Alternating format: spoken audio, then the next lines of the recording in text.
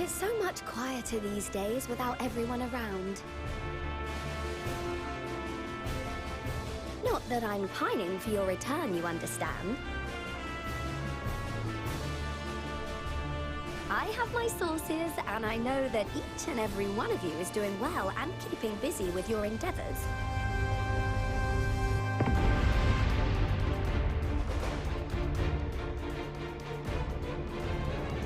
This map is the key to fabulous riches. But I'll be the king of fools to simply give it away. This map may or may not be genuine.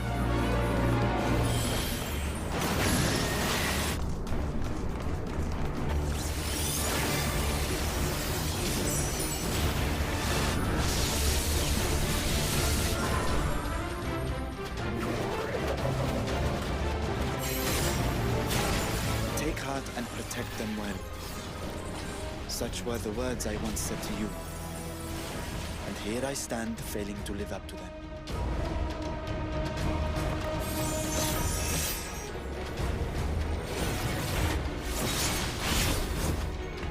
As you know, I've been researching ways to travel from the source to one of its reflections.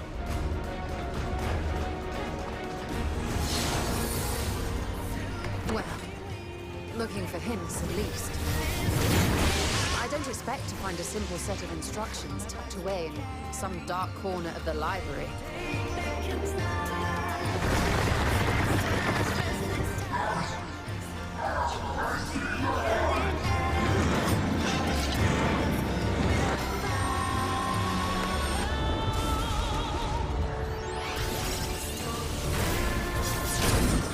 Witness the glory of the divine.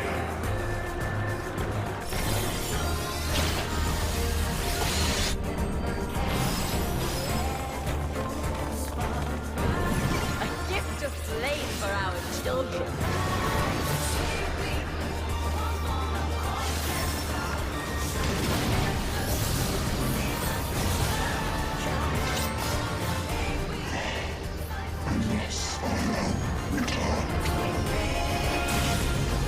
So this is the spirit of man.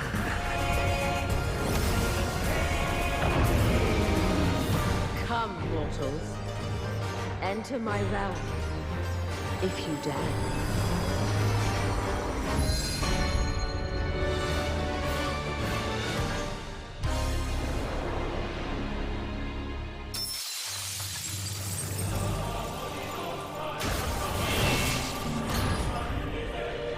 The glory is mine.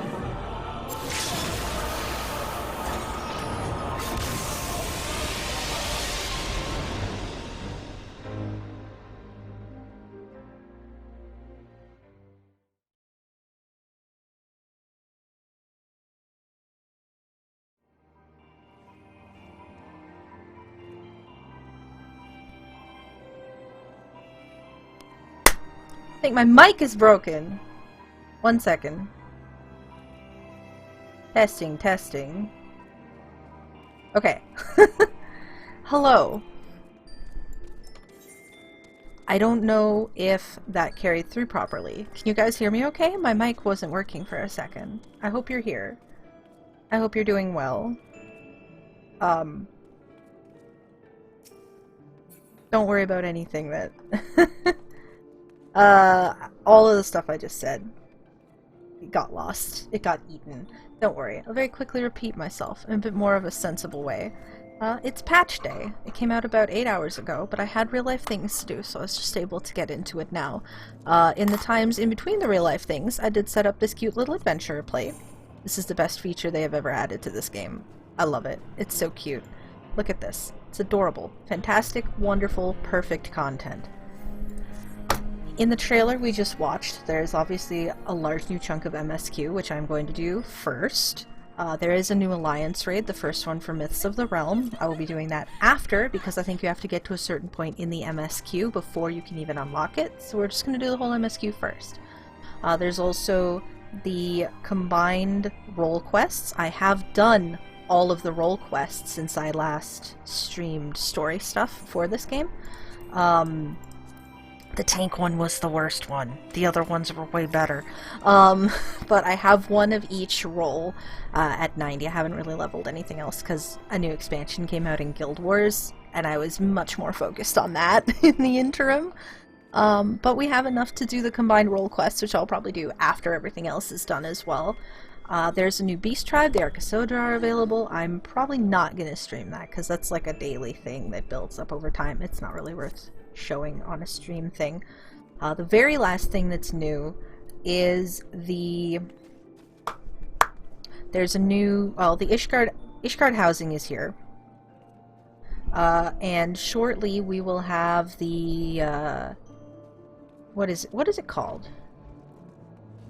Dragon Song's Reprise or something. It's a new ultimate. That was what the Thornton thing was at the end of the trailer.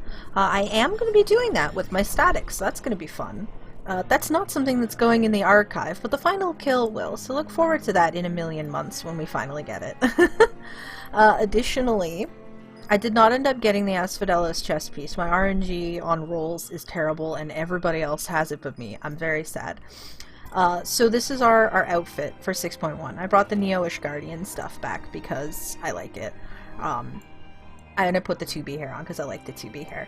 Next week, or like not even next week, tomorrow I should have the Asphodelos chess piece, but I don't want to wait until tomorrow to do the story. So Neo-ish Guardian it is. I also put on the title that I wanted to have. I actually went out of my way before Endwalker dropped to go and get this title for myself, specifically to play during Endwalker, and then I forgot to change it, and I had the perfect legend on the whole time. So I'm like, whoops. I had this title before! I swear I did. It's appropriate, and it would have been so nice to have had it on during Endwalker, because it was so appropriate. More so than I could have even imagined. There was something else. Additionally, let's see. Title. Oh, the minion. I gave myself a little Ifrit. Giorgio's gone for now. We have wind-up Ifrit because he's cute. And because of Azem things. I designed an Azem for myself. She's based on a Highlander model. She's very cool. You're not gonna be able to see her, but she's cool. Yeah, now we have a little Ifrit following us because Azem reasons. Oh, why is my mouse is a little crunchy? Just a moment. Is there something stuck on here? Yes. There we go. Okay, now we can move. Balance change-wise, there have been a few things. Not a whole lot has changed with Warrior. The only thing that has is that Overpower is no longer a cone. Same animation, but they finally got rid of the dreaded cone after all these years. We have an AoE, so when I'm actually tanking dungeons and things, you are going to see a change to how I pull things. Maybe not immediately, because old habits die hard, but I have played other tanks than Warrior, like Dark Knight is my other main, so I am used to this. It's just going to be weird for a second. Speaking of Dark Knight, they completely changed Living Dead. Let me just pop here really quickly. I know I'm not playing Dark Knight right now, but like, it's actually, Living Dead's actually good now. You can heal yourself, and like, you can heal yourself out of Walking Dead. It basically gives you a bloodwetting effect with like a really, really high potency. So you can heal yourself out of Walking Dead, and if you do get healed out of Walking Dead before the 10 seconds are up, you still remain invulnerable, like Holmgang style. Your HP can't go below 1 for the remainder of the time, so you still get the full 10 seconds. Like, it's actually good now. I'm very excited about that. There was just some other small optimizations and things with Warrior regarding inner release, but it doesn't matter right now. It doesn't matter for the purposes of doing story. This is for the purposes of me doing raids, which I already know. For those that are only watching me and have not been watching like raid streams and stuff, we have been able to clear the Savage version of Asphodelos. Hesperos does have a Phase 2 form. There's a kill archive on my Twitch if you want to see what he looks like. Also, we're still killing him every week, so if you watch this soon enough after I post this, which should be... I'm actually going to be on time this time. You should see it. Anyway, with all that preamble out of the way, Despite the Scions being closed down, we're still going into the Rising Stones. Very empty here. Hello, Azalea. I hope you're doing well. It's so empty. Okay. Hello, Tataru. Is this the outfit? We get the outfit from the patch art, so I'm very excited. Also, I didn't even say hi, Tricky. I saw you and Storm saying hi earlier when I was on the start screen, and I didn't really say hi before. But hey. Anyway, Newfound adventure. Here we go.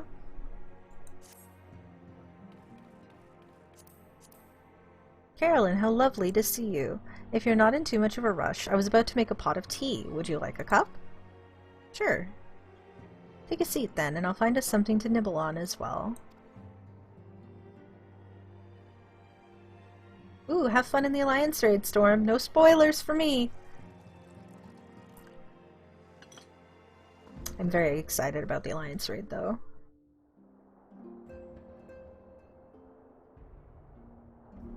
All of these look delicious.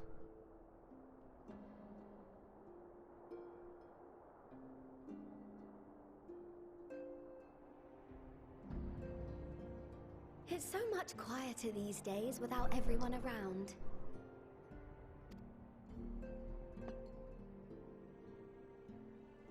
Not that I'm pining for your return, you understand.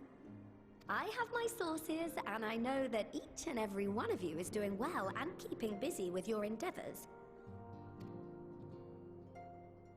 Meanwhile, I'm left with a surplus of free time and the question of how to make the most of it.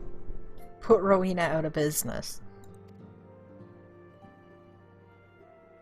What about you? Any plans for the immediate future? I'm still waiting for Island Sanctuary. That's what my plans for the immediate future are.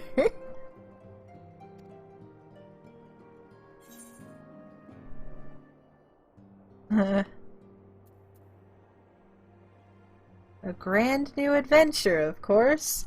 I don't know what it is, but, you know, something. It would be Island Sanctuary if I had it. Traveling to the edge of existence and back wasn't enough? Well, if that's the case, I might have a suggestion for you. When you travel to the end of the universe, but you don't even know what's, like, across the ocean on your own planet. Awkward. Hit me up. You fought bravely and selflessly, helping those in need and saving our star from unimaginable threats. Mm-hmm. For your deeds, you've been hailed as the champion of Eorzea and a host of other incredible things. But why not put those titles aside for a while? Acquit yourself as a simple adventurer again and travel the world in search of wonder. Big, 4.1 energy, where we just screwed off and went on a treasure hunt with, oh no, I feel so bad. What's his name? Half Garlean guy. Scion. I feel bad. It starts with an A. I feel so bad. I haven't... Anyway, you know what I mean. What's the one where we did Scala? Not Alphino! No, Alphino was there, to be fair, but it wasn't Alphino. Arenvald, yeah, that's the one. That's the one I'm thinking of. Because it was his idea to go on an adventure and just be treasure hunters and stuff. And just have fun, you know? 4.1 was literally, let's just party. And that's what this one is, too. So that's kind of fun. Anyway, you're right. Who knows what mysteries are still waiting to be discovered?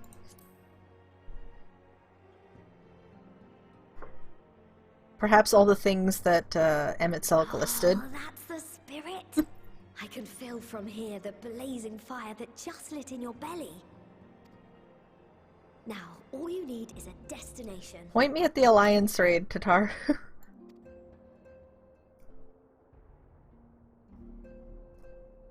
If you're having trouble deciding, just leave it to me.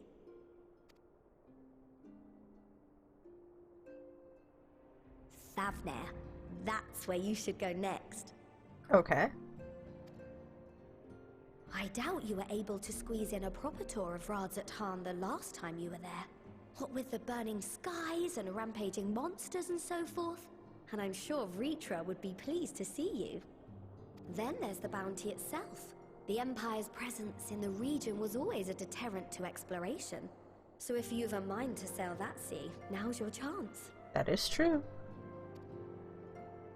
Just think of all the new experiences you could have. We're going to Corvos eventually, surely.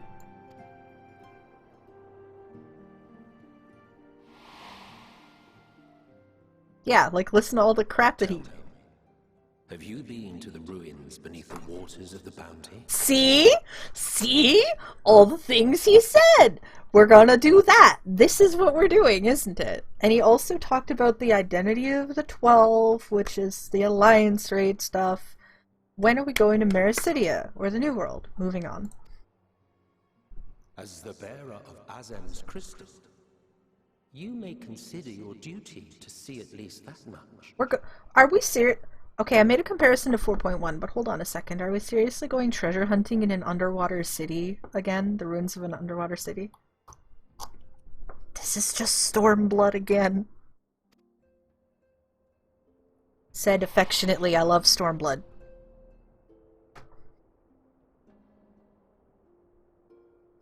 Oh, I know that look.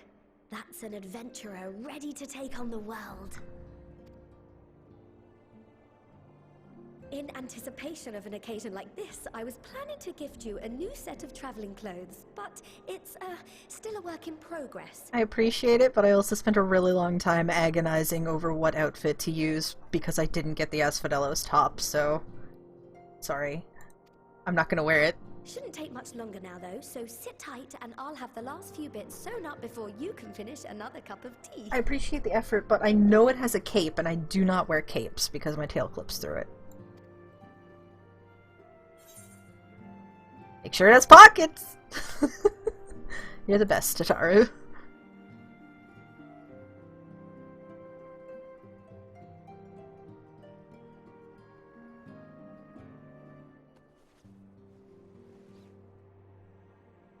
Literally just sewing it right here. Why are you You're just embroidering a sheep for fun. Stitch in here and trim in there. Knot the threads with love and care. Oh, it's so cute. I love Tataru. Just a little more to go. I'm sure you're still brimming with excitement. I am one with the needle. See how the fabric surrenders to my whims. I'm glad that you found like a talent, Tataru. Don't worry. I'll make sure the lining has plenty of pockets for all your little treasures. I swear adventurers are worse than children when it comes to hoarding every feather and leaf and animal hide they come across. I am being called out. Look, my inventory management in this game is significantly better than it is in Guild Wars. Every item in my inventory is important. I'm just falling asleep. Oh, we mustn't forget the waterproofing. Gods forbid you forget to disrobe before plunging into the sea, or a river, or a piping hot bath. That is also...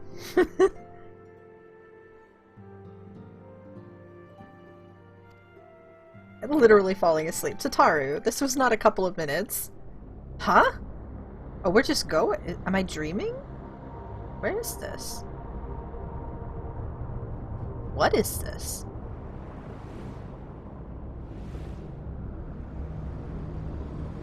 Hello?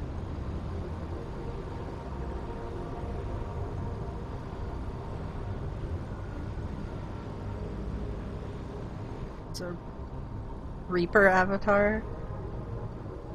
Looks like it. It's got the arm models of a... And this I am returned. Okay.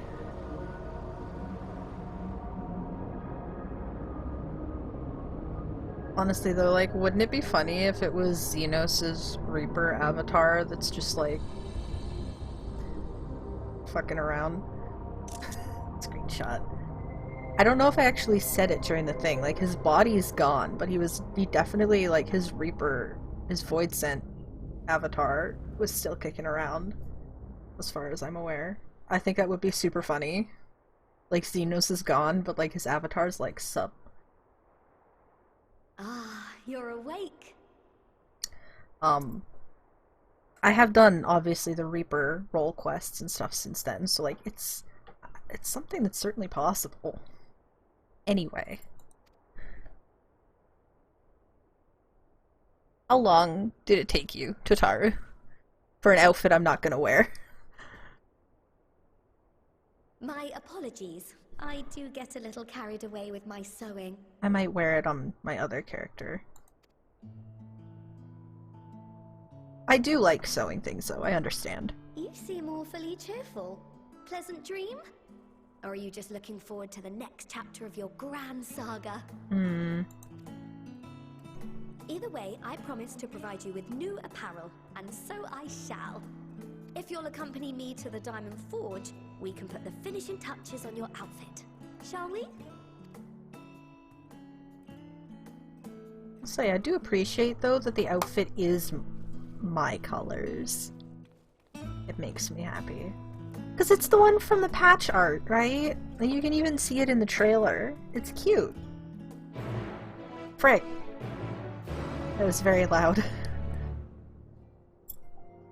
I've seen a lot of people yelling about the new PV. Oh yeah! Also in the trailer, I didn't even mention, there was a lot of footage of the new PvP mode. They removed the Feast and added in Crystal Conflict, which is like a vaguely MOBA-styled thing with a bunch of new abilities, and everybody seems to be enjoying it a fair bit.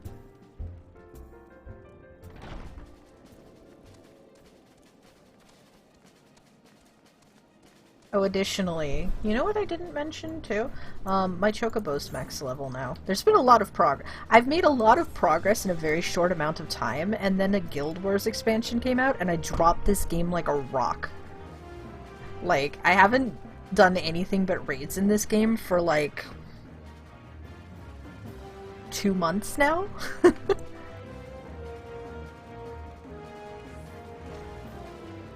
It's nice to have a reason to come back. Hello, Tataru. Observe as the artiste refines her piece into a masterpiece. And no napping this time. I'll only need a moment. You'll see.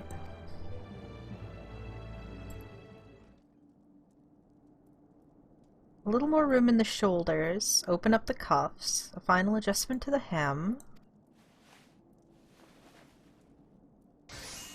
Okay, like, all done. Let's see how it looks on the mannequin. You're not even going to put it on me? It's brown! It's supposed to be red. This is disappointing. Anyway. Well, what do you think? Doesn't it just scream, ready for a bold new adventure? Why does the mannequin have hair? It is cute, though. Actually, I think all the mannequins have hair, don't they? Anyway. I'm so glad you approve. You've outdone yourself, Tataru. Thank you. Oh, stop. You'll make me blush. If you really want to thank me, though, all I ask is that you wear this on your travels. I'm so sorry, Tataru. I'm not wearing it. I'll consider it. Or at least anywhere lots of adventurers might gather. They'll look at you, a famous hero, and wonder, wherever did she purchase those stylish yet practical garments? And before you know it, hordes of new customers will be climbing over each other to place orders at Tataru Taru's boutique. I see, I'm a walking advertisement. I'm still not wearing it. Waha! I can hear it now, the merry clink-clink of gill overflowing from my coffers. Sweet music to my ears. Oh! These are included! I didn't think they were included. Hold on. I can't see this earring. It just doesn't exist. With this hair and these horns, you're never gonna see that. Wayfarer's necklace. That's pretty cute. The boots? Not my style, honestly. The gloves, however, are definitely my style. I quite like those. How do they dye? Interestingly, that's how.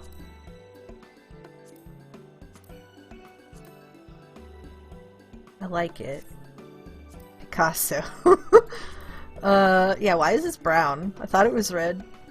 Okay, so this isn't too bad, actually. See, I knew it had a cape, but I didn't realize it was split at the back. And it's not quite where my tail starts, but, like, I'll accept it. Because it won't look like it's clipped. Oh! And it fails the dye check! I thought the cape died and the chest stayed the same. I'm sorry, Tataru, No. This is going into storage, and I'm never touching it. This will look good on my Vera, but this is not going on Carolyn. That was a legit cough. Burgeoning merchant empires aside, you must be excited to start a fresh chapter of your life. New places to go, new people to meet.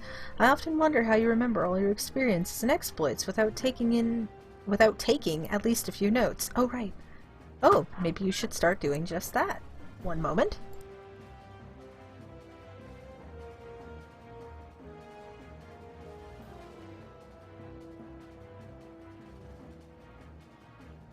Sorry. Inquiring minds were offering me ice cream, which I cannot accept right now, but I appreciate nonetheless.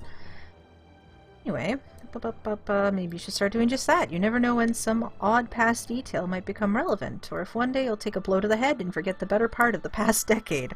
Something to keep in mind in any case. Ah, yes, the Unending Codex. This is another new feature. They've added... sorry, noisy chair. They've added this thing, which fills out with, like, entries about different characters and organizations and, like, everything. This is, like, your basic TLDR of everything. Concepts, persons, concepts. The concept of the final days. Anyway, the concept of Tataru. I know she's not. I know, but still. The Unending Codex is now available. Okay. New entries for prominent terms and characters will be added to the Codex as you progress through the main scenario quests. It's cool! I like it. I don't need it because I have an encyclopedic knowledge of everything in this game already without needing to have something like a codex. But for people that aren't me, it's quite useful. Hello, Tataru. Bountiful Ruins. Okay. As the former receptionist and sometimes intelligence gatherer of the Scions, allow me to offer you a word of advice. Do not expect juicy rumors to simply fall into your lap. Adventurers rely on gossip, and the best places to pick up information are taverns and markets. At present, you only have a broad destination in mind. When you arrive in Thavnir, I suggest you explore your options at Merid's Mahane, the finest drinking establishment in Ratsatan. Charm the employees, and they'll not only point you in the direction of the local tale-tellers, but also share with you the tricks for loosening their tongues. Now I really must be getting back to running my boutique. Enjoy the journey, Carolyn, and may fair fortune find you. Yes. You want to know another really nice thing they did? So, first of all, they gave us more glamour plates. There used to be, like, what, 15? Now there's 20. Additionally, please note that I am not in a city. They added the ability to use glamour plates basically anywhere that is a sanctuary, which is so nice. So nice. Like the best thing ever. I'm so happy. So many good features in this patch. Just real good quality of life stuff. So these I'm just gonna like throw down. Actually, I'll leave them up here for now. I'll put them away later. Don't judge my inventory. It is highly organized. I need this single pumpkin cookie, okay? It's emotionally relevant to me, okay? Hey, same hat! And by same hat, I mean, like, same dress color and general theme, even though yours is not the tank one. Anyway.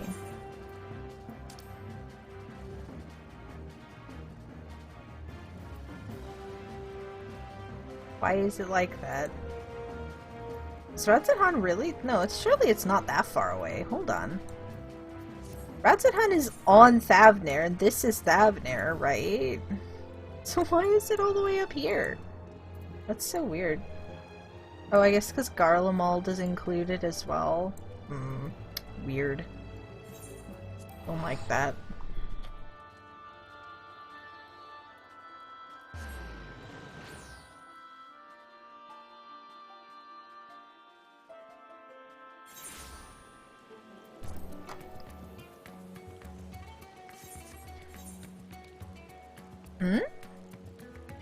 Oh, so this quest here is the... Words are hard. Combined role quest. We're not touching it right now. But that's what it is. I don't remember if I had this done last time, but I do have every side quest done now, as well as a fair number of shared fates. I'm not completely done, obviously, but like, I did a couple. We have Puagwes, basically. Also, I'm used to Charlene and Thavnair enough that I can kind of navigate without thinking, which is always nice. Look at all these chickens. There she is. Hello. Come around here.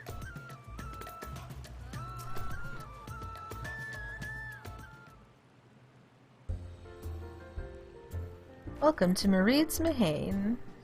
Hey. Oh, hello. I did not recognize you at first. Are you here alone? Let me find you a table. I have no idea what I could possibly be saying in this situation. Ah, yes. Ruins beneath the bounty? Would you be speaking of the sunken treasure vault? We have one regular, a historian in fact, who could tell you all about it.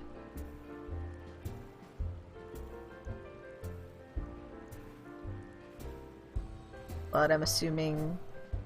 Ah, there he is, Professor Jolene. I thought I saw him come in. Although a somewhat private sort, the professor is quick to befriend those who share his fondness for the Mahane's unique beverages. Offer him any drink from our selection, and he should happily share everything he knows about the vault you seek, and a few other odd bits besides. Whatever you buy for him is on the house, by the way. If Mareed found out I took coin from Thavnair's saviors, she would have me scrubbing pots for a week. Okay.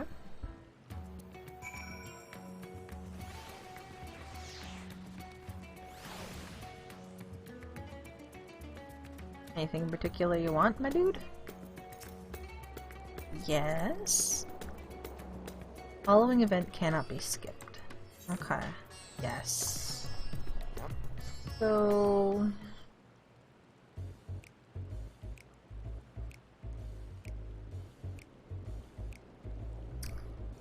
And what may I do for you, my Eorzean friend?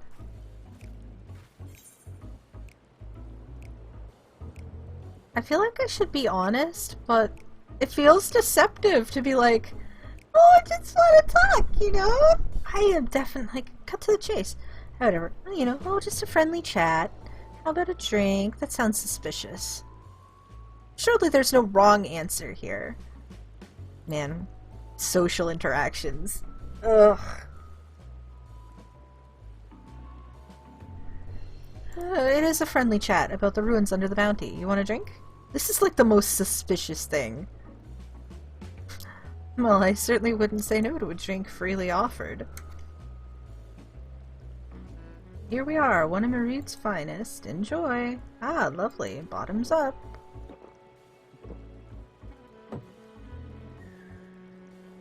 Jolene empties the cup in a single pull.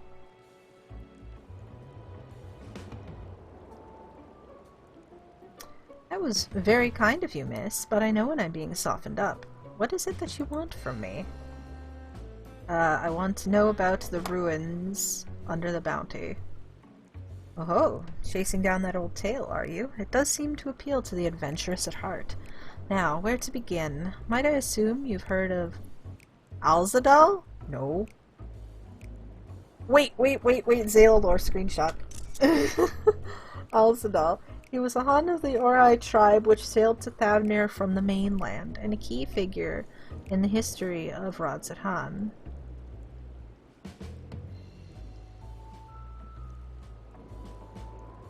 And he was a Rain, not a Zayla. Okay, fine. His decision to aid the Arkasodra is what ultimately won them the war against the how do you say that? I'm assuming it's Gajasura, thus allowing our predecessors to lay the foundation for this thriving city-state. The truly fascinating stories, however, concern his grandson, Alzadal III, who is known for his deeds as satrap in Radzat-Han's earlier days.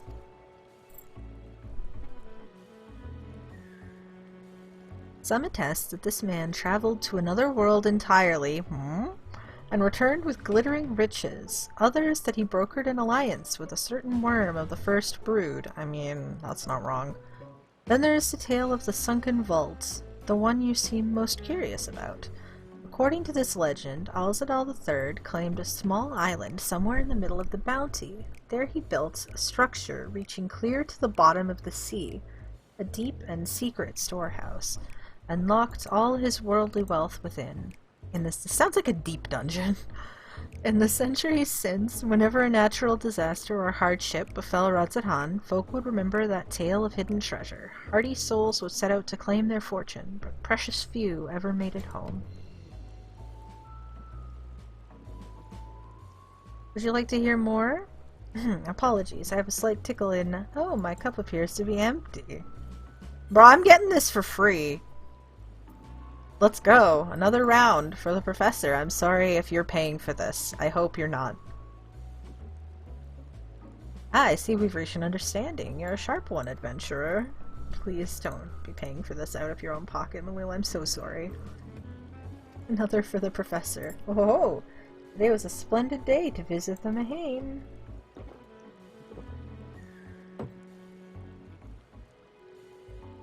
Julian gulps down his newest drink with gusto. Oh no, where were we? Ah, yes, those who did return from seeking the treasure vaults refused, I mean flatly refused, to speak of what they saw. Did this discourage others? Nay, quite the opposite. Such accounts only served to feed the legend, and the golden lure grew stronger than ever before. That reminds me of something Azuma was saying. Azuma's a fellow connoisseur of spiritus potables. Yes, he is. Anyway, he was saying that one of his acquaintances went after the treasure himself. Hasn't been seen since he set sail, I hear, but he did have... Ah, no, I can say no more. You seem a generous sort. What kind of man would I be to encourage what is clearly a foolhardy quest? If my words sent you to your death, I could never live with myself. I am no stranger to peril. Do you know who I am? Is that so? Perhaps it's your turn to tell a tale then. What manners of dangers have you faced? Bruh. The very edge of existence? From anyone else, I'd struggle to believe it, but I recognize you now. You're the hero of the final days. A drink. I need another drink to settle my nerves. Malil, more of the same, if you please. As you wish, but this one is on your coin, Professor. Drains yet another cup dry. Is this man even going to be able to talk? Dude, you could be okay. Anyway, you being who you are, here we go. I suppose it wouldn't hurt to share a little more. This friend of Azuma's, he was desperate to buy a treasure map, one which showed the way to the entrance of the vault. Seems he could only get it from some merchant. What's his name? Ah, I forget.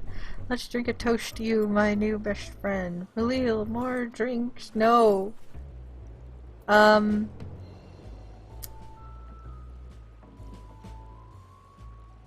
Yeah, let me get him some water. He needs to balance this out.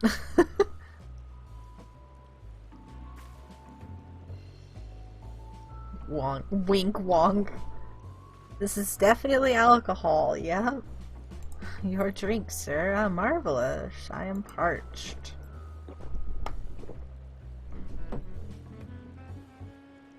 He gulps down the cup of water.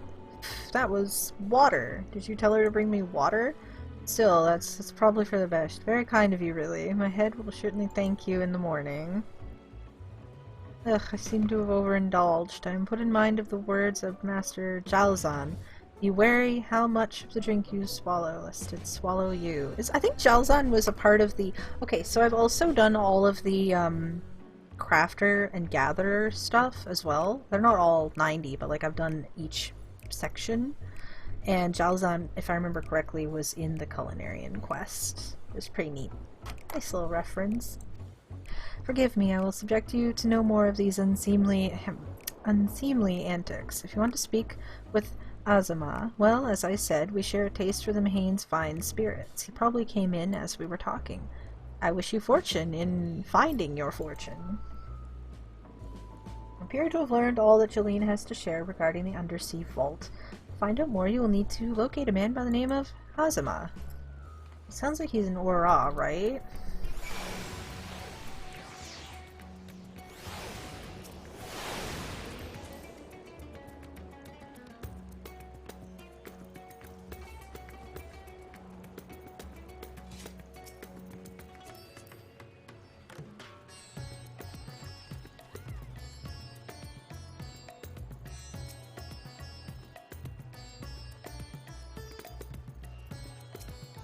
You're not an Aura. Okay.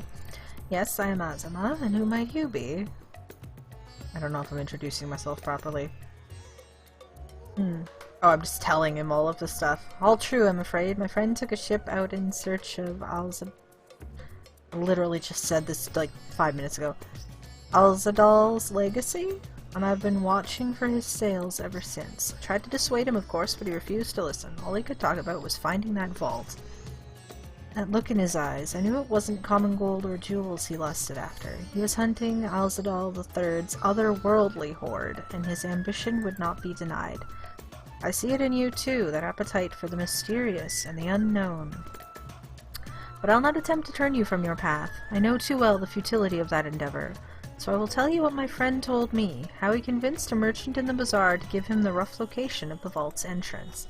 Seems this merchant, one Zashal, I believe, is selling a map which shows the exact route, but my friend's purse was too light for its exorbitant price. With what meager wealth he had, he instead paid to learn that there are ruins on a small island somewhere in the Bounty, and within those ruins hides the path to the vault deep below. If you truly intend on seeking Alzadal's treasure, I suggest you put your affairs in order. I wish things were different, but I do not believe my friend is ever coming home. Ah. Well, that sucks. Estinian is in this bar. I'm assuming this is where he, like... Oh, okay. Estinian is somewhere in Thavnir. This is a perfect time for him to, like, come back in. Please, Ashal, please! You must let me have that treasure map! Oh, this guy looks like a jerk. What's all this about? My mother and father were slaughtered by monsters. My baby sister, still too young to fend for herself.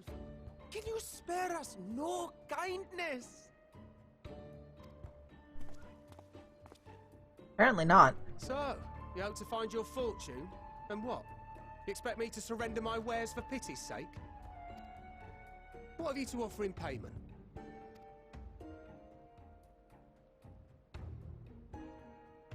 As I thought.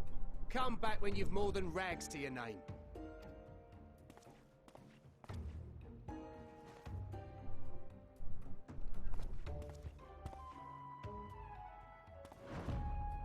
This is no mere treasure map. It is a guide to the vaults of Arzadal III, one of the great satraps of Radzat Han, and a direct descendant of Alzadal Khan. Okay, so you say Khan, but the Zayla say Han. Oh well, anyway. A map to Alzadal's legacy? So he says.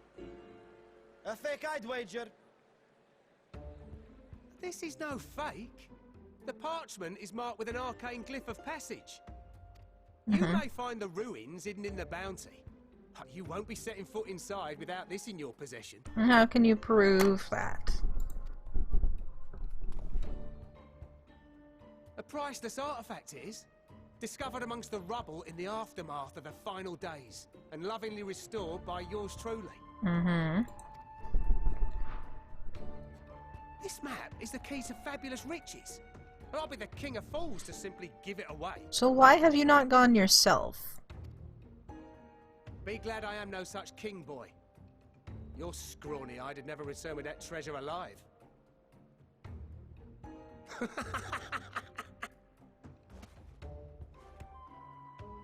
Oh, cruel fate! Why must you tempt me with wealth I am powerless to claim?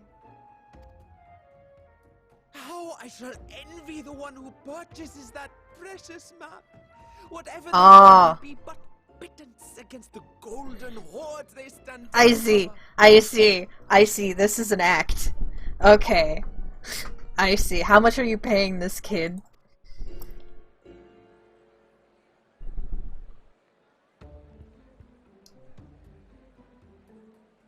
Ah, there's Justinian. Oh no, wait, there's Justinian, don't do it!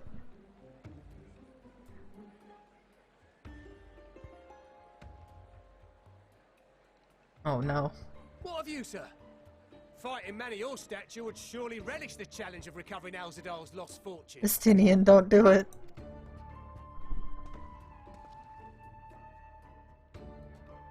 A fortune, you say? Justinian, don't do it.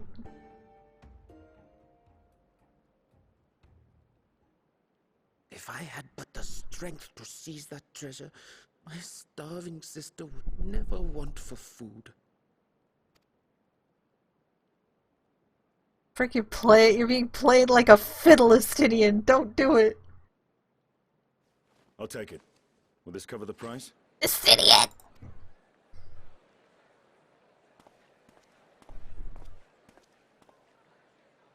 Oh yeah, he's absolutely messing with him.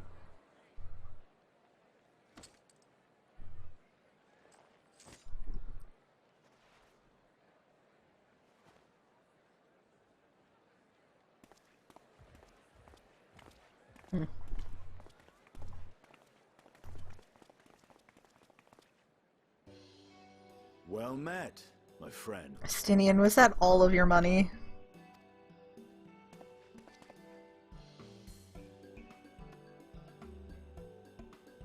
Someone is dressed for adventure. I'm dressed for fashion, but yes. But why Favner of all places? Knowing you, I suspect there's more to your plans than sightseeing and shopping. I mean, that's all it was for a while. Ruins beneath the bounty. Curious. And here I've acquired a map to just such a site.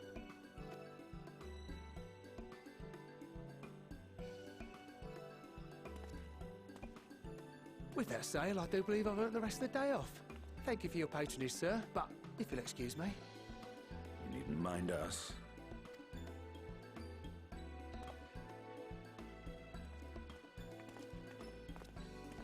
And now I've fleeced one of the heroes of the final days. Pray the sisters were looking elsewhere. Yeah, see? I knew it.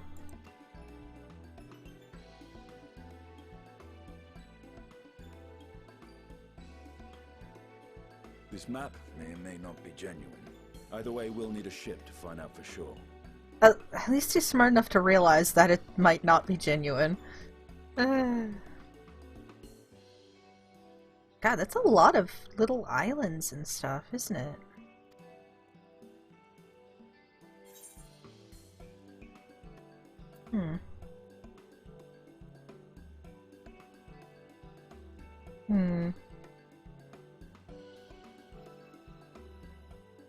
I never took you for a treasure hunter. Lest you misunderstand, I seek the treasure not for myself. If such a fortune truly exists, then it could help ease the struggles of those who lost their loved ones in the final days. That's considerate. I hope to do for Thavnir what you and Alphino did for the Alamegans when you recovered the Mad King's troll. Ah! Stormblood! Stormblood! See? See? That's Scala! Look at that! I do love me a good Stormblood comparison. Perfect! Come now. You know Alphino needs little encouragement when it comes to recounting the tales of your shared exploits. It was a good dungeon. One of my favorites, actually.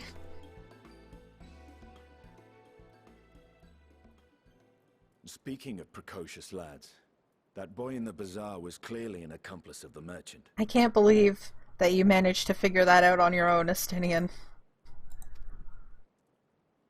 Suppose his role was to draw the attention of the crowd and add weight to the merchant's bold claims. This is more forethought than you have shown in, like, all of Endwalker. Transparent act for the most part. It was not all mummery. The need to provide for his sister rang true enough. Thus, if some portion of the profits end up in that waif's pockets, then I will consider it money well spent. Whether the map leads us to the vault or not. I hope he gets paid.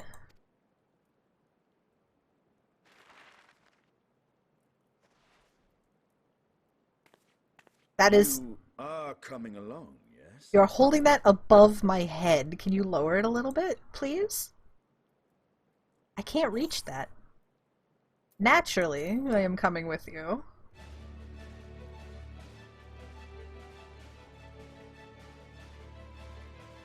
I thought as much. If you're a Lalafell, does he just hold it like a solid 5 feet above your head? I'm very curious. Anyway.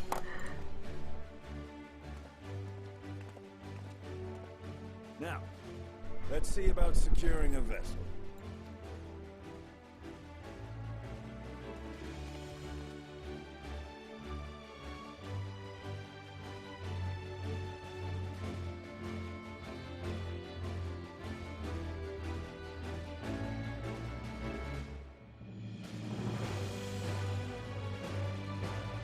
Is this little kid gonna, like, sneak along with us? Maybe? Hmm.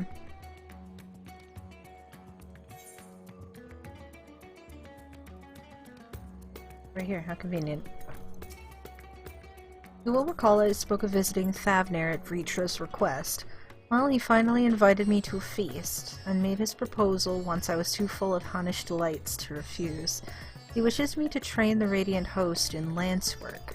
But that is a tale for another time. What we need now is a merchant or a trawler with a ship fit for the open seas. Matsya is a fisherman by trade, yes. We should head to Akyali and see if he can help us.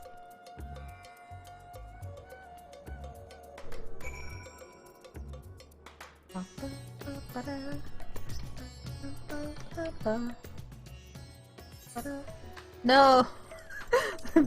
That was vibing. Actually, yeah, this is faster.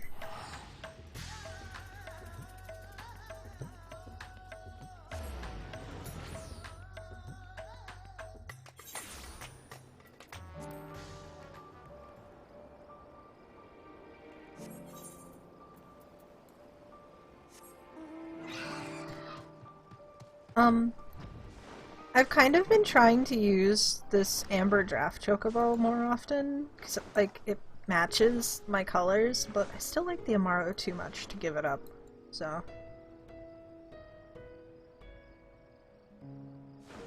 You might see me, like, vaguely transition between the two of them sometimes, but I think I'll probably stick to the Amaro. It's too cute. It's a good boy.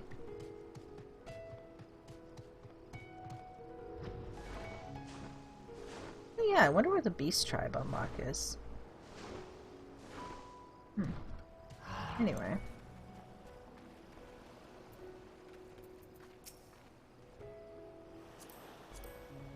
I'm hoping to hire a ship, of course, rather than buy one. My funds would not stretch quite that far.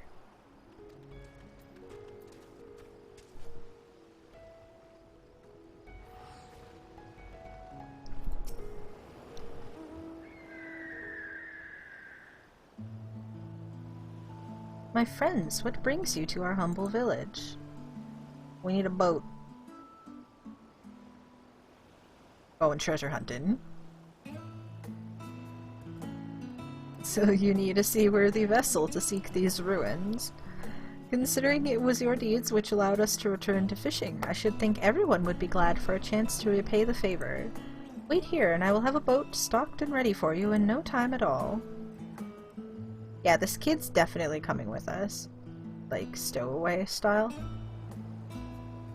Have you noticed our little shadow? He's been following us since we left the city. Estinian! I guess this is more on brand for him to be paying attention to. We see you there, boy. Show yourself.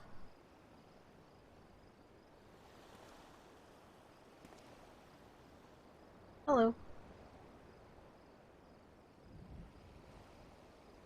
Ah, it is you. Do you know how far out of our way we walked so that you'd not cross paths with some wild beast?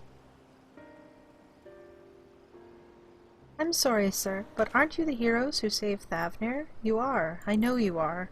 And I've gone and cheated you. I work with Zashal, you see, the map merchant. It's my job to play the pleading orphan and convince the crowd his wares are worth the price he asks. I'm ashamed of what I've done, and beg for your forgiveness. If not for you, my sister and I would never have... well, we'd be... Enough. I knew your game, and I paid the price willingly. A fortunate purchase, as it turns out, for my friend here was seeking those very ruins. Yeah.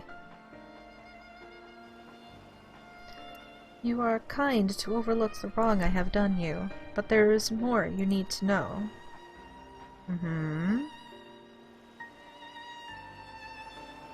The map you bought is very real, as is the island it shows. I overheard Zashal selling the information to another customer.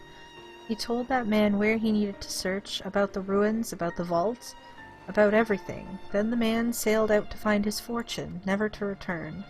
You cannot go alone to that place. You should have more friends with you, maybe even a whole army. Yeah, we need trusts, I know. I do not doubt the ruins hold danger, but I assure you, between the two of us, there is little we cannot overcome. Honestly, yeah, probably. Please, I cannot bear the thought of... We can get people to come and help if he's that worried. You've gone and made him cry. We could invite our comrades. That we could. And assuming we do find this treasure hoard, it may prove wise to have more hands along for the carrying. Any ideas on whom to approach? The scions have scattered far and wide since our last gathering. Oh. Can I go to all of them? Surely. Well, who's my priority? Because, like, I want Alize, Graha, and Y'shtola. Who am I most interested in seeing right now? I know where everybody is now. Thancred and Riange are in Labyrinthos. Alphino and Alize are in Garlemald. Graha and Kryl are in Sharlayan, and Y'shtola... Where is Y'shtola? I don't actually know. I know she said she was gonna go see Matoya, but I don't remember if she's there or not. At the same time, though, we haven't really done a lot with Kryl. Let's go see Graha and Kryl. Aye, Kryl may have her hands full rebuilding the students, but if you reach out to Graha, he would surely leap at the invitation. Will that set your mind at ease? Yes, if that man is as strong as you. Is he enough? Is he, though? Strong, I mean. Yes? He's like the three of us are like the three strongest scions, just by sheer force of will. We're all freaking weird. Magically. And, like, ready to go. What is your name, boy? Merad, sir. Well, Merad, your life is yours to live as you will, but I suggest you find a more honest trade if you truly wish to keep your sister safe. I'm not proud of what I do, but what choice do I have? We need to eat, and everyone's too busy rebuilding their own lives to bother with two grubby orphans. Wait, boy. I didn't take this roundabout road just to see you end up in some creature's belly. Let me walk you back to the city's gates. Thank you, sir. Call me Estinian. Oh, Estinian and his soft spot for little kids. It's cute. Estinian is I think he is not as gruff as he makes out to be. You are absolutely right. I shall leave you to recruit Graha. He'll appreciate the invitation that much more, I'm sure. As I recall, he was based at the Annex. Someone there ought to be able to point you in the right direction. Let us be off too, Marads. Do me a favor and don't stray from the path.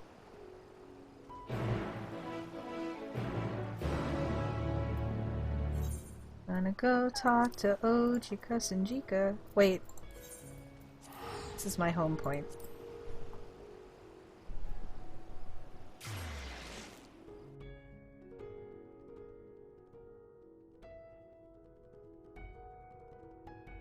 I do want to do stuff with Kryl, though. I feel like we never do anything with Kryl. Like, she's important.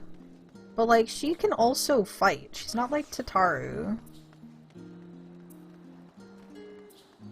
Hmm? Oh! Hold on. Hold on. Slight detour while I go and unlock End Stinger Extreme. Because that's also new, and I will forget about it. There'll be a little bit of a story here, as there always is, so... like, realign yourself mentally for a second while we engage in this wonderful tale with definitely not Yoshi-P. Greetings, my friend. If you have a tale to share, this minstrel is all ears.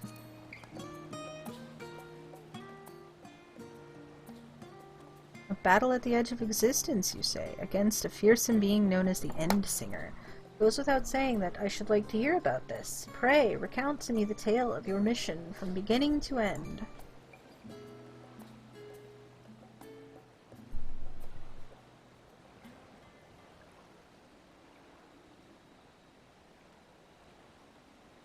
Good gods, I had known about the chaos of the final days, but never could I have imagined the events which brought them about.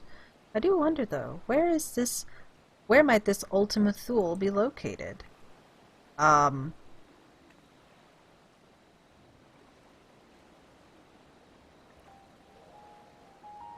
Lest you misunderstand, I speak not of its physical location. If we wish to know that, I dare say we could have the coordinates from the Loperids. Nay, my friend, what I speak of, rather, is its essence. According to your description, 'tis a space where emotions dictate reality. It seems to me that, in such a place, it would be nigh impossible to draw a line between what is real and what is felt. Your point? In nature, there is a phenomenon wherein the structure of a massive object may resemble that of something diminutive. Might it not be possible, then, that the structure of the Sea of Stars resembles that of the heart and mind, of the complex mechanisms that govern our feelings? On the assumption that it is so, I am led to wonder, what was the true nature of the End Singer? What was it exactly that you defied at the edge of existence? Like, are you trying to be like, is the End Singer like a virus attacking the universe, or was it like... Oh, interesting thoughts. Ah, these are just wild ramblings of a minstrel. Pray do not lose sleep over it. Still, I must say that the idea of an entity that hoards despair has quite roused my imagination. For instance, had the End Singers succeeded in gathering but a few more stars' worth of despair, nay, perhaps even that of a few more souls, might the outcome have been different? Oh, no. Yes, I believe I shall explore such an eventuality in song. I'm not singing, but I will read it. The light of hope rekindled by your comrades is brilliant. Alas, so dark is the despair you face, not even that light can pierce it. An inexorable verse of oblivion, performed at the farthest reaches of existence. I shall name it the End Singer's Aria. Oh, I don't get a poem, a little singy-songy this time?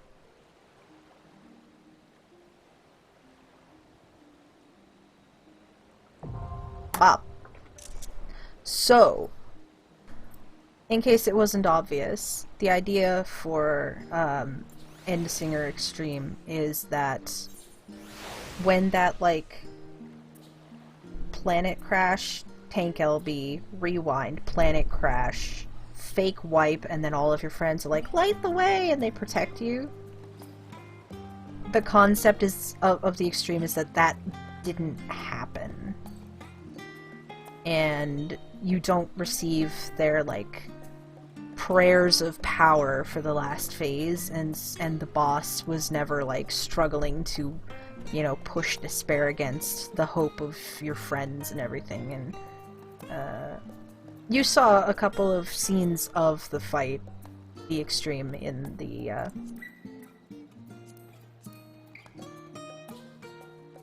oh yeah, Unreals are back now too, and it's Ultima. I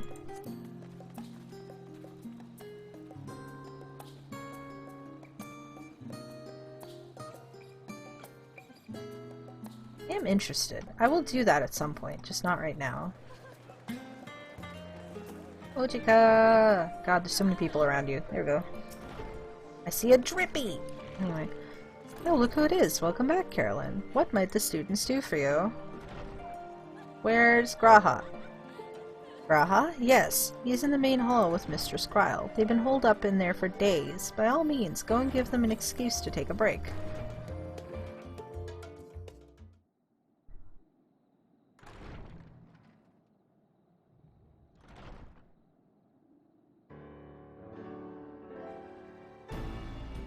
What's up, nerds? Wanna go hunt some treasure? We're getting the gang back together. Ojika, my good man. Would you be so kind as to... Not Ojika. Hi. Oh, isn't this a pleasant surprise? I wish you had sent word ahead. I thought I was having visions for a moment there.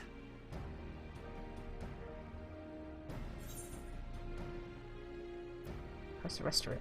What are the two of you working on? Raha and I have been compiling old records of the students' activities. We located several accounts in the archives of Numenon and added them to the collection we recovered from the Isle of Vow. And judging by the progress we've made thus far, sorting this pile will keep us occupied for days to come. So... you two... But what brings you to the annex, my friend? Surely you haven't come all this way just to watch us shuffle dusty papers around? You a bit too busy to come on an adventure? I go treasure hunting. Kryle, you can come too. The treasure vault of Asphodelos III. Yeah. And you're looking for companions to join you on this expedition. This is extended to you as well, Kryle. I would like you as a trust. I would dearly love to accompany you, of course, but I'm afraid I'm committed to another task. On the subject of which, I had hoped to ask for your assistance. What possible assistance can I offer? I will give it, but huh?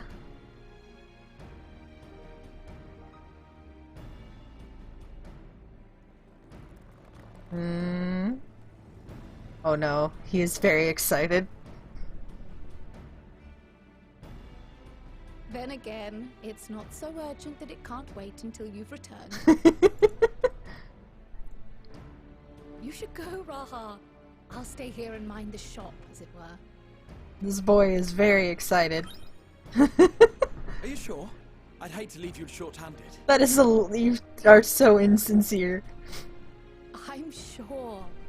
Just try to be back before too many moons have passed. Well, I guess we're off on another adventure already.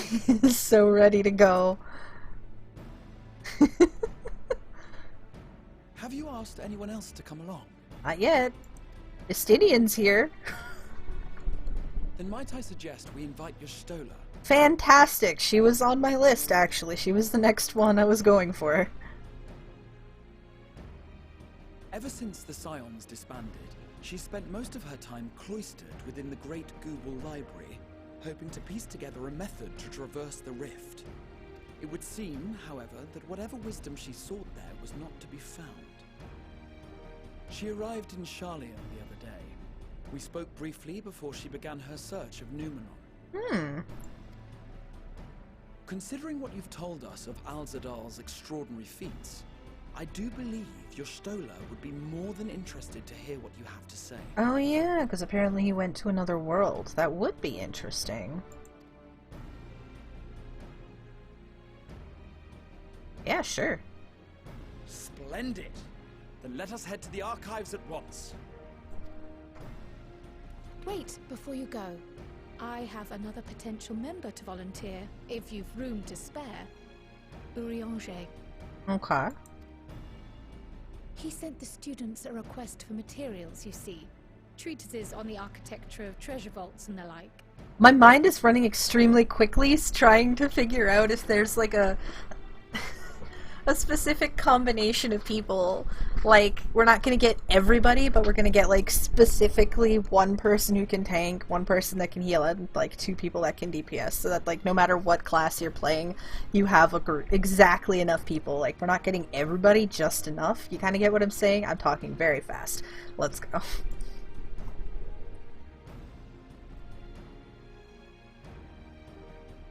From what I can gather, the Loporrits are looking to make improvements to their own creation, and wish to learn more about how we build things down here.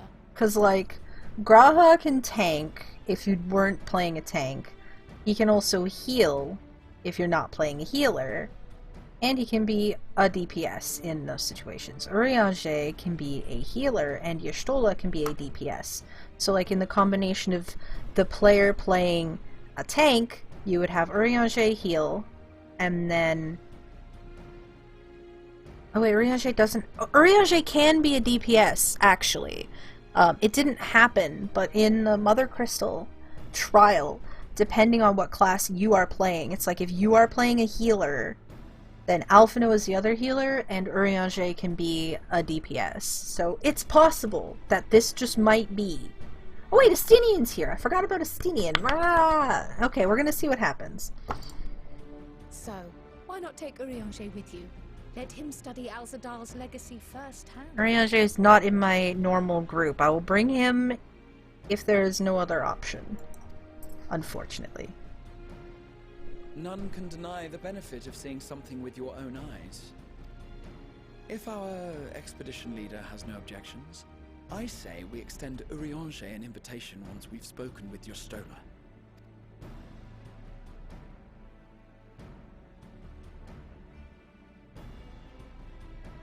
Safe travels, you two. But don't forget, I'd still like your help with that other matter I mentioned. Absolutely. Very curious. Right. Then it's off to the library.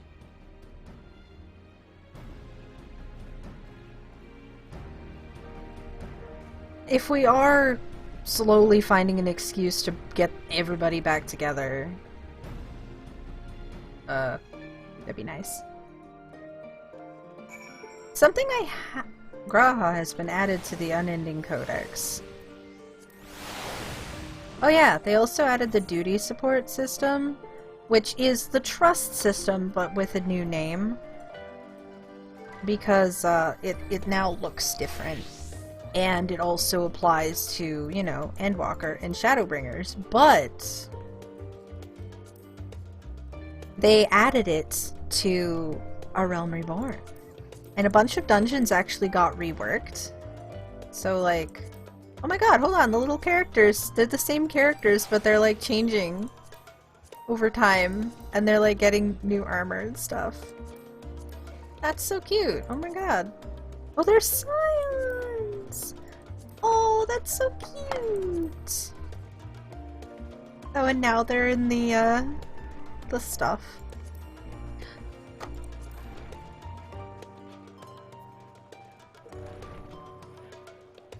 So anyway, sorry, I'm gonna go. They made some changes to main scenario roulette, the dungeons. Castrum Meridianum and the Praetorium have been shortened and made 4-man instead of 8, and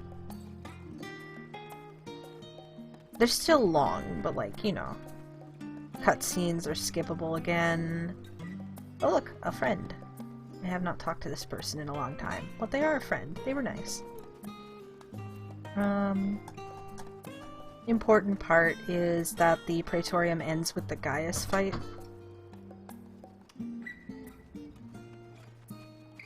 I believe a creature tried to enter my room but did not succeed. One moment while I investigate.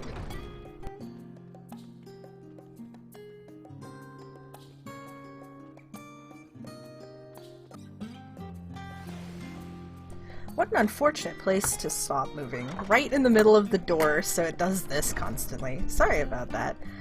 So there was no creature. It was just the wind. But I did go and retrieve my ice cream.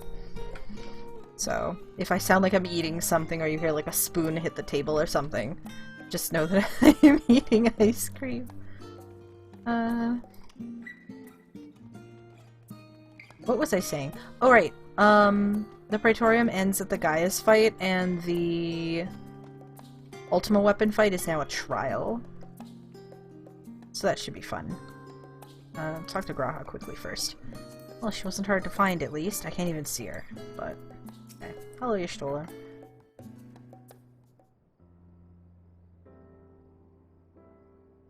Oh, she's just... Is she sleeping?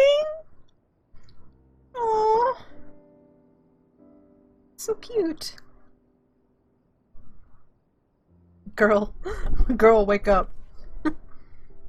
I've never known Y'shtola to doze off in the middle of research before. Aw.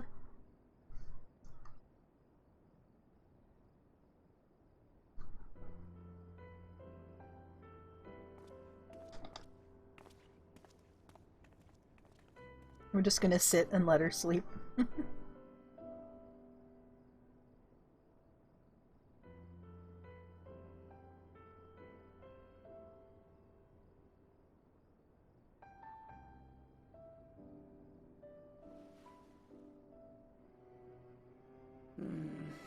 Close my eyes for one moment.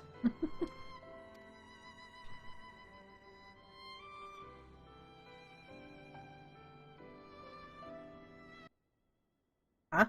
Oh, hello. Oh! Freaking... Oh! Oh, sorry. How long have you two been here? Hours.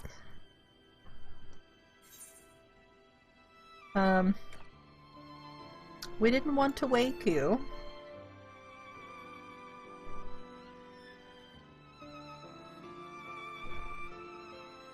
Nor did I want to fall asleep.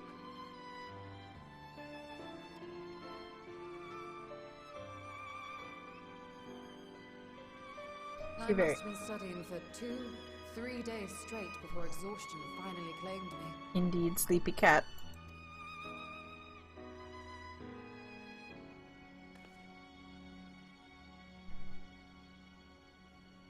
As you know, I've been researching ways to travel from the source to one of its reflections. Mm-hmm. Well, looking for hints at least. I don't expect to find a simple set of instructions tucked away in some dark corner of the library.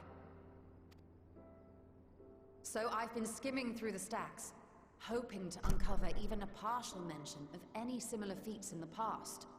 Boy, do I have perfect news for you. A means to travel between worlds exists, and you can be sure I will find a way to employ it. So I promised Runar, but 'twould seem I've set myself a nigh impossible task. You needn't be so hard on yourself. The leap I made with the Crystal Tower was not achieved in an afternoon. It was the culmination of a collective effort spanning generations. Oh, you think me discouraged? I assure you, 'tis quite the opposite. A daunting challenge and the time to sink my teeth into it. I feel like a fresh-faced student again. A scholar in her element.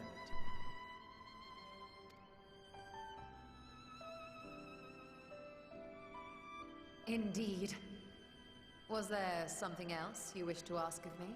Mm-hmm. We have the perfect thing for you. Asphodelos is no minor figure in Harnish history, and much is known about his family. But this is the first I've heard of a descendant surviving a trip to another world. If those tales are true, then he may have left behind some clue as to how it was accomplished.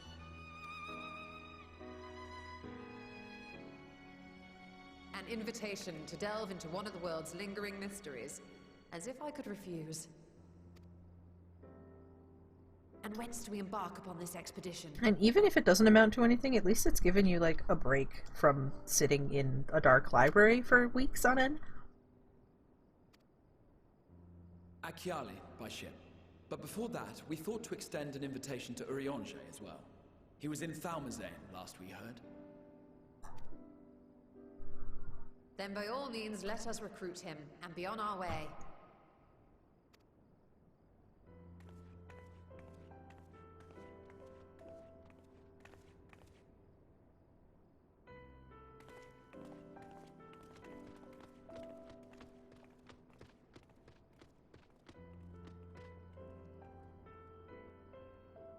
You know, unless you get, like, pigeonholed into a specific option, there's a lot of variations to this, the order of events here, depending on who you pick up first.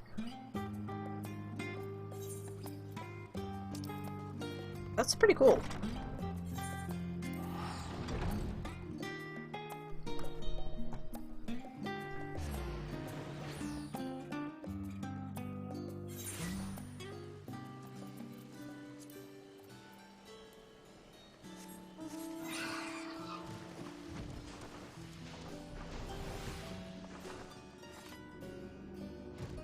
What am I doing?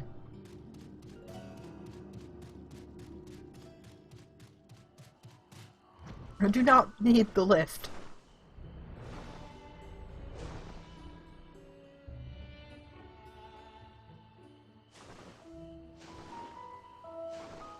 So theoretically, Tancred should be here.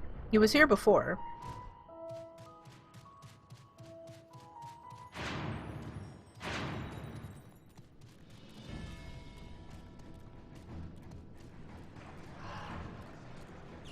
Okay, so here's your... Oh, Graha's not here. Okay. Oh, no, he is. He's just... I don't see Tancred anywhere. Ah, was he not supposed to be traveling with Urianger? Okay. I visited Labyrinthos on several occasions recently, but I've not set foot in Thalmazane since the day we boarded the Ragnarok. Okay. Hello, Urianger. You want to come for an adventure?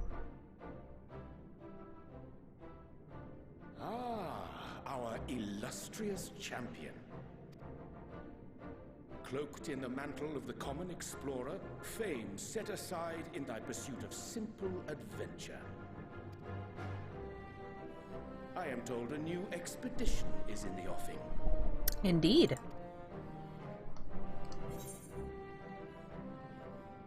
No offense, I don't really care about Tancred, because I'm the tank. It's good to see you well.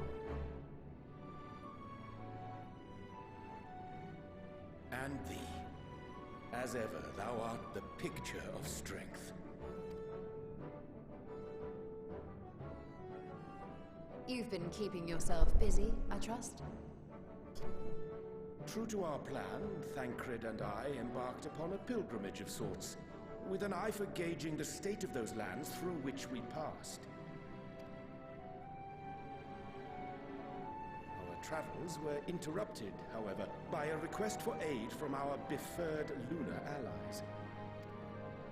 As you may recall, the Loperites had been seeking new purpose for the moon, another role through which it might serve to benefit mankind. The Forum hath been working to advise them in this endeavor, but I return to offer mine own counsel. And this has what to do with treasure vaults, exactly? Jeez, I keep getting jump scared by my own door. Whenever the wind, like, blows through, it, like, smacks my door around. Anyway. Ah, you have learned of my predicament from Mistress Kryl. Hmm? I know not whence they acquired such knowledge, but the Loperites now stand convinced that adventurers delight in treasure hunts. They're not completely off. Thus, with their newly built wonderland of riches and mystery, do they hope to entice all manner of daring delvers to the moon? Oh! So earnest and innocent was their desire to bring joy to the world that I found myself powerless to refuse them my cooperation. You're talking about the Excitotron 6000? It's the treasure maps. That's so funny. Okay, anyway. But what of you, my friends? Why are you come to Labyrinthos? Treasure hunting.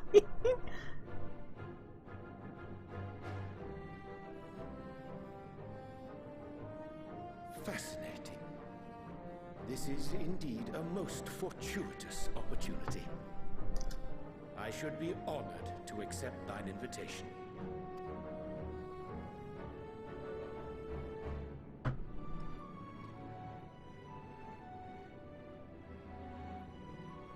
How long hath it been, I wonder, when last our actions were not impelled by fate or desperation? Aye. Though I cherish the Scion's accomplishments, 'tis pleasant to not have the weight of the world upon our shoulders for a change. Counting Istinian, we number 5 now, yes? Without knowing what traps or perils await unwary feet, we may be wise to refrain from recruiting others. But we could. Maybe. I agree. No? Between us, we should have the skills to handle whatever situation may arise. Shall we be on our way? But the red team! I want Alice. What, no time to spare a word for the grizzled old bard? Ah! Well, there's one. All is well, I trust? A wasted trip, I'm afraid. I'd hoped to catch up with a former mentor while you parleyed with the rabbits, but it seems our paths were not to cross. Oh, he's here. I've seen him. You're looking well.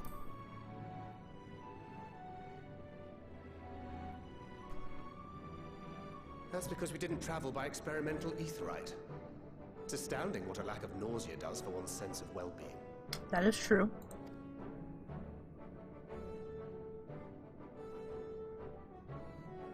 In any case, as we made our way around Ilzabard, we saw that much of the continent was in various stages of chaos. A certain amount of disorder is to be expected. The final days are over, and the people no longer have a common threat binding them together. That's the thing with these fledgling troubles, eh? You need to keep an eye out, lest they mature into full-grown headaches. So, for what reason have so many esteemed personages seemed fit to gather? Treasure hunting. Beneath the waters of the bounty, you say? I see you've already stolen away my traveling partner with the promise of unexplored ruins and scholarly glory. You can come too if you want. You're not going to be in the party, but like... Nay, 'tis not for mine own indulgence, but rather the fulfillment of my commitment to the Loperites. Sure, sure. Ah, of course. And if you have a Stinian rounding out your group, you'll likely have all the members you need. Feeling left out? I could put in a good word for you, if you like.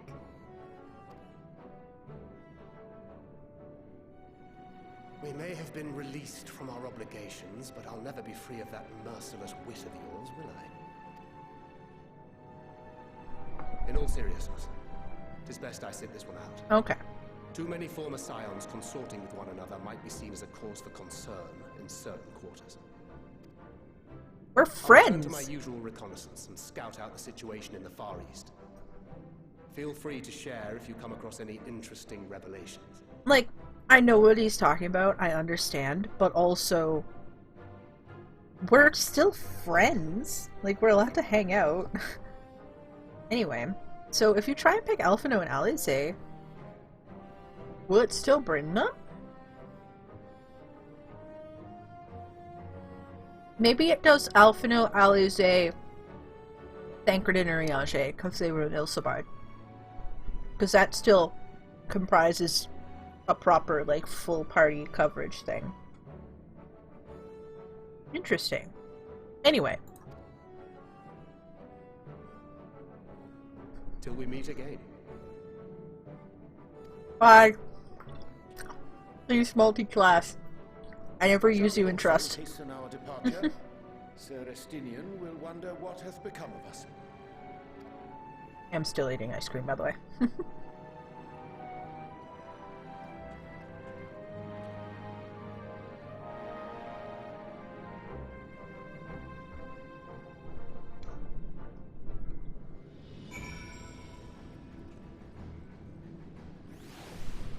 So it is a partial group.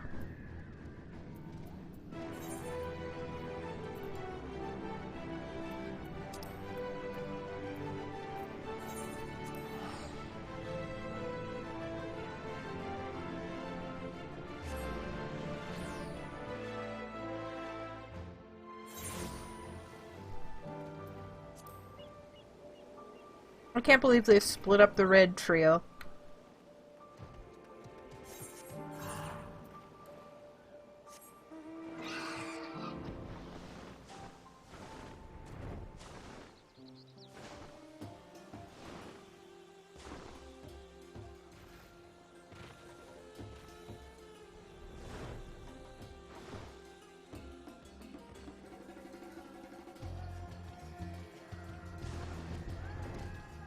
Oh yeah!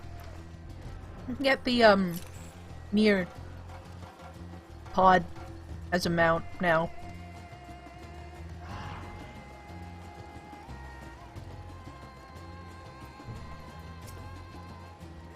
Ah, the thrill of imminent adventure. I never tire of this feeling. Just imagine the possibilities. In my travels, I spied many a child wandering alone. Orphans in all likelihood. Though homes raised by beasts and blasphemies can be rebuilt, the void left by those we have lost cannot so easily be filled. Matsya! I will pray to Sandaruva for your safe return. May the wealth of her blessings guide you to the treasure you seek. Hey, Stinian. I send you to recruit Graha, and you return with an entire survey party. I hope Matsya's boat is sturdy enough to carry us all. It's like 2 extra people! What he means is, we are grateful for the use of one of your precious fishing vessels.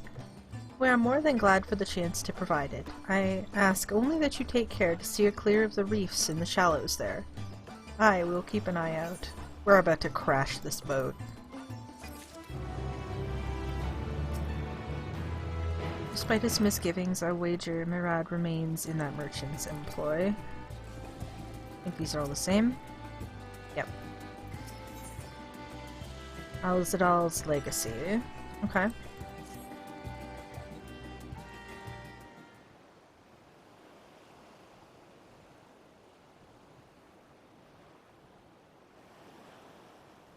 Al-Zadal III. I confess I am somewhat embarrassed that the tale of his journey to another world escaped my notice. Could it be more than simple folklore?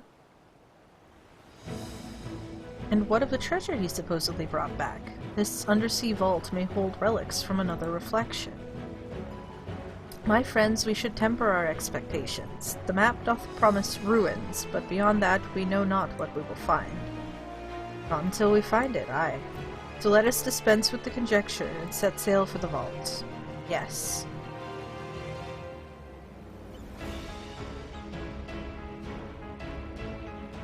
So what's it actually, like, called?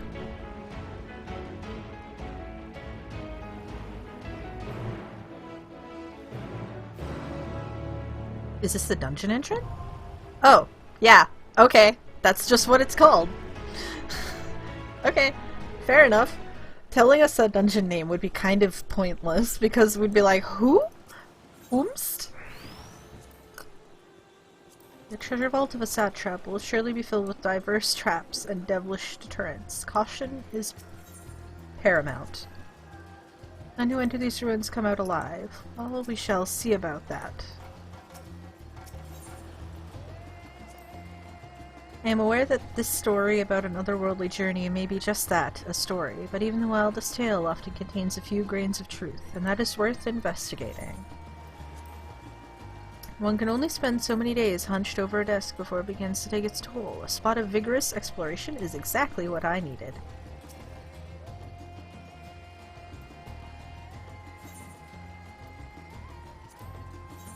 Oh, frick, right, god, the system is different.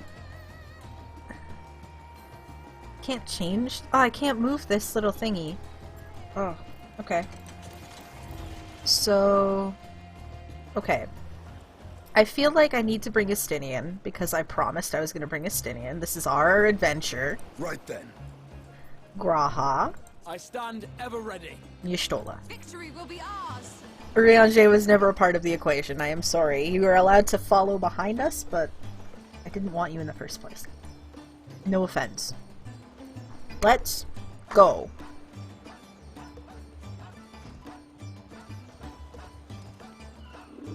Why can't I hit register? Can I close this?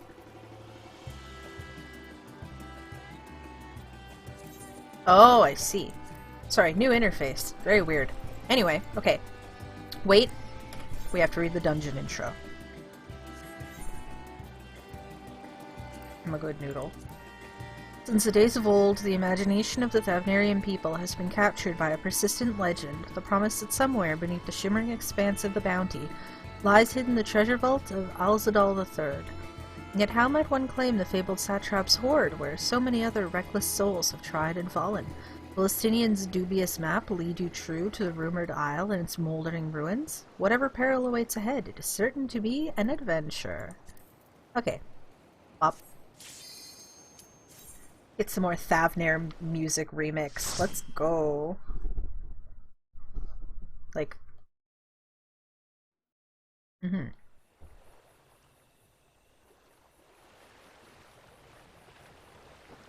just vibing.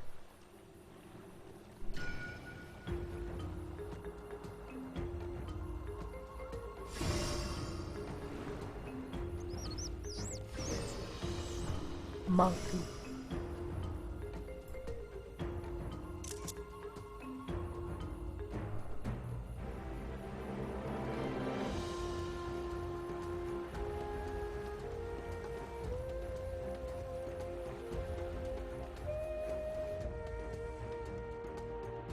The music is very good.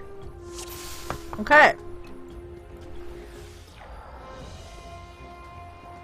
Let's rock and roll. With my new circular AoE. Very exciting. What are you saying? Time to learn just how authentic our map truly is.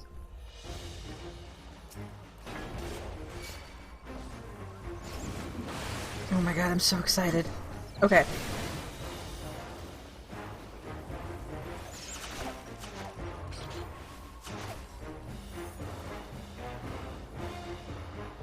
I am relatively confident that I can big pull with trust.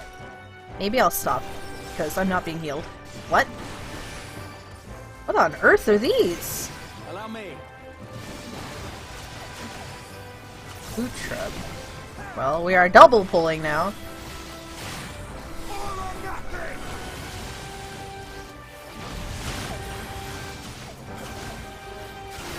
What are these little guys? They look like friggin' Bloodborne enemies.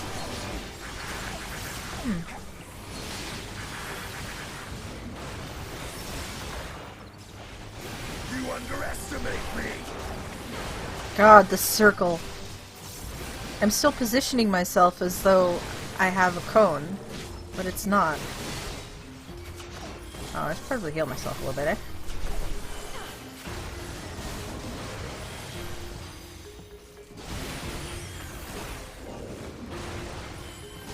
And still, the trusts do not AoE. But This will hurt. it still is proof I can double pull. I was pretty confident I could anyway, but you know, I didn't, back in the day Allow me. of doing the MSQ for the first time, I didn't realize just how overpowered Warrior was in dungeons.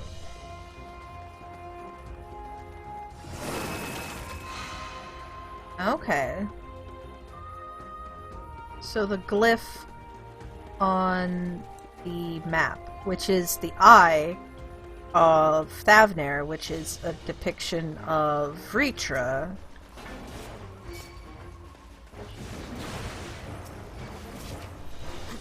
I'm actually, just because this is a Morble and I don't feel like dealing with it, and also I have no cooldowns, I'm not pulling more stuff.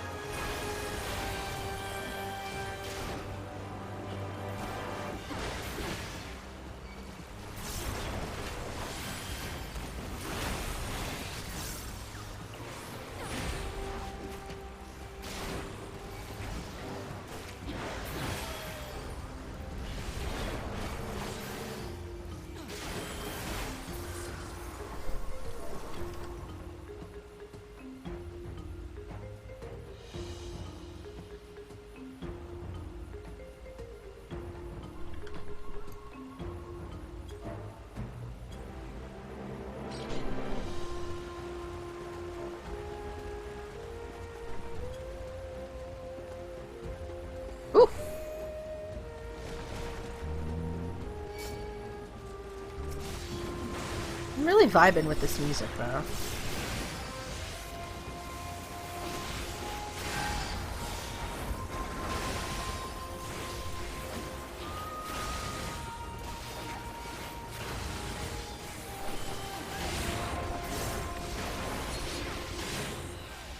Allow me.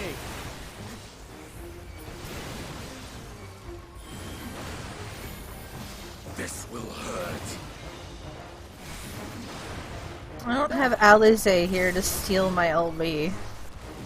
Oh. Not that it would be my LB anyway, but I finally get to see someone else limit break for once.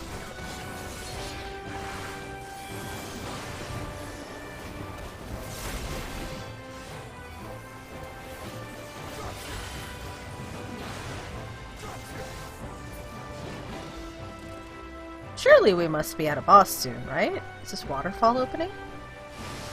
Ooh. The heck is that?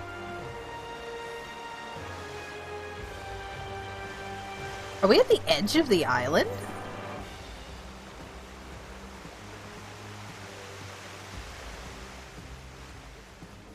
I guess we are. Okay.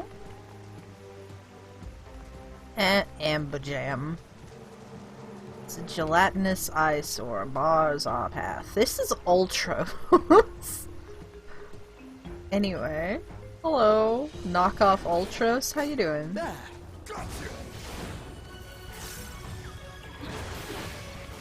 Big wave. Is that a tank buster? Or an AoE? We'll find out. It's an AoE. With a dot. The undersea entrance. Okay, so we're going underwater after this. Tentacle dig. Oh. In? It's making a weird shape. Whoop! Okay. I will not hold back. Huh. Istinian, no, you're positional. Okay, now there's two. Are they moving symmetrically?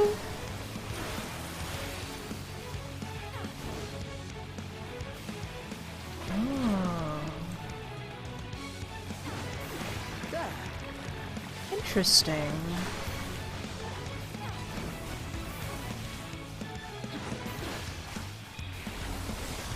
Toxic fountain.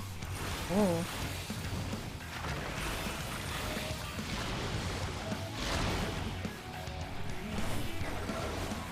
Lots of red and blue happening here. All or nothing!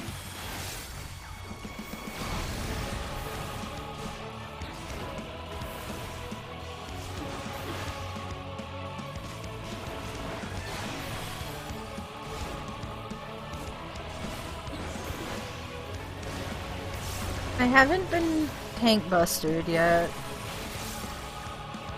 I will not hold back. Maybe this guy doesn't have one. Okay.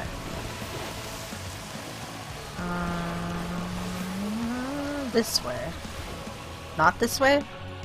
Uh-oh. Uh-oh. No. Well, okay.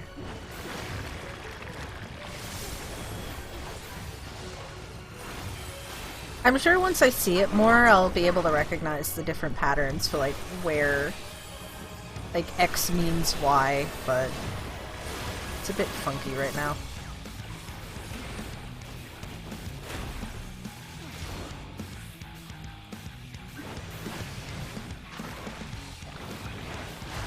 Big fan of this melee uptime spot back here. Very cool.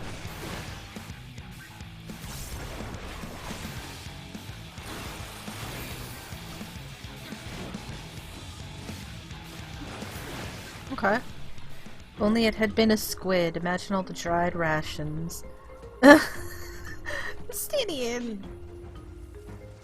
Okay. Darbar Surpus of Fending.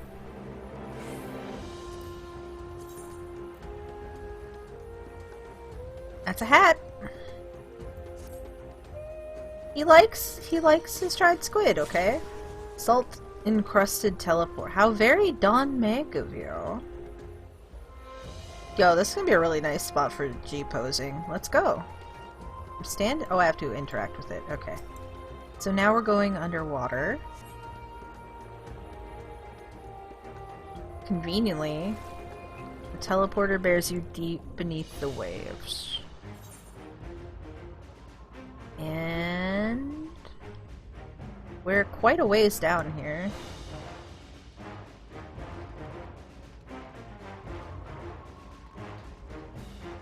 Glyph of passage detected, confirming bearer's identity. Hello?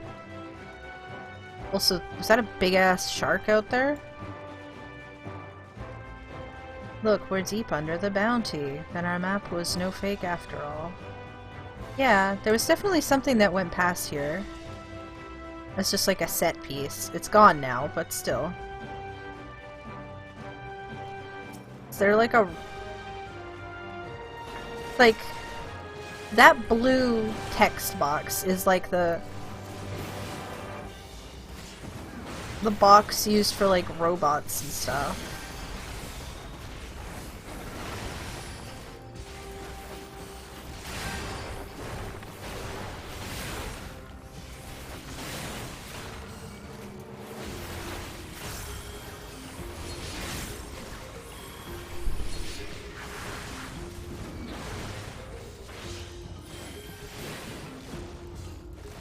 I'm still standing as if I have a cone.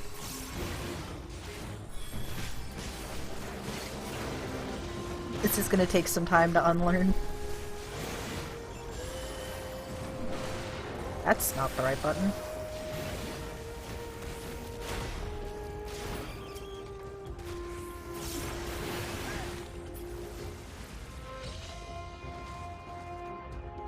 Like... There's like some like glowy metal high-techness. What is that? Is that a nether portal? I'm trying to see if this is a I can't necessarily tell from the hat. It looks familiar, but I don't know. Hello? Unrecognized ethereal signature. Brazen thief, you will proceed no further. Alzadal's rampart? Locating denizens. Opening portal. You pulling in fish?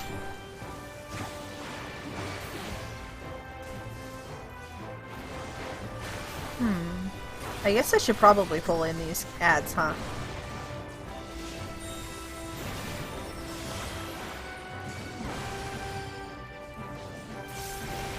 Oh god, is it just gonna keep doing this? Hold on, kill it, kill it, kill it.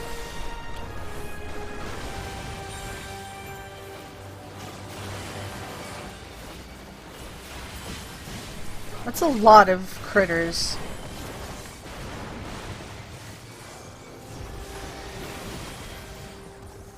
Also, kind of rude to just, like, snatch these fish without their consent. Yeah, there's definitely other sea creatures out there. Like, look, there's one of those big guys out there.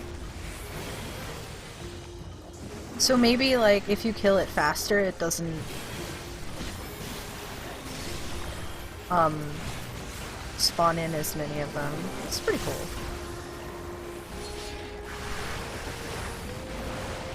God, I don't have to move for the cone. I'm so excited. I'm saying this in a very deadpan voice, but I am.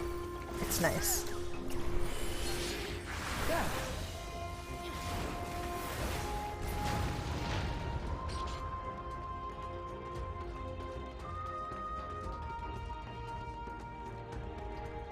Why are these candles still, like, functional? How long has this been under here for? Stingray. Maybe there's people down here, or like something. Oh god, I can actually... Okay, we got another teleporter, so I'm gonna finish these guys before I...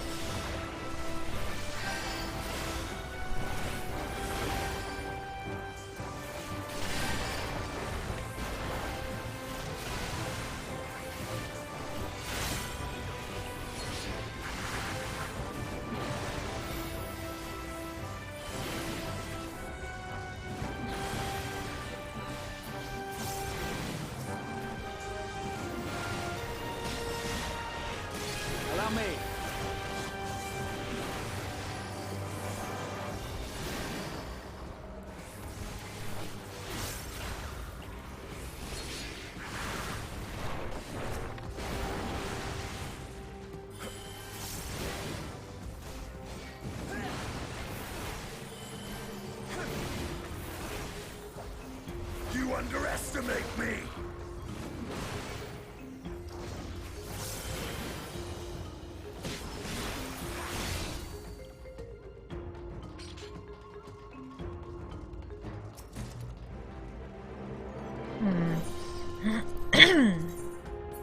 I can't see that. I don't know why I keep looking at earrings as if I'm going to be able to tell. I think these might be, completely new. I won't know until I see, like, a chest piece or something. Judging by these defenses, we must be nearing the treasure. Kill it!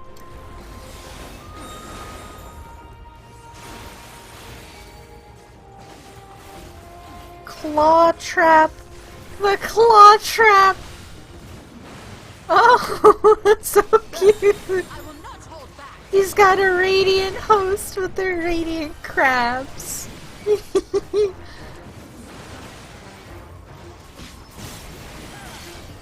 Oh, it's so cute! I'm missing one.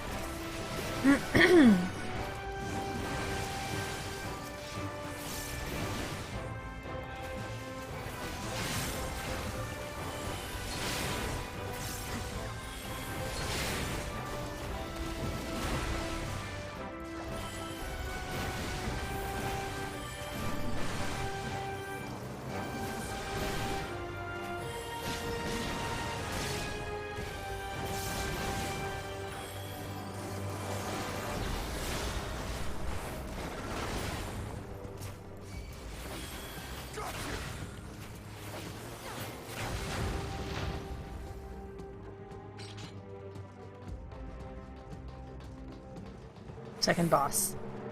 What on earth? So these are definitely not from... If these are from a different shard, they're certainly not from the first. Because these are not anything I recognize. Armored chariot. Will take more than this to halt our expedition. Whale! Wait, that's a shark. Shark! There's a scrumbimblo happening around the edge of the wall here. It's moving. Oh, hell yeah, look at that, look at that. There's a kraken. I wonder if it's a part of the fight or if it's just here for show. Hard to say. Let's go. Turn back, treasure seeker, or this vault will be your tomb. Okay. Articulated bits, because sure. Okay. 1, 1, 2, 2. I'm assuming they're... Ooh, they're continuous. Okay. Interesting.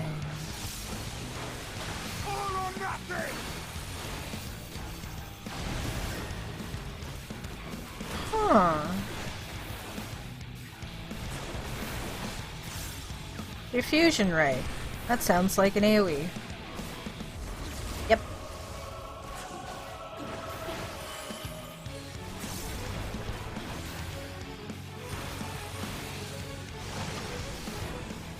Okay.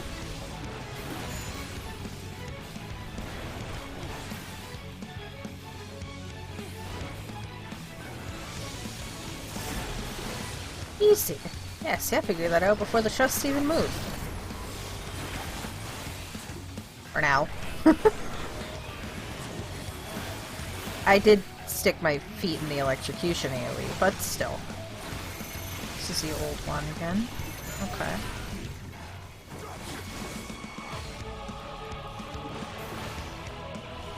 Hmm?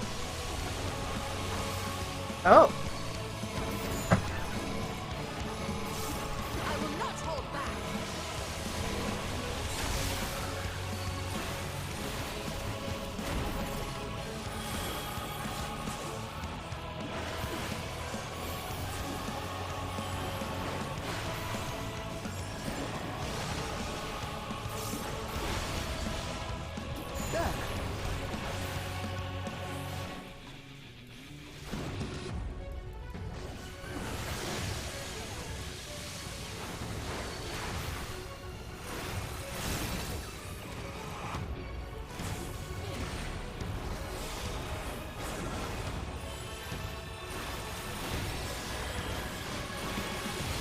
I was being spoken to that entire time, so I just, like, ate that mechanic. Oh my god, a tank buster. Finally. See, when they say other world, it might not be a... Agreed will prove your undoing. Ooh. But, like, here's the thing. Is it might be that they went to another planet, not Starbar thigh boots of aim. Okay, no, I'm pretty confident these are new. Because I don't recognize these boots.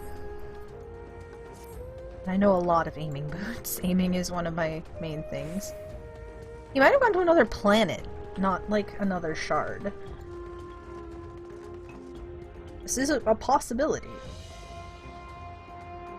So these might be like...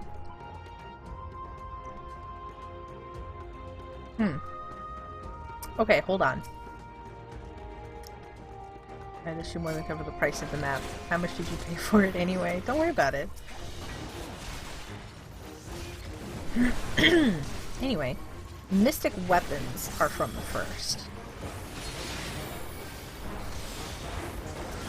So, there's a possibility that we're getting back on track.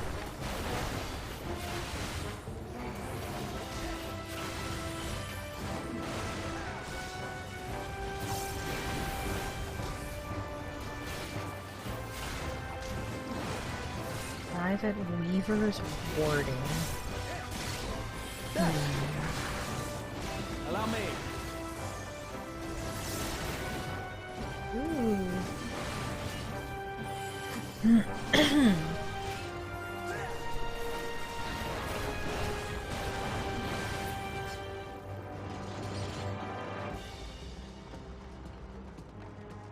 The Thrice One Horde.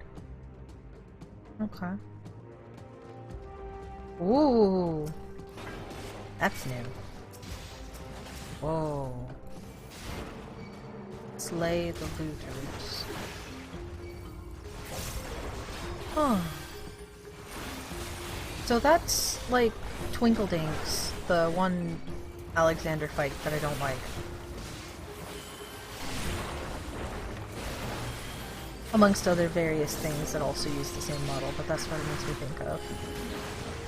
But that is absolutely, like, it might be the rig, the skeleton, but it's a completely new model. Allow me. Fascinating.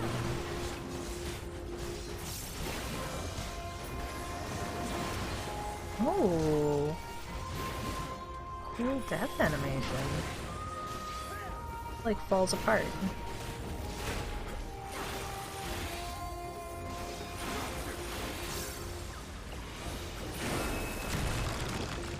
What other riches might this one vault hold? Well, let's see what this treasure chest holds. Battle Dance Materia 9. Right. Useless.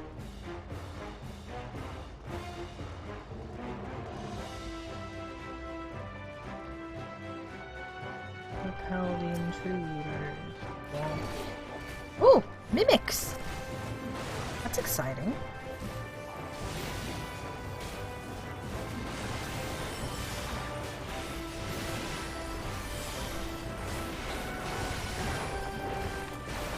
It'd suck if they did that one mimic attack from Palace of the Dead that absolutely sucks. I can't remember the name of. Ox. That's the one.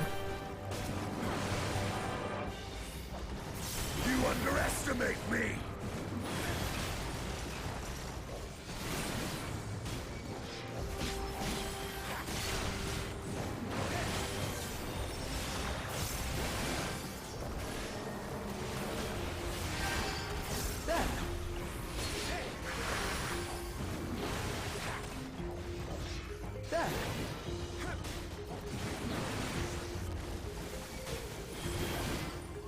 Still thinking about Living Dead. On Dark Knight, when Walking Dead pops, you gain a an ability that kind of is functionally similar to Bloodwetting. For every enemy hit, you self-heal yourself, so you can heal yourself out of Walking Dead if you're in like an AoE situation, even if you're single target sometimes. And I just looked here. Bloodwetting's potency is 400. 1 second, I have to sneeze. Okay, so Bloodwetting's potency is 400, right? The lifesteal from Walking Dead is 1500 potency, and functionally the same as Bloodwetting. Obviously on like its normal like Living Dead cooldown, so it's like, you know, 360 seconds or whatever. No, it's 300 seconds. 360 Super Bowline, sorry.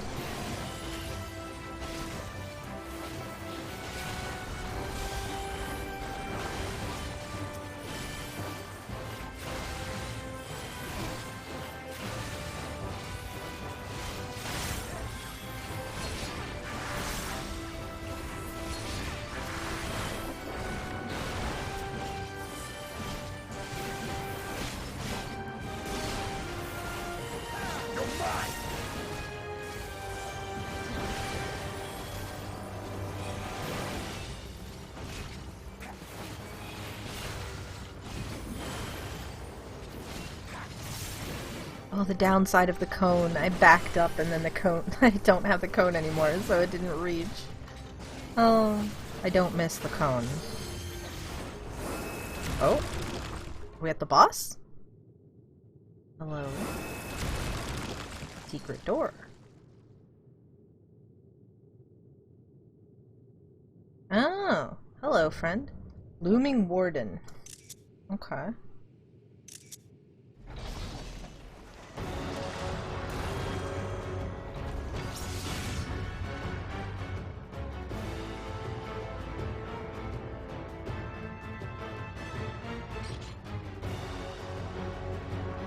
This is very Scala-esque. Quite fond of it. Let's see. With little ribbons and stuff.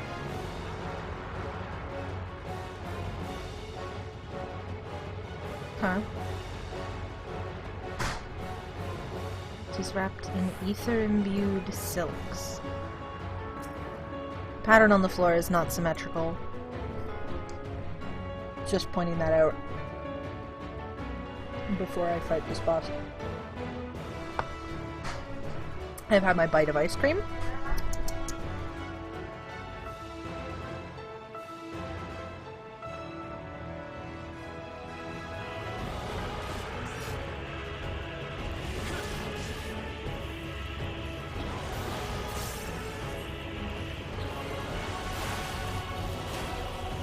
Warning.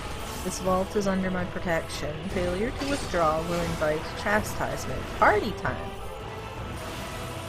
It's like a weaving robot, I guess. It's imbued with silks. Spike. Spin and fumble. Stumble and fall. No, we spinning. Oh! Leave now and live. This is your final warning. Where is he? Huh. Allow me. Cool spikes.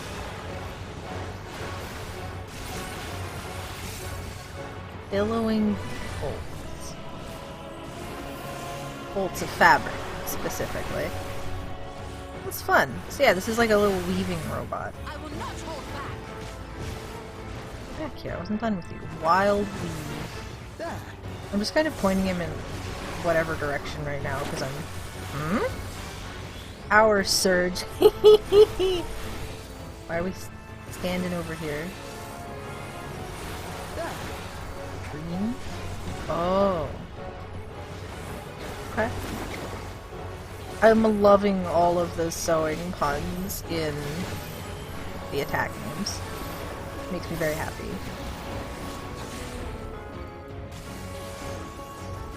Is that Magnitude Opus? It was. I have a battle tab. It's not up right now, but I can see spin out. Okay. You have chosen death. Whee!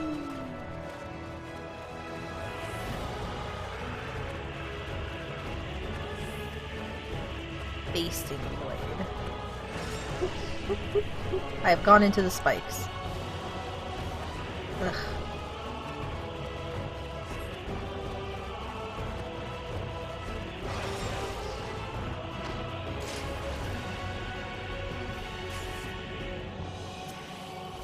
You're not happy. That's so funny.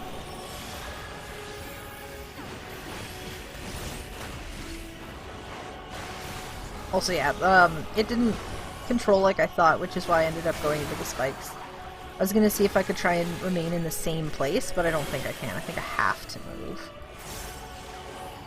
Like, I can't spin fast enough to not hit the spikes and, like, remain within a single square. That's cool, though. Okay. Green? So, do we want to be away from the green? Are all the greens going to explode? Yes. Ah, Graha, standing still as a true healer should. You're doing me a concern. Why are you just standing there? Cast something. Boy.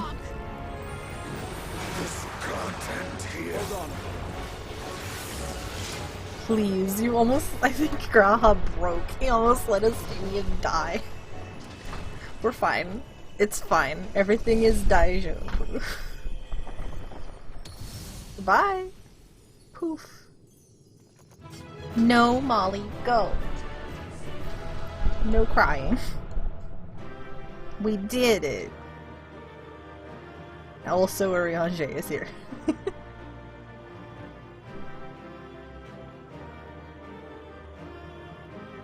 Okay. What are they saying?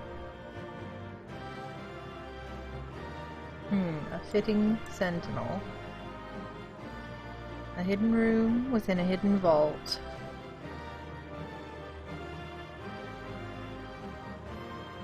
You found all the treasure then? Yeah, let's see what Ishtola has to say.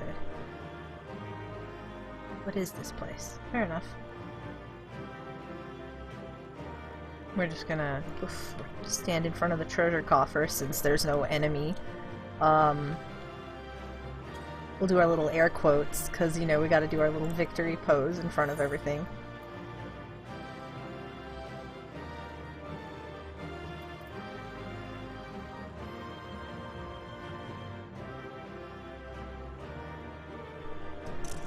Bop. Yeah. Trousers of scouting. Useless. Yeah, I mean... this might be something recognizable. It's hard to tell. I'd have to see a chest piece. I feel like it's familiar, but I might just be feeling like it's familiar because...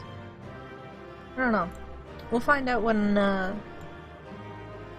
chess piece shows up, because this is in expert roulette now, so, you know. Let us proceed. I shall proceed in eating my ice cream. I hope this is voiced.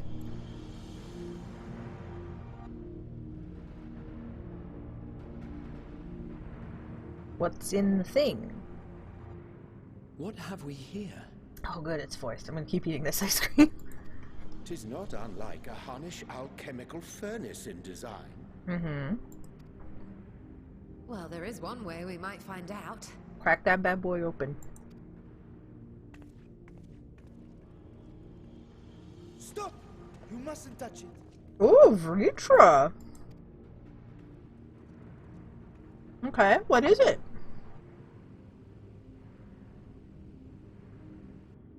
Vritra!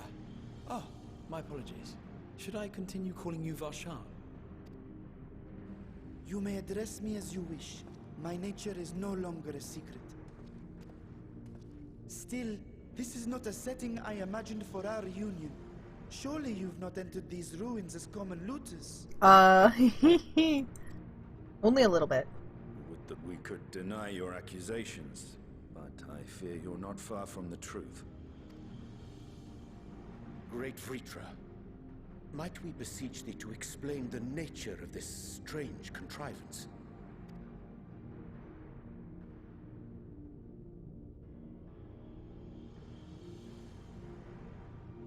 It was crafted by our alchemists at my behest, for the purpose of sealing something away.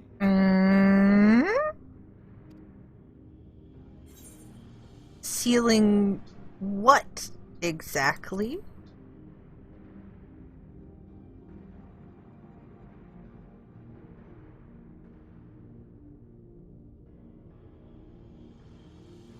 Perhaps I should simply show you. If you're trying... I hope you are not showing me by letting it out. Because that's probably not a good thing.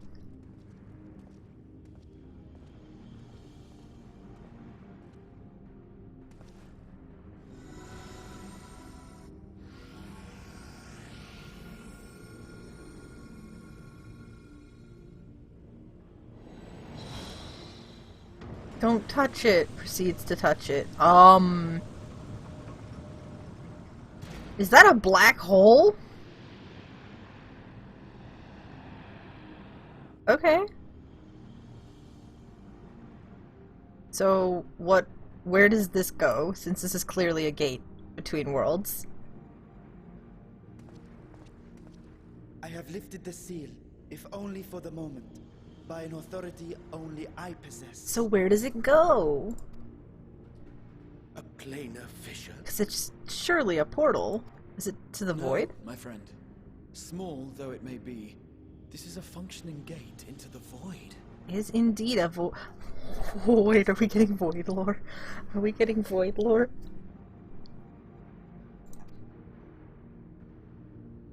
What's happening for the rest? Are we dealing with the void for upcoming story? Are we gonna fix the void? My mind is racing. Are those, I mean, those machines and stuff, were they from, are they from there? Oh man, I'm so curious. And such a tiny portal truly be so dangerous. I came here in search of something that might further my research. I did not anticipate a fully functioning void gate. Even in the learned halls of Charlian, 'tis forbidden to throw wide the gates to the abyss. The peril is far too great. Expect you have more questions. I do! Hello. Void gates and fissures are much the same thing in practice, in the sense that both allow passage between the source and the 13th.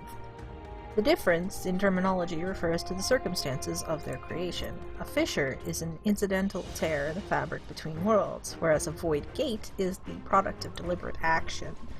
I suspect this is the latter, judging by the elaborate mechanism put in place to control it. To think that our search for material riches would lead to this priceless discovery. That swirling emptiness, it puts me in mind of old friends, not to mention old foes. You are correct.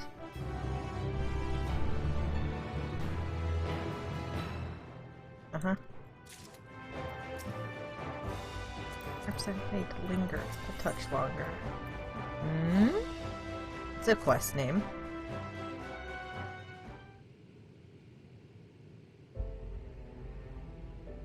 Dragon music, okay.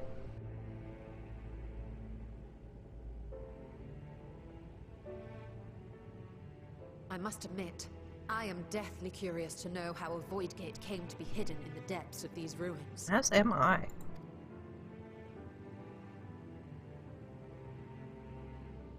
To tell that tale, we must first peer far to the south, and even further into memory. Mericidia?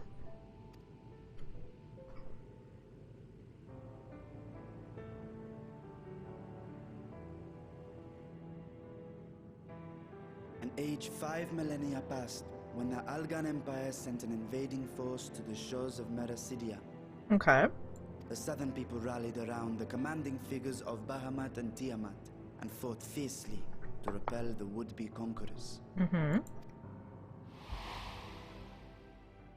With Bahamut's defeat, however, the tide turned against them. Desperate to seize any advantage, the Mercidians resorted to summoning primal entities. Hell yeah. I love the Warring Dryad. In response, Emperor Zande forged a covenant with the Cloud of Darkness, sovereign among the all-devouring denizens of the Void. Oh, that's a direct connection? I didn't realize those events were happening more or less at the same time. Cool. Thus bolstered by icons on one side and Void Scent on the other, the two armies clashed in a battle of unspeakable carnage. So much death. So much loss.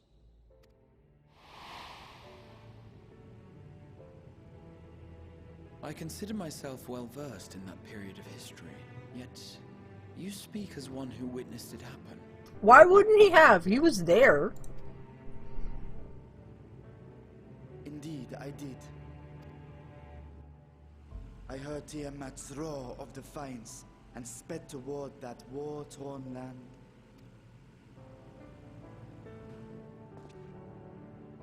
Along with my sibling, Ashdaya. Okay.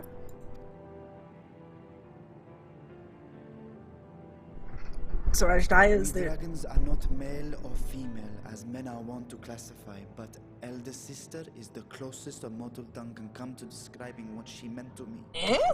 Hold on. We got non-binary? Okay. We stand a she, they, dragon queen.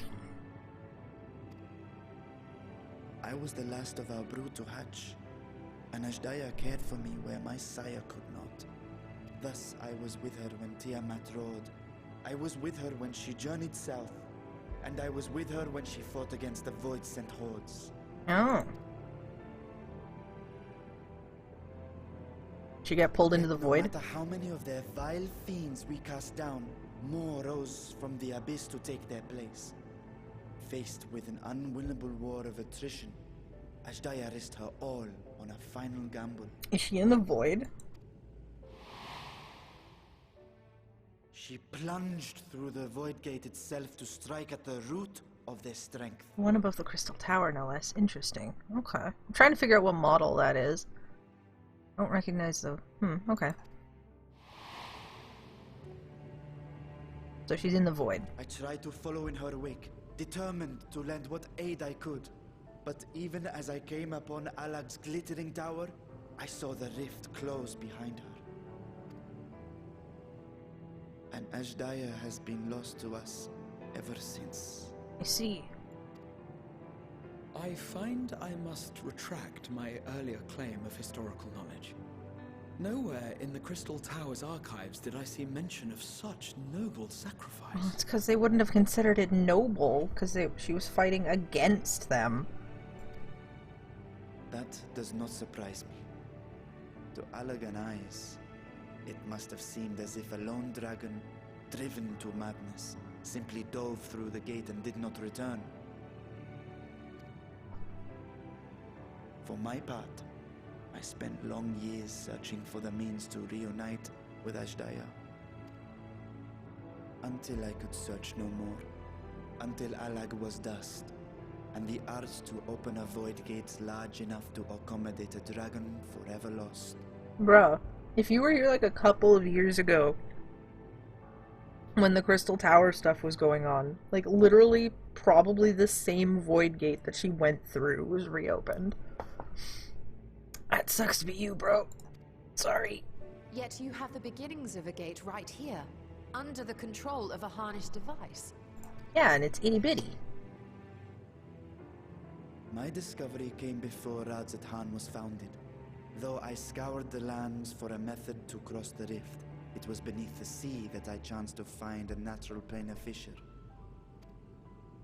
It was, however, far too narrow to admit a worm's bulk.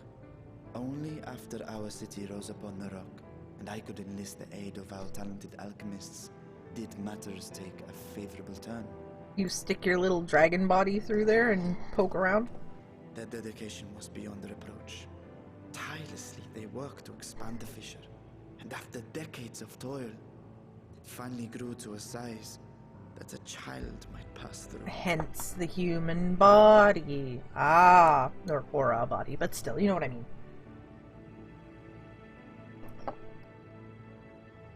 Not long ago, you told us that you called out to your kin, but Ashdaya's answer was silence. I suspect the conclusion to your tale is not a joyful one. Did you just not find her?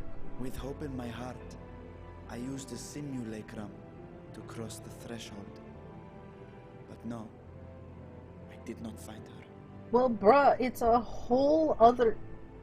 Hold on. It's a whole other world. Yeah, it's the void, but like, there's a lot of space to cover. Would you just stick your head in and go, Ashdaya, and then when she didn't respond, just go, well, I guess she's dead. Hello? Anyway. What I found was a host of void scent, clamoring around the opening they had sensed. It was but a moment, but enough. I had no choice but to retreat and allow the portal to contract once more. The gate was a threat to your people. You had to decide between endangering Radzat Han and abandoning your sister. You chose the latter. 'Twas not that thy siblings scorned thy call. 'Twas that she was trapped beyond a barrier through which neither roar nor dragon may pass. Even now, in the desolate world of the 13th. Bro, we know people from the 13th. I can scarce imagine your pain, yet it was wise not to linger in that place. Too long a sojourn, and even a being of your power risks being warped into a creature of the void. She's been in there. You've seen this phenomenon before, when we stepped into the darkness. So she's been in there for like 5,000 years. She's probably gone. Void corrupted by now. Crystal Tower. I remember when Nero turned purple. He did indeed turn purple. Turn purple? Well, yes. His wounds had allowed the void's corruption to enter his body and twist his ether. Had it been allowed to progress much longer, I presume he would have been fully transformed. Then there is little hope for Ashdaya. But was she injured when she went in? Ah, no. I hadn't meant to. I speak only of possibilities. The scales of the first brood are extraordinarily resistant to ethereal fluctuations. They are the protective talisman's core components after all, and even the corruption I described would struggle to overcome. Of course. With the warding scale in one's possession, one could conceivably survive a stay in the 13th without being warped by its energies.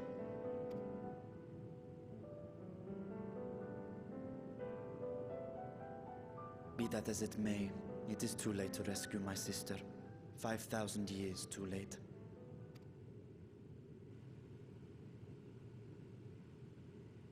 And now countless others look to me for guidance and protection.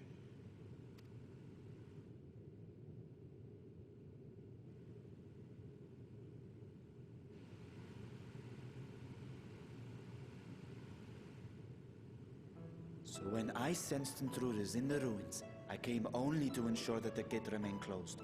That, and to secure the treasure, of course.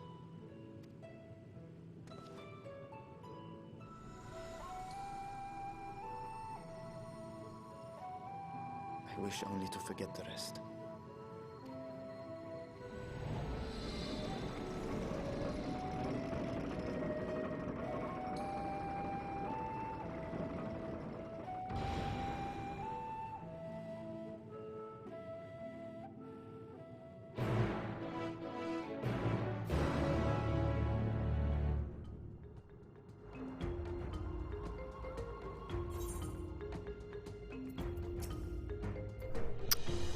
Millennia have passed since last I saw her, but I see Ashdaya in memory still, clear and vivid.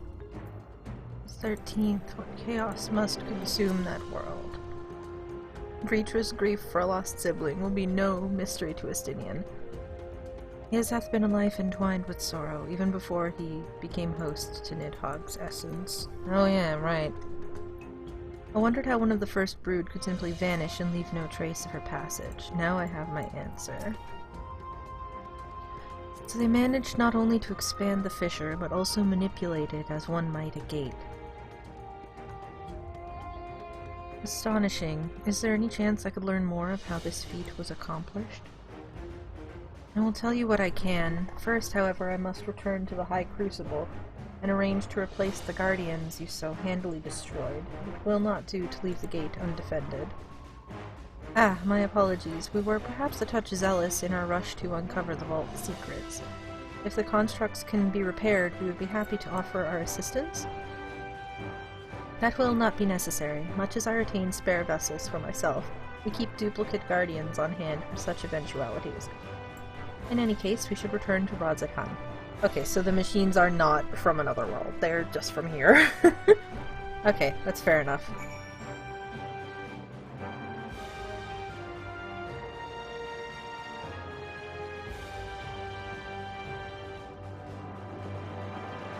Well, might as well just this. Okay.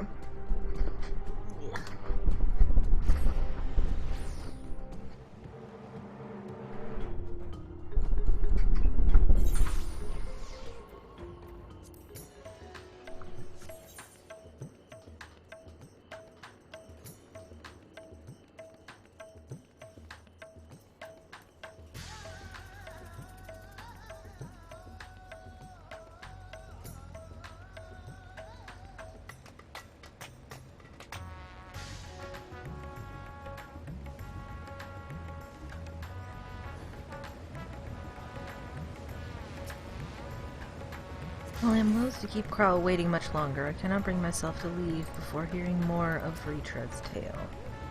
There is much about the Void Gate that I cannot even begin to explain. I must convince Ritra to share everything he knows. Ritra speaks as if Ashdaya is a lost cause, but I wager he feels differently in his heart of heart. It's a most enjoyable expedition, for which I am grateful. As for mine evaluation, I shall impress upon the Loperates that a treasure vault is incomplete without daunting sentinels to test the mettle of any would-be intruders. I think they figured that out already.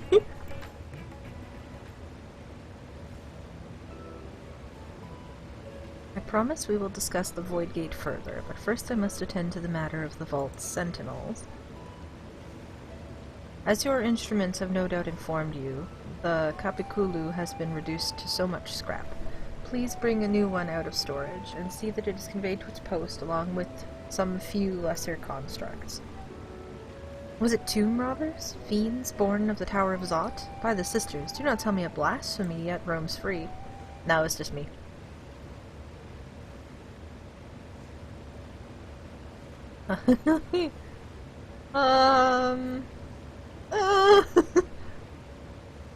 Everybody's just like,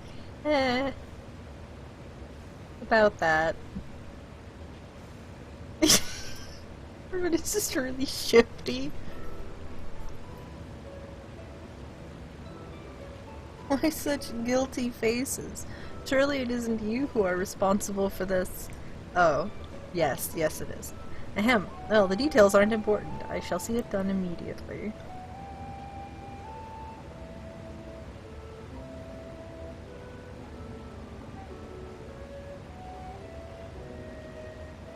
And with that, the vault will soon be secure once more. Now, I believe you had questions?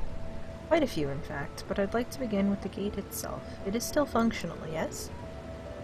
Indeed, which is why I saw it sealed with an alchemically forged lock and warded it with my magics. Such power must not fall into the wrong hands. In truth, the primary reason for the vault's construction was to keep the gate hidden from the outside world. So much effort for such a little door. That little door you speak of leads to an abyss teeming with unspeakable horrors. That said, in its current state, it would admit only the lowliest of voidsent, and from this side no man would be able to pass through. No man? I should think Alphino would fit, given a firm enough push. Physical size is only one consideration. The true restriction hinges upon the etheric density of the soul in transit. And yet you succeeded in expanding this diminutive portal and sending your simulacrum to the 13th. Thanks to my brilliant alchemists, I should have destroyed the anomaly when I found it, but instead I bade them devise a means to control it. After much experimentation, they accomplished the impossible. A method was conceived by which my magics could manipulate the fissure and transform it into a serviceable gate. But the process has long since been forgotten. Once I had given up searching for Ashdaya, there was no need to preserve such esoteric and dangerous knowledge. Thus has the gate lain dormant for years uncounted. Our own passage to the 13th was made relatively simple thanks to the Crystal Tower. An ancient mechanism channeled the tower's vast stores of energy to open a void gate, one bound to a covenant made with the Cloud of Darkness.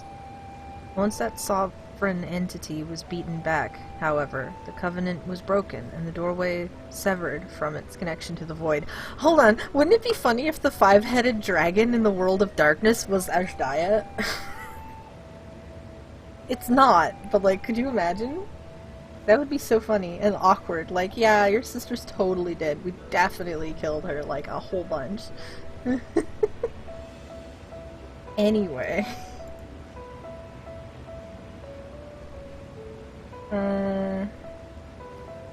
Theoretically, it should be possible to reconnect the gate by forging a new pact with another voidsent, but such deals usually end in betrayal and death.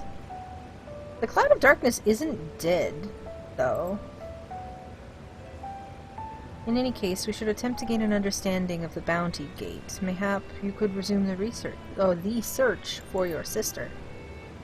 As I have already explained, I put those futile hopes to rest centuries ago. My place and my duty is here now. Ah, I had meant to ask, what prompted you to search for the vault in the first place? It was Alcinian's idea. To see if the legends were true.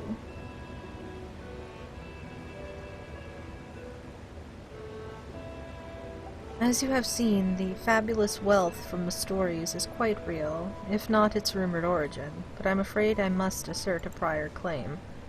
I've been adding to that trove for years, little by little, but the time has come to spend it, that I might alleviate my people's suffering. Then we are of one mind. We had no intention of taking it for ourselves. Isn't that right, my friend? Absolutely.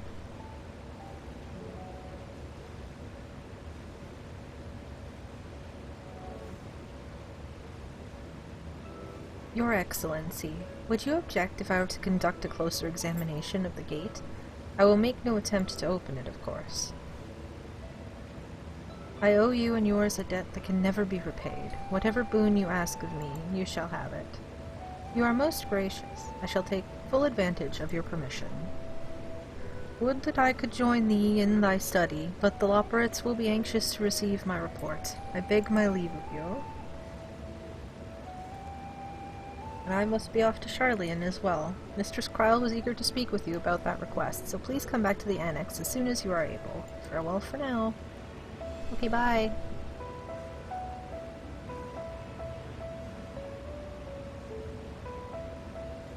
We can discuss my findings once I return. You'll not be rid of me so easily.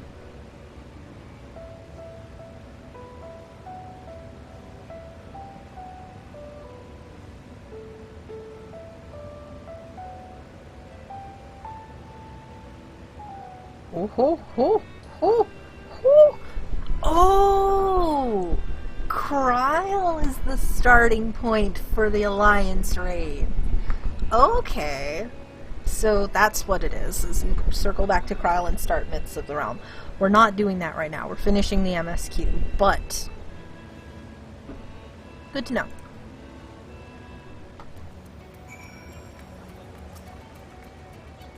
I hope you enjoyed the expedition at least. Otherwise, it was a heavy purse to pay for a treasure map leading to a treasure we couldn't keep. The difficult part in all this will be deciding how best to put these riches to use. Will you lend me your assistance in these deliberations? Of course. Thank you, Carolyn. Carolyn and I are in this together. I will follow her example.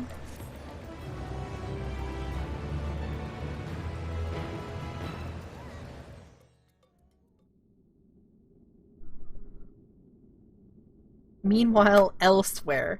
How vague. Okay.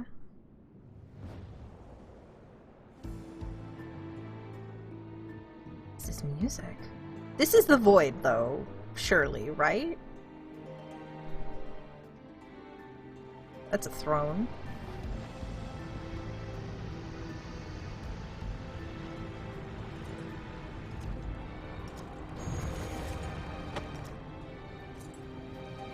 Xande? Could you imagine? The armor doesn't look like Xande. What? Elements.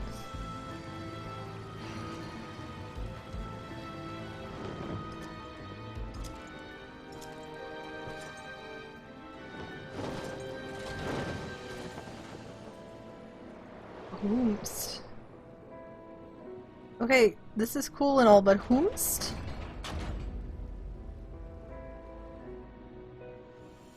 I mean... Throne of Earth. I sensed the breaching of a gate, but it was not instigated from this side. It was thrown open from the other. So we are definitely in the void. I too felt it. A rare occurrence, yes, but such a tiny portal is beneath our notice.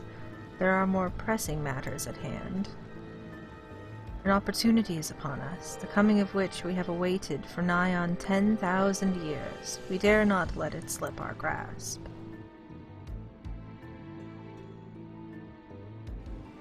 Yet we must not underestimate she who bested the cloud of darkness. Even restrained by a covenant, the cloud was no feeble wisp to be dispersed by some flesh-and-blood mortal. She's not dead! She was still alive! When we left! Anyway. Ah, let her come. I will drown the world and watch this fleshling gasp for breath in her final moments. Knight in black. Your zeal is admirable, but forget not our cause. Think back on our struggles beneath this sunless sky. Remember why we cede not our will to fight.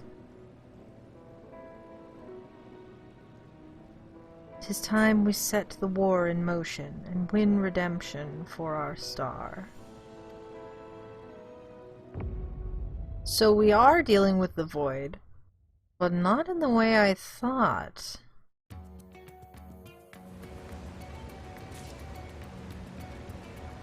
Interesting. You know we'd help you without you having to fight, right? Interesting. Okay.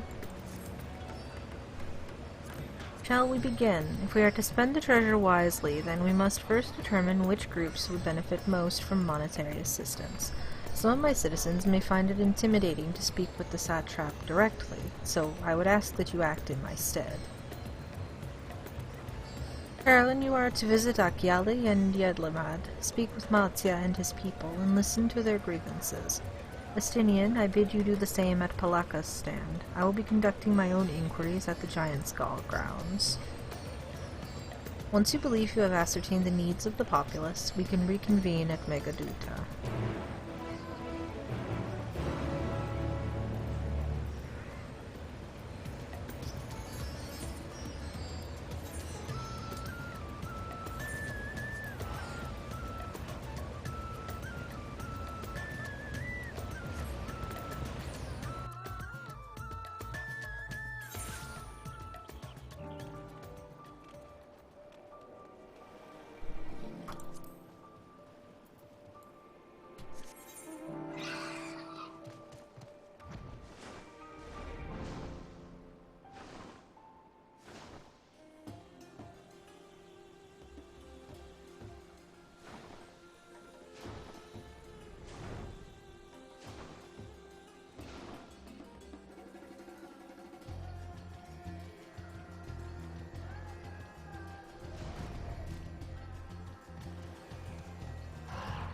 Hello, Matsya.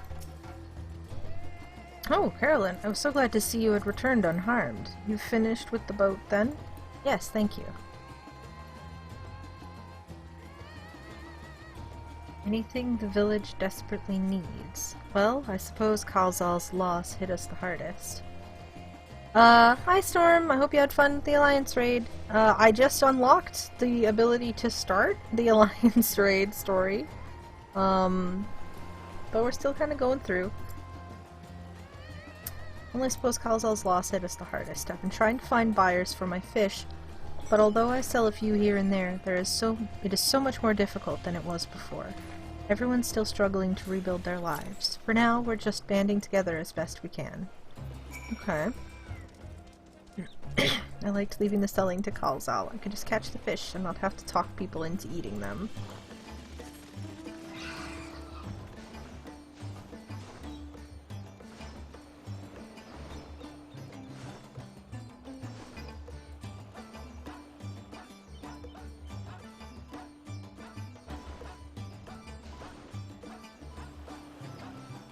Ooh, the plate stuff is so much fun, Storm, and let me see what— well, I mean, I'll be able to see it when you're done, but like, in case I don't see it immediately, feel free to shove the plate in my face when it's done, because like, I think they're really cute.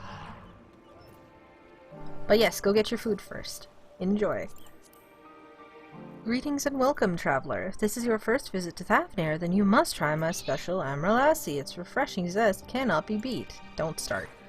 What could such a wonder cost, you wonder? Normally I part with 3 bottles for the generous price of 19,800 gil. But for you, I'm willing to go as low as even 10,000. You'd be practically stealing from me. I am not Estinian. Still not turning a profit these days. Times are harsh, my friend. The world may no longer be on fire, but we are still sifting through the ashes, so to speak. Sisters, spare me. We might as well have that ugly tower back for the scant few travelers we see these days.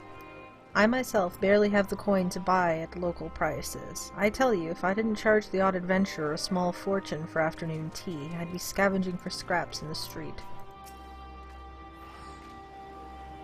I'm Celine, my friend. Are you sure you wouldn't care for a slightly overpriced lassie? Yes, I'm sure.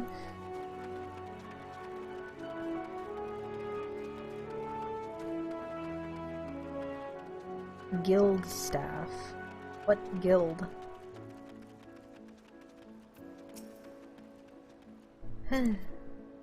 Hello, what's up? How fares the port? Well, it's in shambles, isn't it? The trade routes are open once more now that the danger is past, certainly, but no small number of merchants have had to sell their ships to make ends meet in the short term. I had to make sense of what she was saying, sorry. Add to that the sailors we lost in the final days, and it's little wonder the flow of exports is no more than a pitiful trickle. If Kalzal and his consortium were still with us, I'm sure he'd have found a way to turn our fortunes around. Now that was a man who got things done, God rest his soul. I see. Sounds like we need a replacement, like, head merchant person. Maybe not Matsya, I don't think he wants that. But we need somebody who can do what Kalzal did.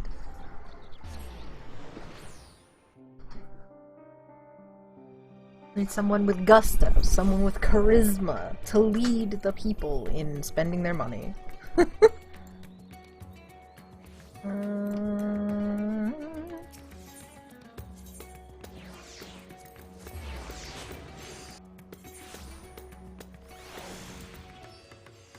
This way.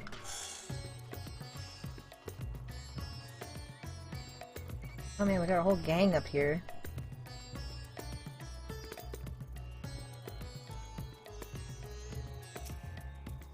It would seem my stint on Vritra's back did not go unnoticed. I couldn't take 2 steps before another Thavnarian was thanking me profusely for saving their home.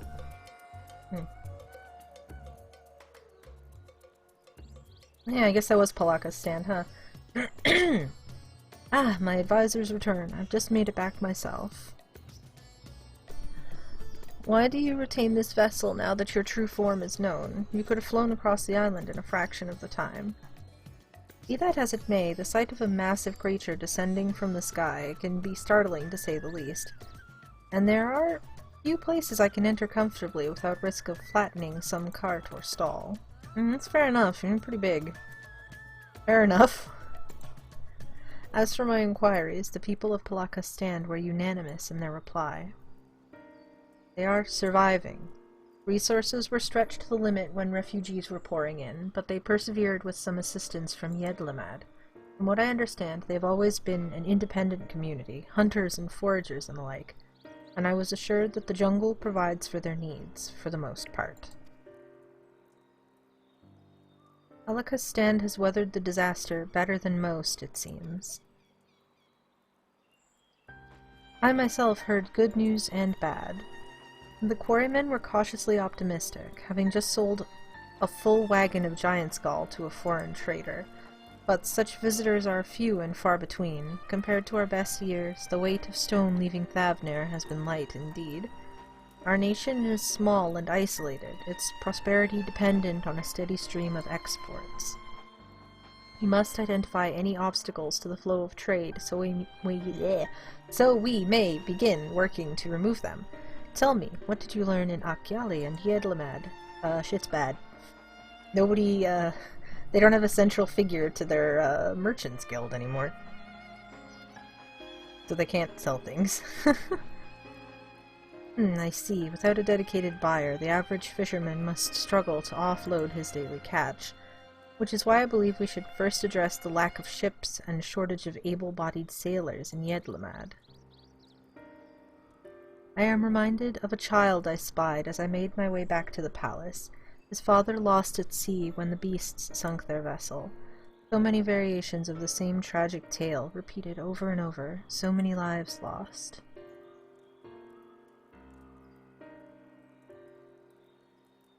Oh yeah.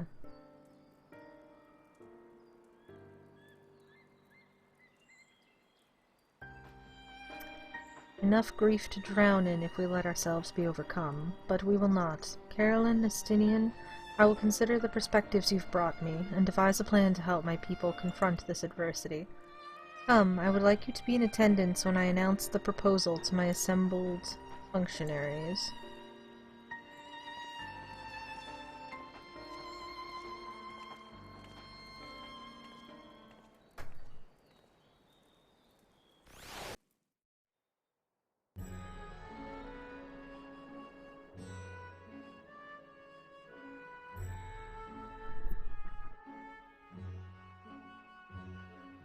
I thank you for your attendance.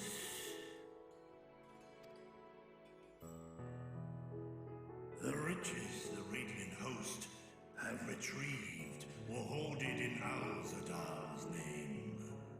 A fortune I set aside for a future day of need. And lo, that day hath come. May it aid our wounded city in reclaiming its vibrancy and vigor. In better times, I would leave such a task to our capable Ahawan. God's rest his soul. Finding myself bereft of his counsel in the here and now, I will assume the responsibilities of mine office directly. Firstly, the treasure shall be sold for more convenient currency. Thence, invested into the trading port of Yetlaman.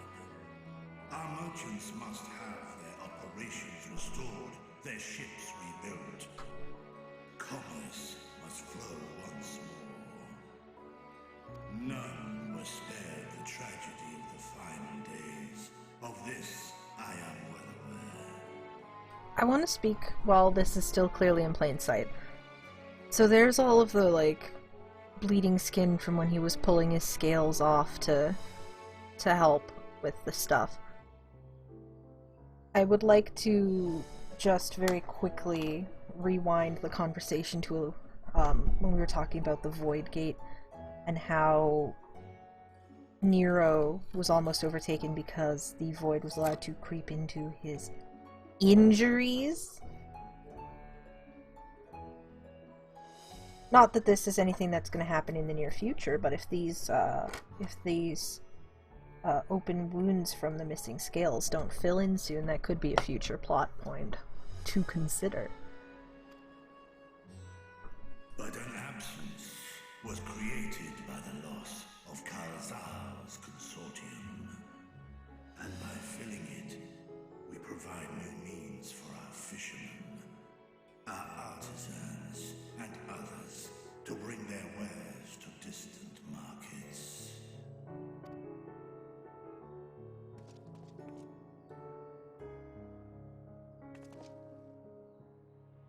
And what of the children who were left without family to care for them?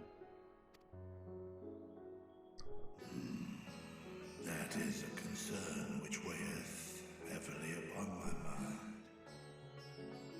A simple gift of coin will soon be exhausted, leaving these young souls adrift on the fringes of our society. Nay, a proper solution is needed, one which doth guarantee their welfare for years to come. You're good with kids, relatively. Why don't you take care of them? Probably not a good idea. You're very... Thou hast surely seen how other nations rise to meet this challenge, adventurer. What dost thou deem the wisest course? Bruh, you telling me you don't have an orphanage on your island?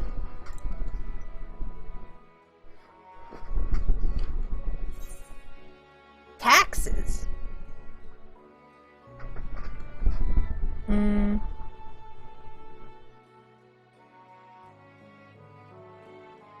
What does taxes have to do with taking care of kids?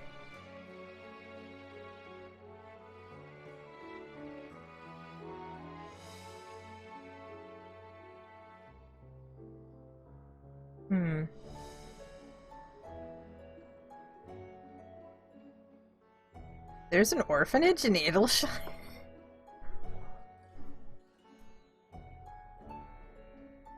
Let's use the tax money to help the orphans. He just finished saying that money alone isn't going to do anything for them. Like, it's just going to run out. They need something sustainable. They definitely need some kind of, like...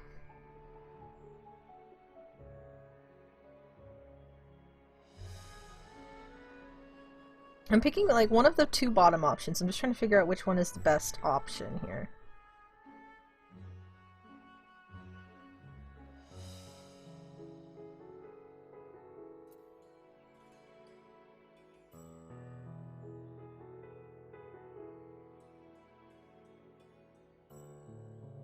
I feel like right now, probably the Firmament one. So the Firmament's orphanage was built as part of a communal restoration effort.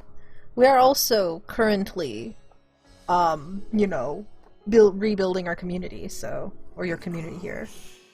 The revival of trade can contribute to the building of a new institution. Let us put this idea into practice.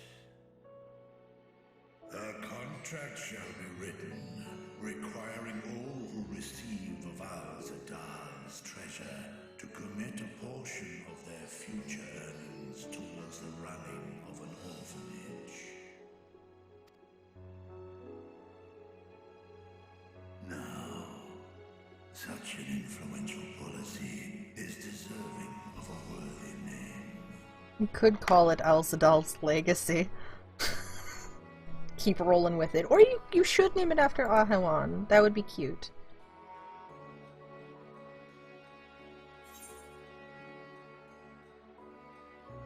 I don't think you should name it after Kalzal. I think you should name it after Ahewan.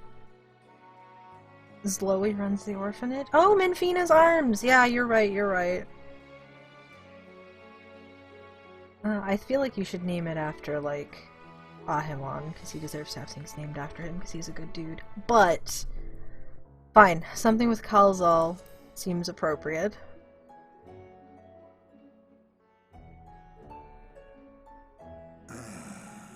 A fitting candidate. Kalzal should be remembered, not as the blasphemy which terrorized Daphne, but as a hard-working and generous man who brought much wealth to our shores. Do any among you object to this proposition? Many here lost loved ones to the beasts. In that time of strife, any one of us could have broken. Any one of us may have been taken by despair. When I think of Kalzal, I feel no hatred. Only a stinging regret that we could not save him as well. Isn't that right, men?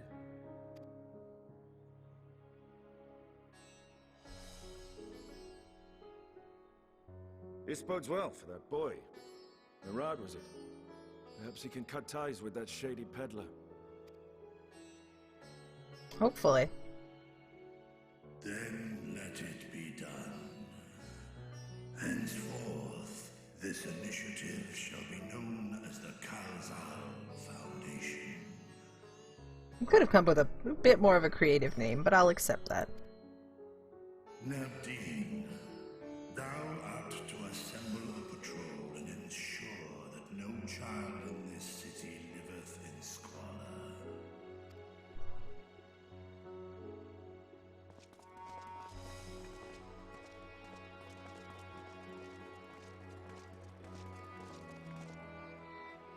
Clerks, see to the management of our funds and make haste. Our citizens must not suffer a day more than is necessary.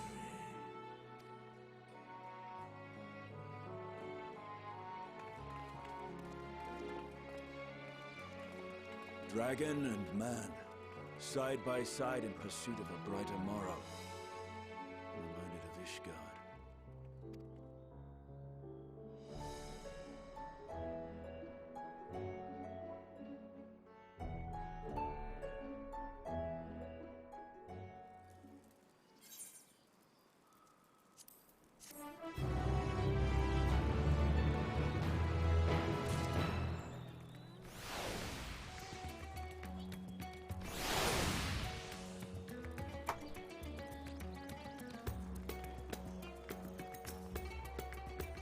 Ritra is warming to his role as satrap. Clearly, all those years behind the curtain were not spent napping.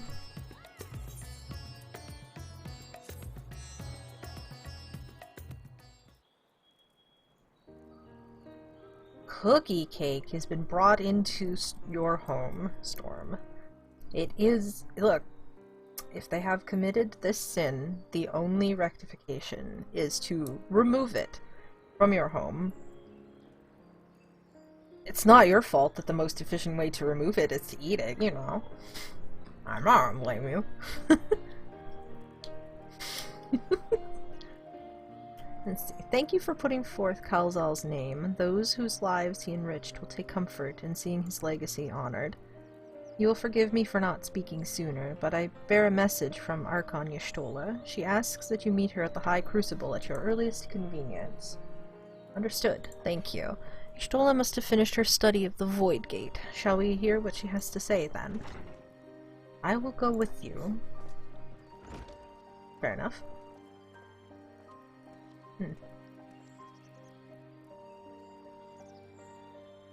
I thought the satrap would be too busy setting up the foundation. My clerks have been the well-oiled cogs of this administration since before Ahewan assumed the office. They understand what needs to be done. And I am curious to learn what conclusions your Archon has reached concerning the gate's unique construction. As you wish. Allow me to lead the way, Your Excellency.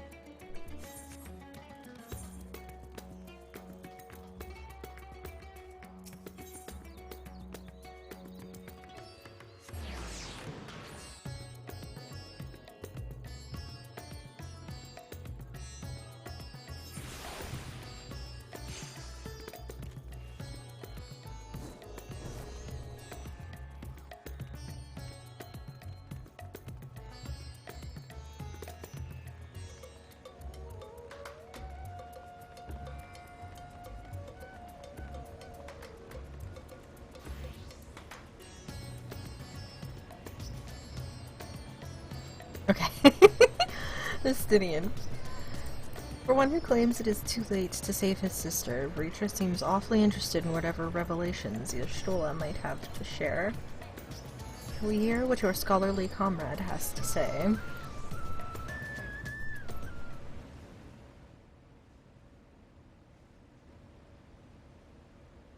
Right, here we all are. You discovered something new. I took a closer look at that device. I was able to determine how it keeps the Void Gate sealed, but not how it might instead be employed to expand the opening. For that, I would need to reference the technique developed by Vritra's alchemists, no records of which appear to have survived the intervening years.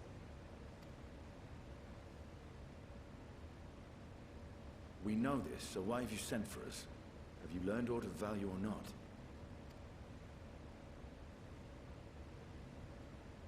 Patience, good sir. One must introduce the subject before launching into specifics.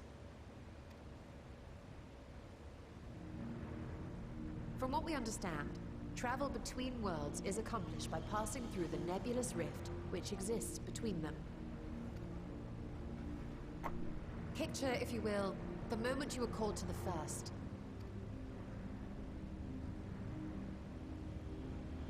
Mm-hmm.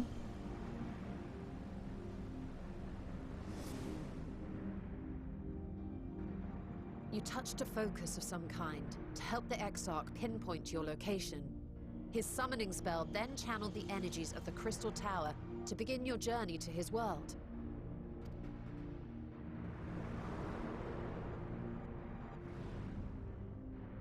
The magics tore a hole in the wall separating source and shard, and cast you into the intervening nothingness. In that place, the laws of nature hold no sway.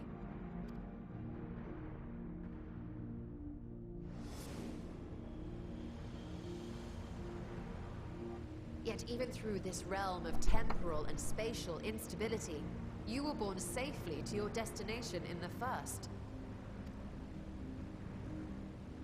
The feat that guided you across such an unimaginable distance, both physical and metaphorical, was nothing short of a miracle.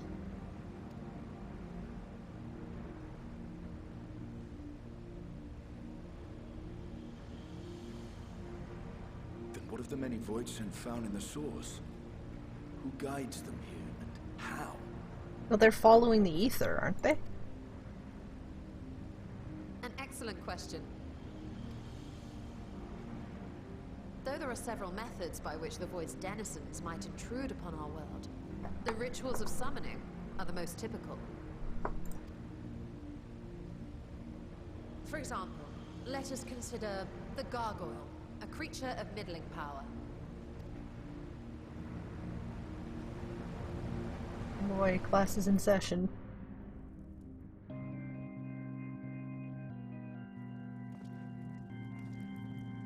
You can get music.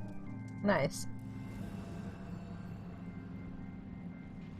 To call upon such an entity, the prospective summoner must force open a void gate. Wait. This cutscene was in the trailer! And it was just, it didn't mean anything? It was just a demonstration? Okay.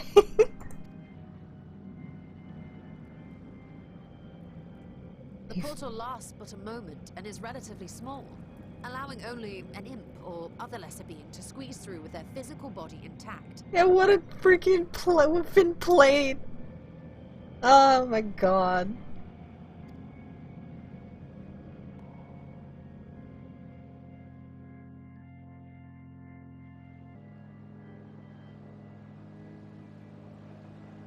Our more powerful gargoyle, however, is too large for that.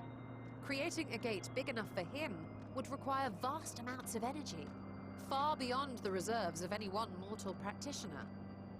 This is like a good clean shot of the void, isn't it?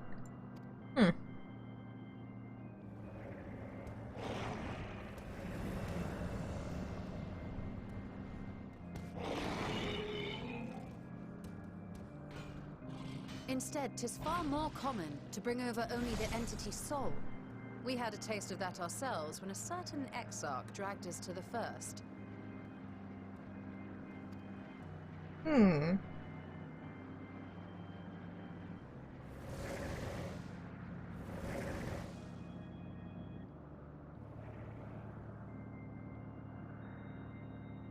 And just as our bodies remained in our world, the Void Sense physical form is left behind in the 13th.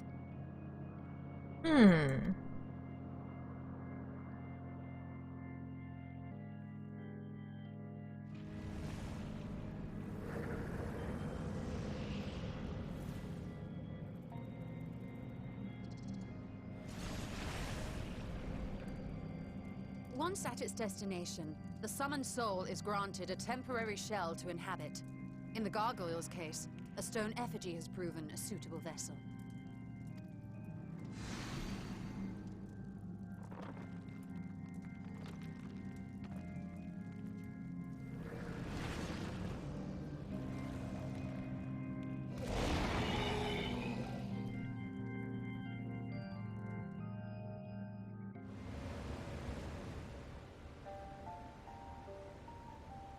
Wait. You said that Voidsent must be called here deliberately by someone in the source, reeled in like a fisherman with his catch. Exactly. For a being to navigate the chaos of the rift, with or without form, there must needs be a guiding agent on the other side. When the hordes poured forth from Alag's Great Gate, it was the technologists who drew them through. Though to my knowledge, planar fissures are in essence natural passages between our world and the void, which require no such guidance to traverse.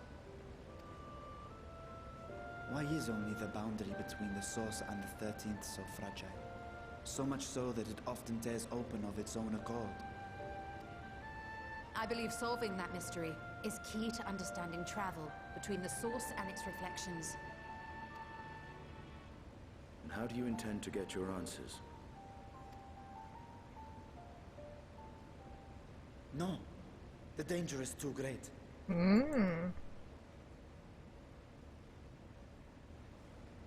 Perhaps. But what some call danger, others think of as adventure. We going in the void, baby! Were you not listening to my tale? Never mind that the means to expand the gate has been lost to the ages. That's quitter talk. Even could you force the portal wide enough, you would be greeted by an army of murderous horrors the very instant you step through. Yeah, I mean, I've been there before. It's cool. I assure you I was most attentive, and I agree that to go alone would be certain death. But if I were to bring along one who has already braved the 13th and humbled the cloud of darkness, well, I imagine my chances would be much improved. Hell yeah, let me at him. Where's Penthesilea?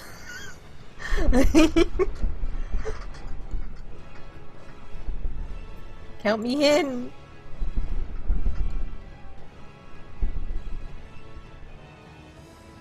I had a feeling you might say that.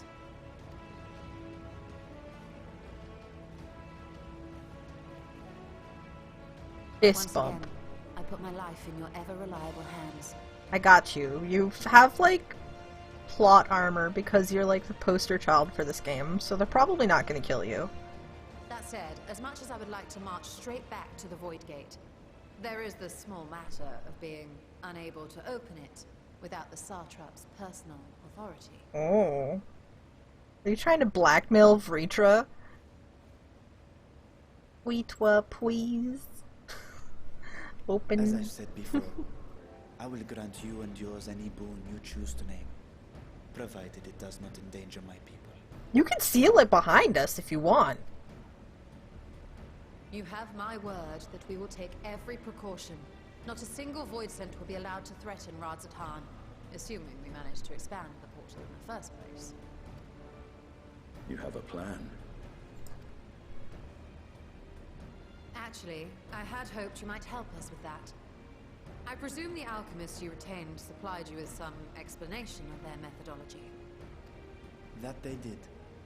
House Daymir was overseeing the project. Daymir. Ah, yes. The family associated with the great work.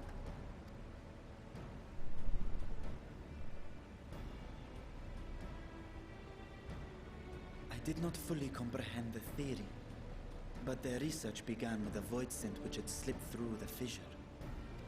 After a thorough examination, they created an arcane simulacrum possessed of similar qualities. A man-made void scent, if you will. It was apparently indispensable in their efforts to enlarge the gate.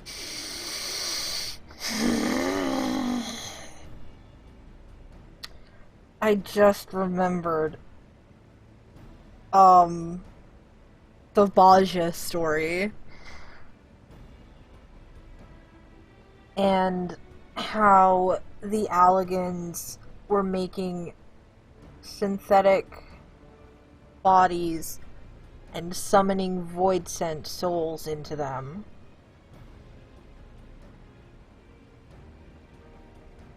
Specifically, like, spoilers for Baja, but like, you know how I am. I've done everything in this game, and I will pull from anything I can.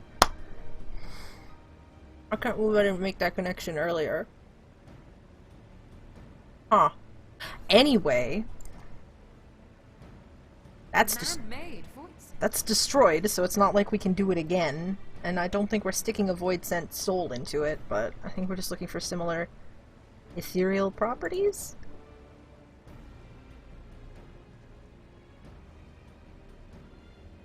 Yes. Being great admirers of the Archons, House Daymir submitted detailed notes to Charlene's official committee. They expected praise and accolades for their simulacrum, and were thus devastated to be informed that their work had been classified as prohibited material. If that's true, then those notes might still be stored in a forbidden archive somewhere. Not Google, of course, since that library had yet to be built. Which leaves us with... the Numenon. The phone is ringing. 1 second.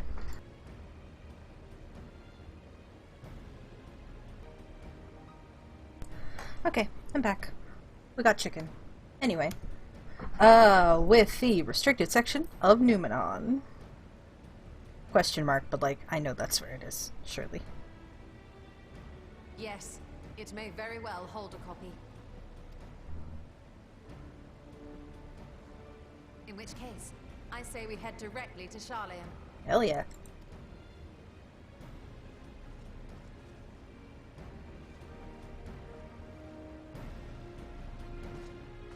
Unless you anticipate needing help to reach the high shelves, I see myself being of little use. Go on ahead. I still need to find Merad and tell him about the Kalzal Foundation. Aw.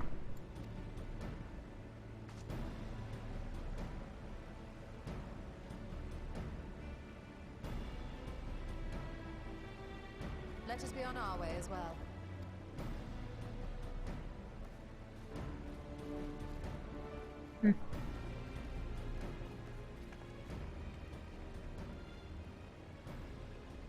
They are resolved to venture into the void.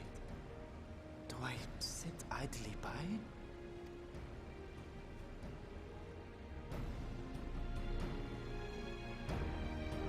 Vritra, you do not go into the void because you have injuries.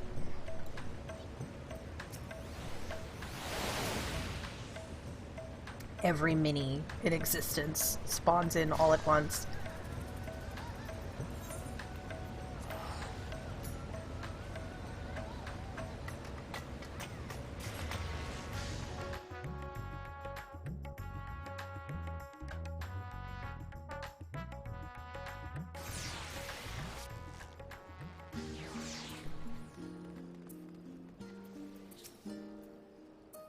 If we're to enter Numenon's restricted archives with a minimum of fuss, then we must secure the permission of the Forum. First, however, we shall need to enlist the cooperation of a member to broach the matter on our behalf. Who do you think might be inclined to assist us? No one springs to mind? What of Scholark Monteshane? He did come to Graha's defense during the inquiry, after all. Fair enough. 'Tis settled. Let us head to Phenomenon and see if he's willing to help us once more.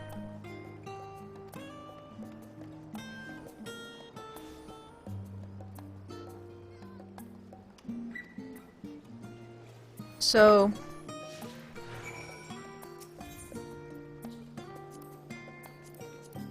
I was pressed to name our allies in the forum. Scholark Monteshane would certainly be at the top of the list. Hopefully he agrees to aid us with our request. They did a couple of things about the follow thing. First off, there are talk points marked on the map now. Second off, you can actually use this. You can use this now, and you won't leave them behind. She's right here. So you just talk to her again. Actually, I think she's following me, but yeah, see? She teleports with. Okay. Which is great. Discuss the studio. I apprenticed to Master Matoya at the age of 7 and labored under her tutelage for a full decade. I never had the chance to attend the studium. Neither did Thancred, as I recall. Soon after Master Louisoix took him in off the streets, he was put in the care of another Archon. His was a rigorous and practical education in the arts of espionage and survival. I sometimes wonder what my life might have been like had I pursued studies here instead. Should I wonder as well? Tea at the last stand after a day of lectures? Oh, that does sound lovely. Afternoons with friends spent sipping tea and debating theories. Still, I wouldn't give up my time with Master Matoya for the world. The dank cave I studied in was about as far from the bright, airy halls of academia as one could get, but it was a wondrous, magical childhood nonetheless. Aww.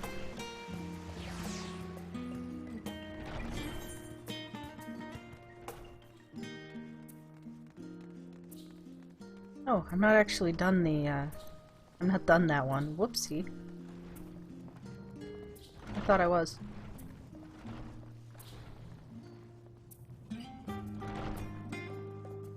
Hello.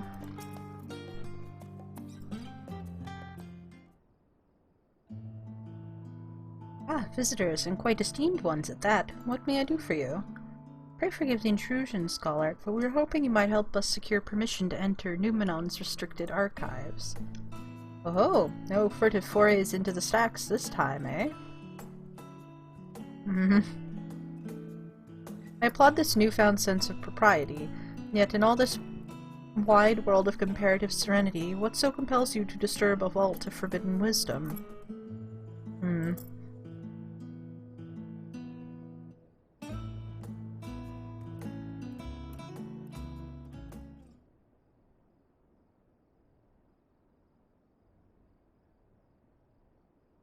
Fascinating. I had no idea such a technique existed. I would have been surprised if you had. If my assumption is correct, the research left behind by House Daemir has lain dormant in Charlene's archives for many centuries.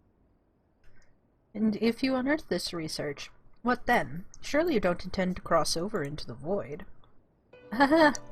That is, in fact, precisely what we intend. To what end, pray tell? To develop a method of traversing the rift, for one, that I might keep my word to a distant friend. Sentiment aside, I have journeyed to the end of existence, and have heard, felt, and thought endlessly about the truth of our world and the echo of its future. And yet I want to understand everything, to unravel it all down to its very last secret. What scholar worthy of the name wouldn't force open a void gate or two if a grand revelation was the promised reward? Haha, marvelous! An audacious proposal worthy of Master Matoya herself. And after hearing the whys and the wherefores, I for one do not believe you would use the knowledge for ill. I see no reason not to present your request for the forum's consideration. Thank you. Although, your petition would be better received if you also had the support of another well-placed acquaintance. Fortuno? Yes, my Master Fortuno, of course. He can hardly ignore an earnest request from his dear children's most treasured comrades. I was hesitant to approach him directly, but there is no denying that having Master Fortuno on our side would tip the balance in our favor. Very well, we will pay a visit to the Levier estate and plead our case. Ah, one last thing before you go. I would consider it a personal favor if you might share with me the discoveries you make in the void. My appetite for knowledge is every bit as insatiable as yours, I'd wager, so if you could see your way to indulging an old man's curiosity. Of course, Scholar. We'll be sure to pass on any revelations. Fast forward a couple patches and Monteshane is like a villain. Ooh. I don't think so. But, like, I could see it.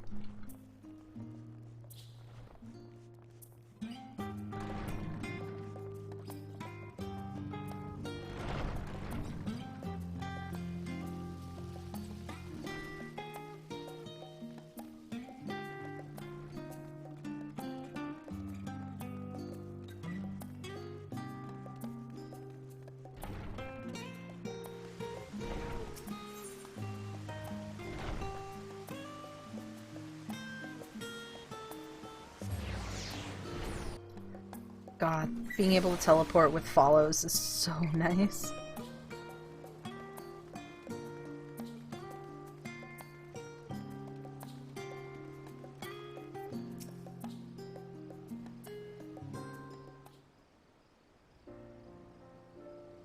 Ah, Mistress Carolyn, Mistress Yerstola, how may I be of service? We've come to speak with Master Fortuno. Is he home by any chance? Yes, the Master is in residence. I shall inform him that he has guests.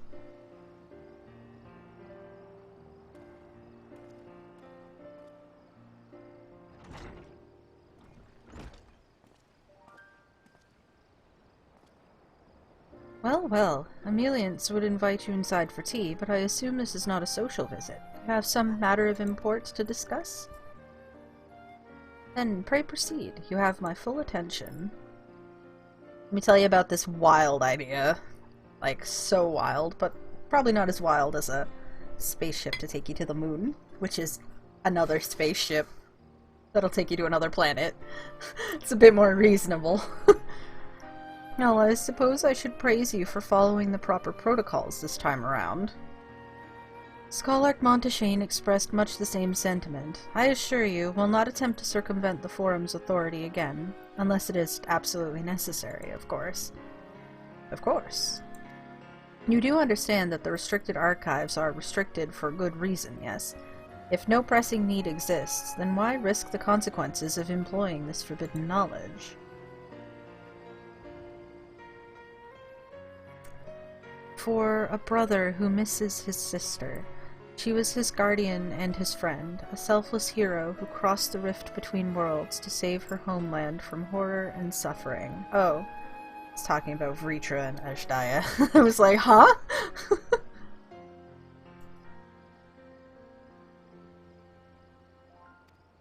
But the brother has given up on thoughts of reunion. He spends his efforts elsewhere, watching over a people yet healing from the flames of the final days, loyal to his duty while betraying the longing in his heart. 'Tis no vital mission, perhaps, reuniting these siblings, but it feels a worthy cause to pursue all the same. As one who feared losing his own loved ones, and spent years in research to prevent it, surely you appreciate how painful such a separation must be. Going right for the kill shot with that, huh? Reflections are still very much a mystery to us. Offering to share your experiences in the first should constitute a fair exchange for our cooperation. I mean, sure! Hell yeah! That's like nothing. What do you want to know? Do not celebrate just yet. The Forum must still be convinced. I will add your request to the list of today's deliberations and deliver the decision to you at the Baldessian Annex. Okay. Thanks.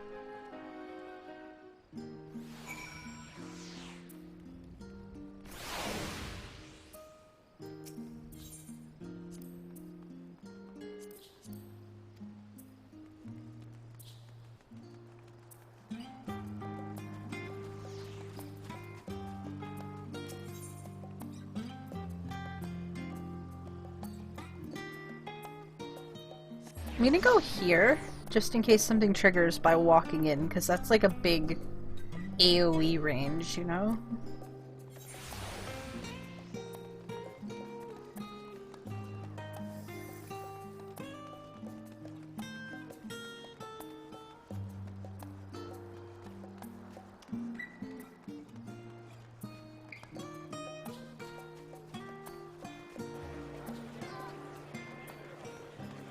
Ah.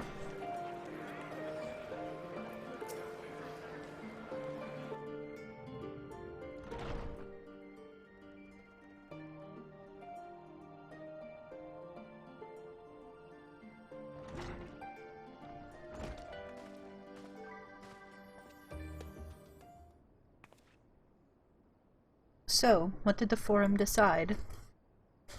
To put it bluntly, Master Matoya has burned some bridges here in Sharlayan, and salted the earth for good measure. When it became clear that her student was the petitioner in question, well, no few members voiced their discontent. Then the Chamber was reminded, in no uncertain terms I might add, of the incredible debt we owe to you and your companions.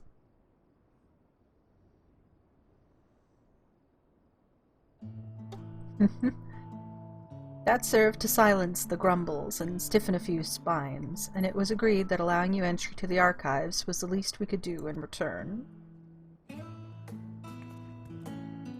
Portiono, stick up for us. That is wonderful news. Thank you both for speaking on our behalf. Yes, well, as I'm sure you are aware, this permission was not extended lightly. Forbidden knowledge is to be treated with the utmost caution, and there will be repercussions if it is not. I wish you well in your endeavor, and bid you good day. Trying to be formal, but like, you stood up for us, thank you. Never the same, that one. Uncompromising? Aye, but that very stoicism is exactly what Sharlayan needed to guide it through not one, but 2 exoduses.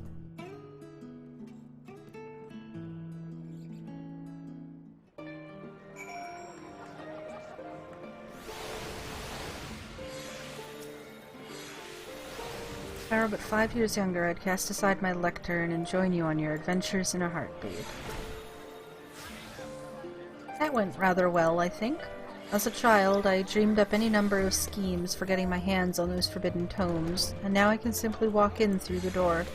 Our focus will be on finding House Damir's research notes, of course, but the thought of so much knowledge at my disposal has me feeling a little giddy.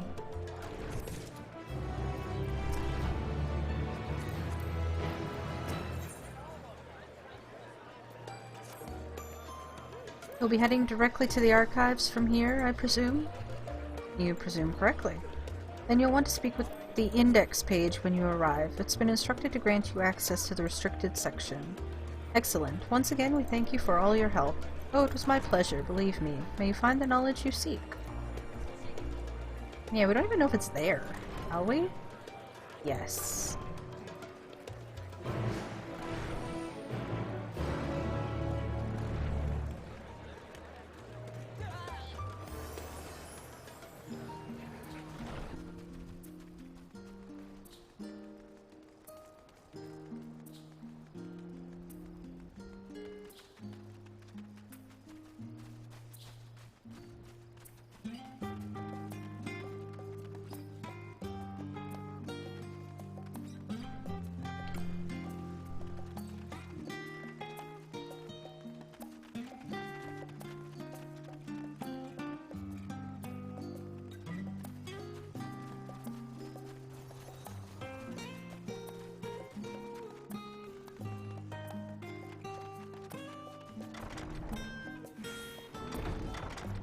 We got a talk spot. To think the set of instructions I laughingly imagined may actually exist, but yalms away from where you found me napping. If I had known of Asphodelos III's exploits sooner, I could well have saved myself days of research. Even a children's book might have pointed me in the right direction. To achieve the impossible, one must needs be flexible of mind and look beyond conventional wisdom, a lesson I had already learned but clearly not taken to heart.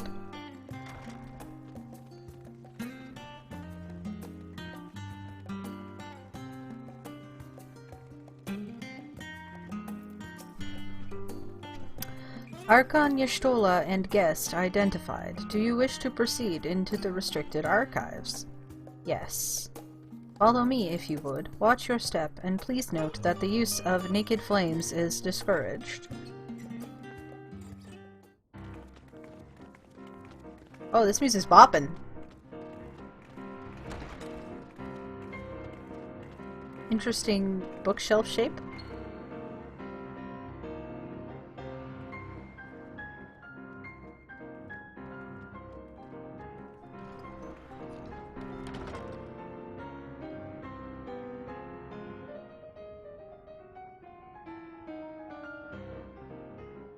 If House Damir's notes are to be found anywhere, it will be here. Let us begin.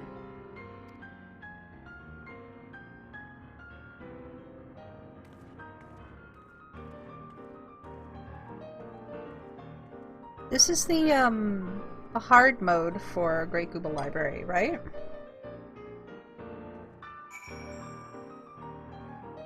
I think. I haven't done hard mode in a really long time, but it's definitely the Great Google Library music.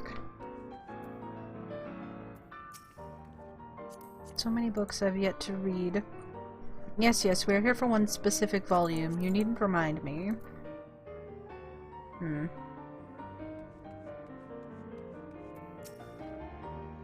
No smoking, no throwing books, and no yelling out Eureka in an obnoxiously loud voice. Okay. I want to look at all of them. Untitled Journal.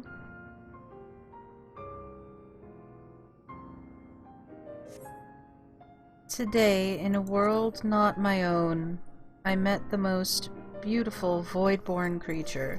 She was so unlike her ravenous brethren, eyes blazing not with hunger, but trembling like a candle's flame, threatening to flicker out at any moment.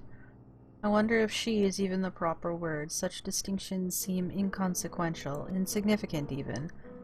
All that matters is the love I feel for this exquisite, transcendent being. Does not seem to be the volume of speaking. Me at Penthesilia. Um...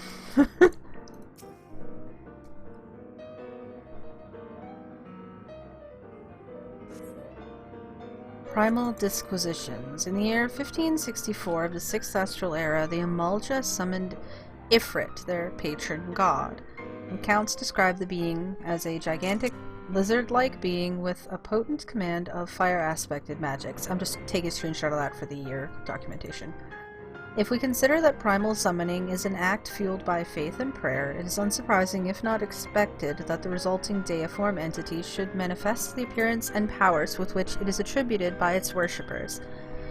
What then might emerge from the ether should one who believes in an almighty omniscience attempt the same ritual? Would the scholar himself grace us with his presence, some other embodiment of divine sagacity? Could this man-made god truly be all-knowing? And if it were, whence would such knowledge arise? I myself have many questions concerning the nature of the ancient world. With no spell to transport me back to the days of old, could I instead summon a being possessed of encyclopedic wisdom of every age? Yet with no means to verify its pronouncements, how could one be certain they were true? Interesting. Indeed. Leather-bound log. Is this the only other thing in here? Yes. Okay.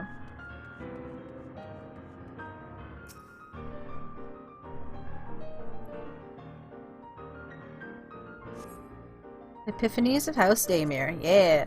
The following pages detail an advanced method for manipulating rift-spanning apertures as devised by Nuhashan, the 9th patriarch of House Daymere.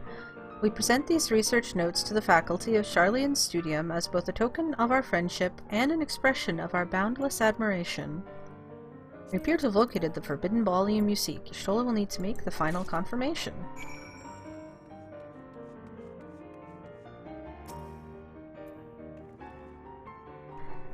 Have something you'd like to show me, do you? My apologies, I flipped open but a single book and was completely absorbed by the contents. There you go.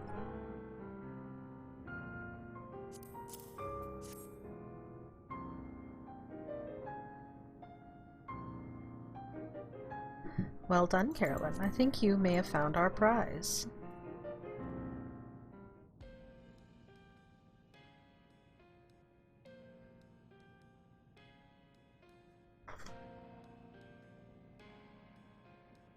Yes, the ether signature is unmistakable. I've felt the traces of House Daymere's resonance many times at the Great Work. Time to see what all the fuss was about.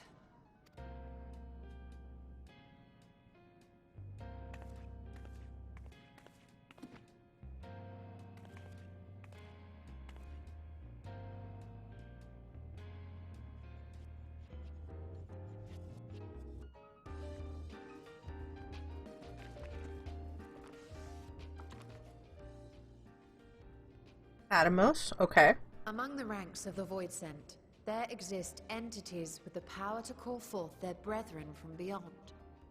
The species known as Atomos, however, is uniquely prodigious in this regard.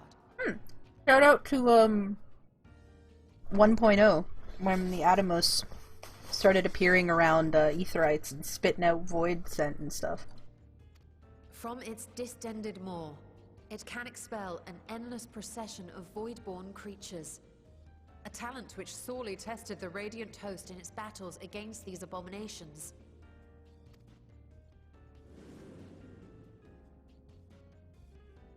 Surmising that the entity itself was acting as a void gate, we endeavored to capture a small specimen and subsequently examine its physiological structure. You made a synthetic Atomos. And that makes sense. Our findings reveal that the Atomos had absorbed a planar fissure into its own flesh, which it could expand at will into a functioning gate. Sure, why not?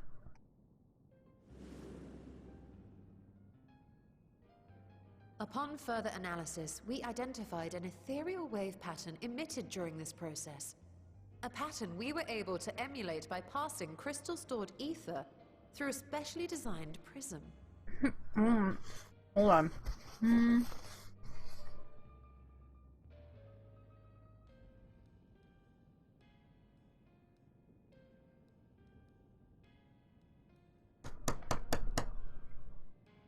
World of Darkness. Atomos Prime. There were 3 smaller Atomoses around a prism. Just stating. We proceeded to embed said prism into an arcane simulacrum, thus completing what we have dubbed our artificial atomos.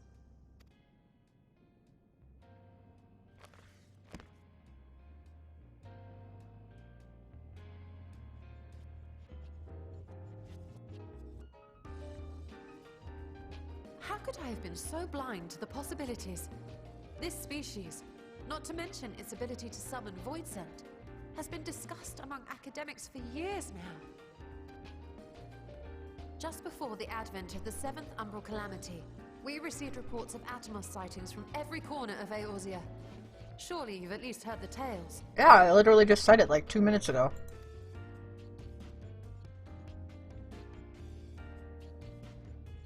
And still, House Daemir went and built a mock Atomos of their very own. I'm not surprised the Archons consigned their work to a restricted archive. It was no easy task, but at last we've unearthed the volume we've been searching for.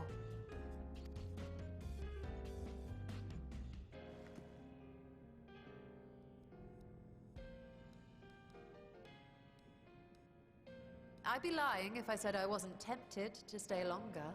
See what other forbidden titles might be lurking on these shelves? Ah, but that would be abusing the very special privilege we've been granted now, wouldn't it? Better not.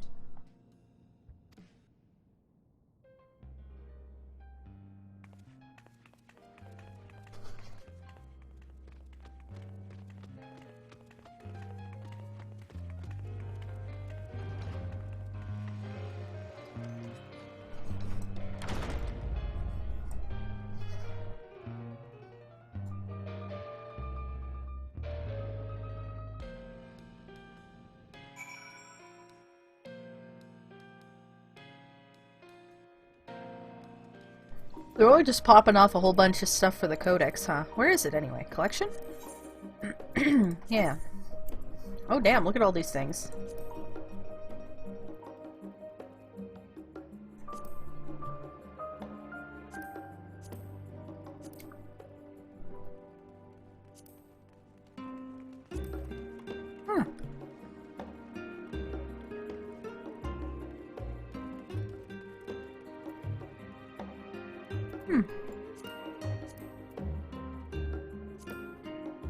These are not in alphabetical order.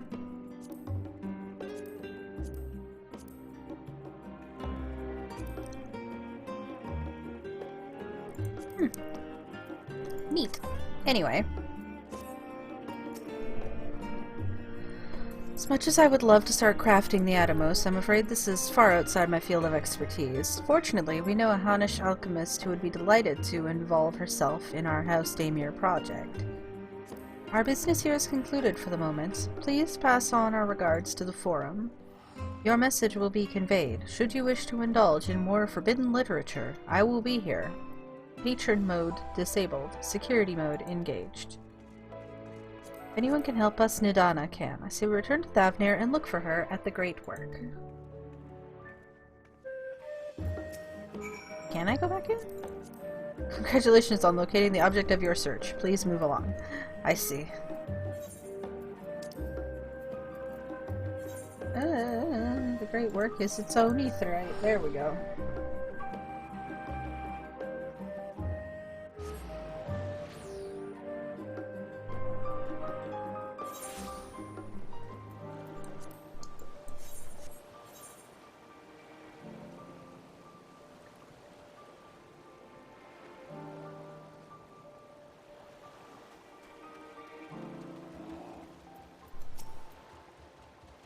All these sallow, sleep-deprived faces, but their eyes still burn with fiery zeal. Some things never change. Hello, Nidana. Hope you've been well. Y'shtola tells me you are pursuing a most fascinating study, and that you want me to be a part of it. Uh-huh. I have no doubt you will be interested. This research log should speak for itself. Will it now? By the sisters, this is the mark of House Daimir. I never even knew such a work existed. Few should. It was sequestered in Numenon's restricted archives, after all. It was, but that means every word within is forbidden knowledge. A forbidden tome filled with forbidden research, and you put it right into my unsuspecting hand? I can hardly wait to read it. Yeah, we knew you'd like it, see? Oh, Nidana's so cute. I'm so glad she didn't die.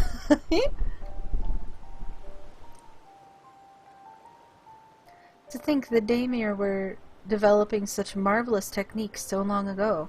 How many innovations have been lost over the centuries, I wonder? Now that you've glanced over the notes, what say you to helping us build a new mock Atomos? I say yes, 1,000 times yes.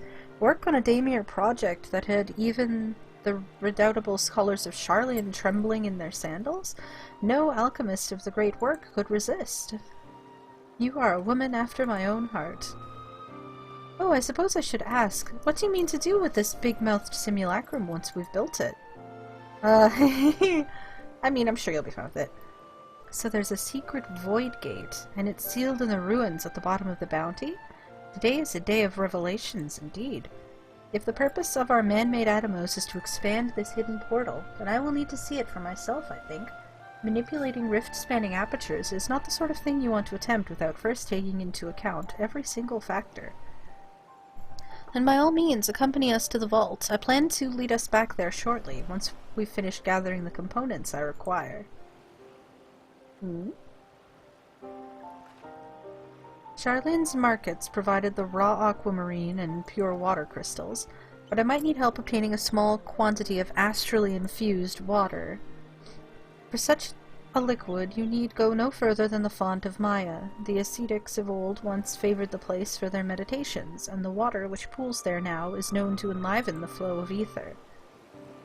That sounds perfect. If you would be so kind as to fill a flask at the pool, I will petition Vritra to join us. The idea I have in mind won't amount to much without his authority to command the Void Gate. Shall we be about it, then? We meet back here anon.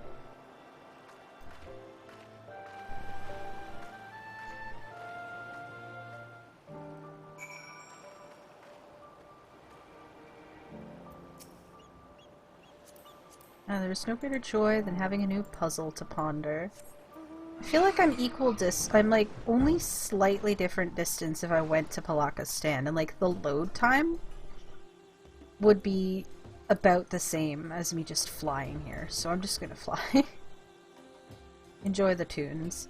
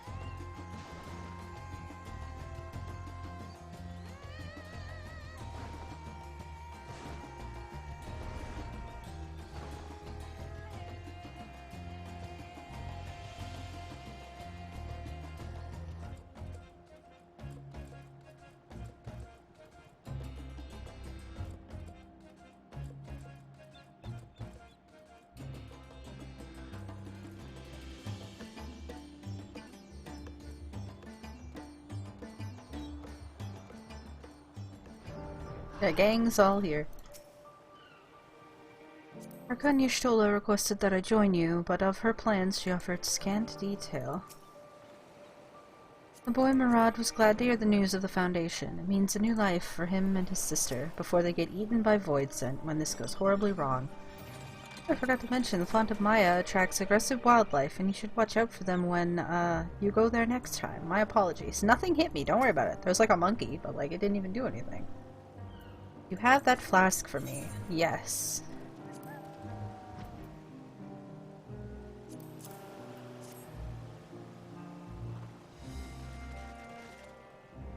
Yes, this should suffice. Thank you, Caroline.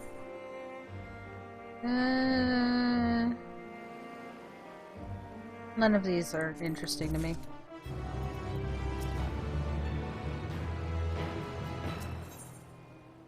Void theory. Look who I came across. Estinian seemed in need of diversion, and we, in turn, may have need of his lands. Right then. Now that our little party is assembled, let us make our way to the ruins. Will we have need of Matzia's boat again? Not this time. Once Y'shtola informed me of our destination, I arranged for a vessel to be made ready at Akyale. Your Excellency is ever the gracious host, shall we?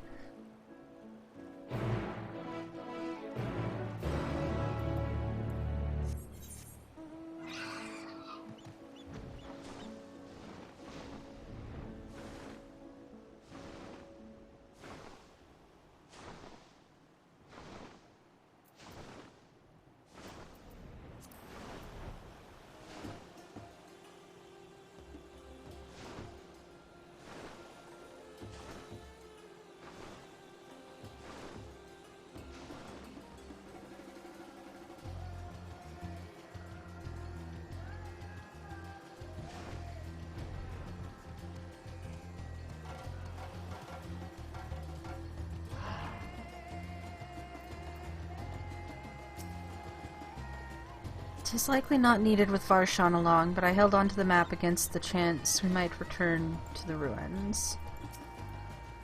Onto the boat, if you please. We can chat on the way there.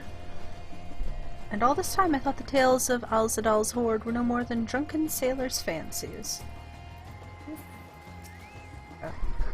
You need not keep your weapons close at hand. The Guardians will not attack if I am present, so I pray you leave them be. I will not break your toys again. Ship is yours to command. Our thanks. We set sail at once. Oh, this is so exciting. Alzadal's legacy. To see the truth of a legend with mine own eyes. All aboard for the treasure vaults. Yes.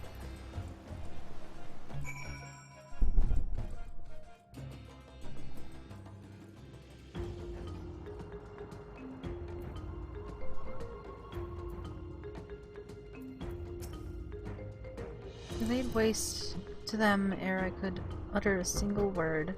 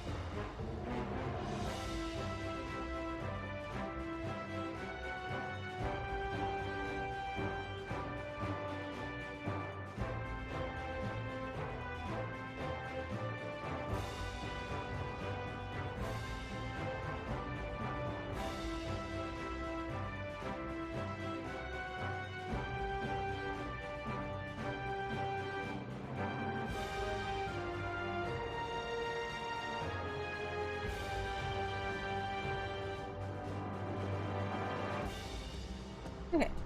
He laid waste to them ere I could utter a single word. Sigh. I thought we cleared this place of constructs the last time we came through. It would seem a few stragglers remained. Estinian! Poor Vritra, you really should have spoken with Estinian before we left. I shudder to think what we've cost him in terms of construct, but did you break them again, Estinian? The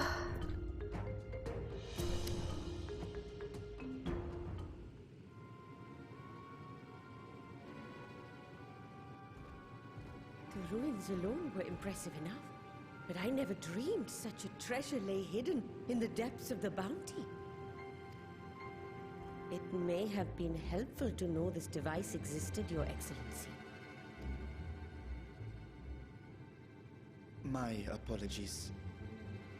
The gate was a secret I shared with none but my closest advisors. I feared for what might happen should those with ill intentions learn of its existence.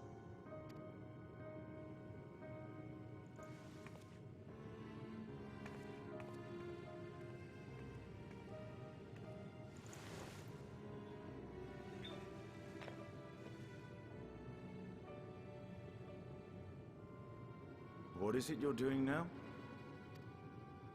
There's something I wish to verify. The NOAA reports claim that a short stint into the void carries little risk of etheric imbalance. Should one suffer an injury, however, or if one's expedition drags on longer than intended, that risk becomes significantly greater. Graha theorized that a warding scale would confer protection from the void's corrupting influence. But I would prefer to test that hypothesis before we set foot in the 13th ourselves. Fair enough. So, this is an experiment of sorts. Are we summoning something? Yes, an experiment. Tell me, how would you go about testing the efficacy of the warding scale?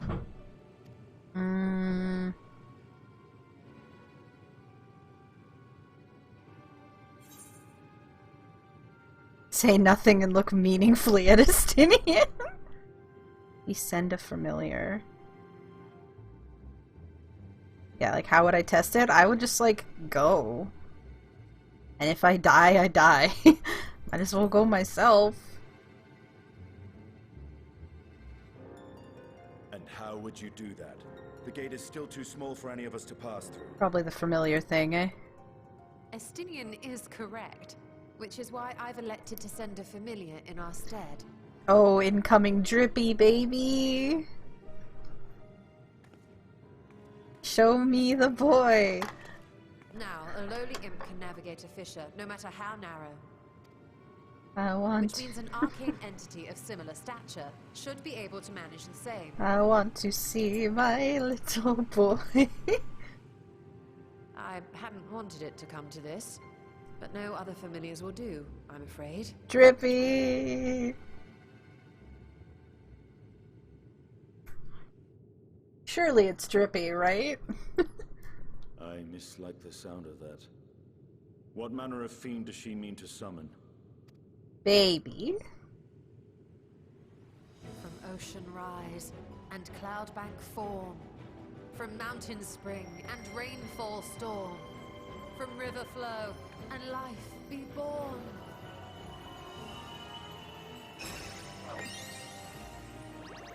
Oh, it's totally Drippy! It's totally Drippy! Listen to these cute noises. Water, frost, and fire! Right. She needs... This was a spell she made when she was like 7, so... Where's the baby? Ready your arms.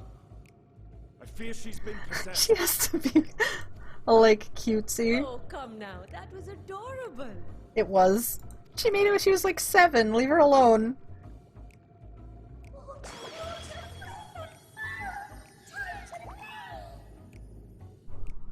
Okay, technically they're Nixies, but whatever. It's Drippy. Oh, they're so cute. They're so cute. I know you like them, Y'shtola. You're embarrassed, but they're so cute. Though not my first choice, these familiars I conceived of as a child have the best chance of fitting through the gate.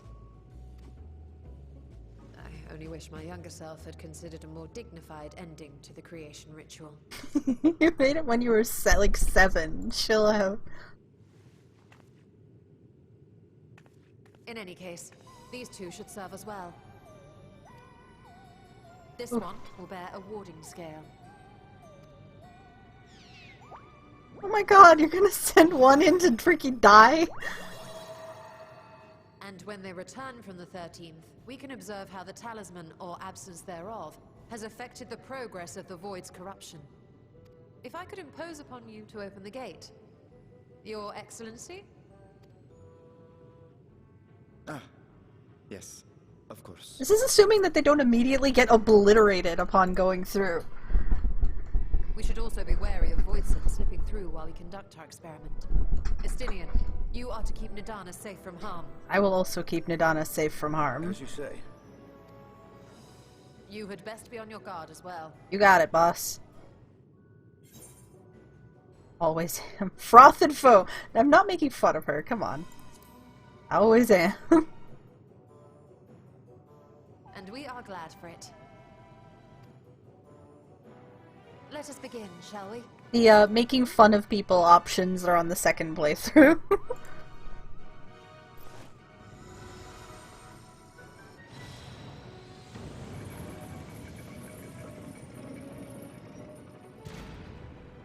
Nixies, into the void.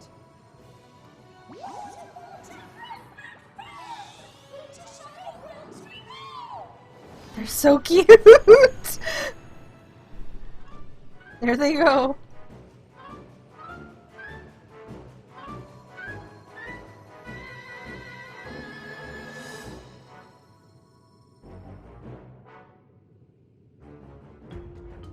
So they're just like hanging out. I want to play as the Nixie. Put me in.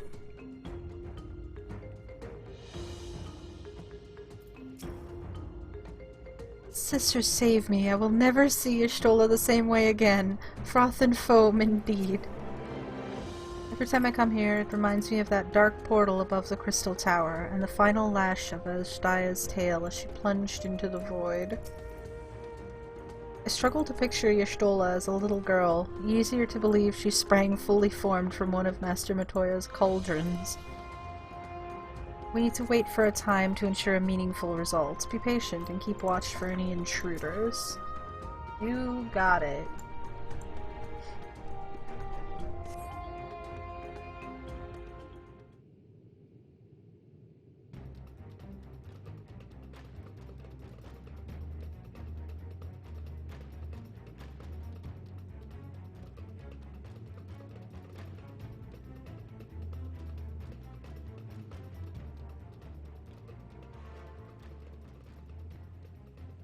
I think we've waited long enough.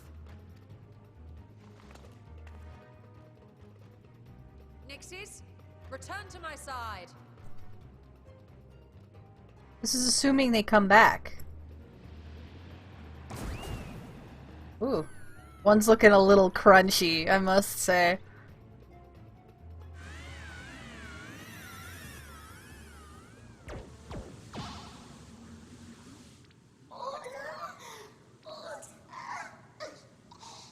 Rip Nixie. The other one's like, nah, we Gucci. Thank you, little one. You did well.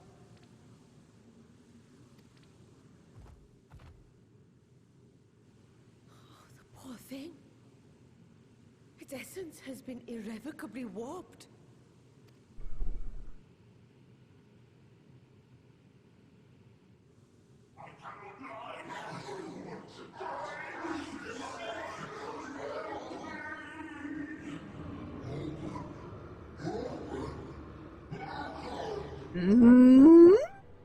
We're out of time.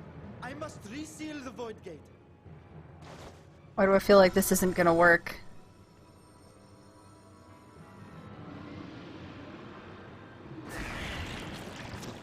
They're coming through.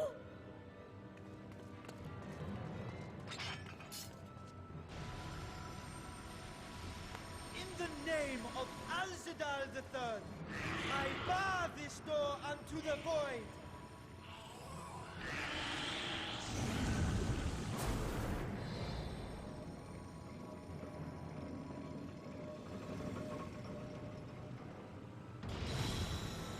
Oh, you better hope that works.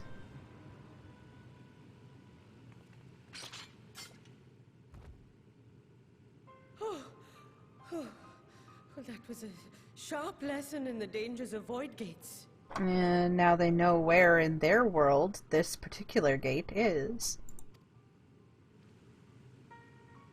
Y'all gonna help that poor freaking suffering Nixie?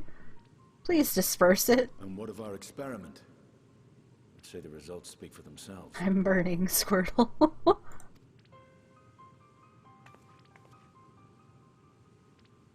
The unprotected Nixie has suffered extensive etheric corruption.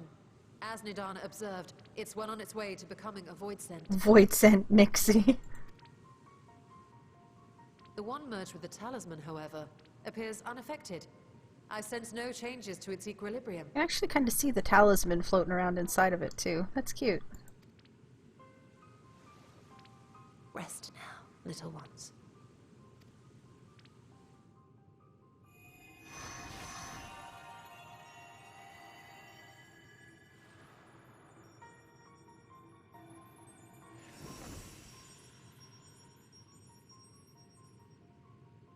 Graha's theory was correct then. So it would seem.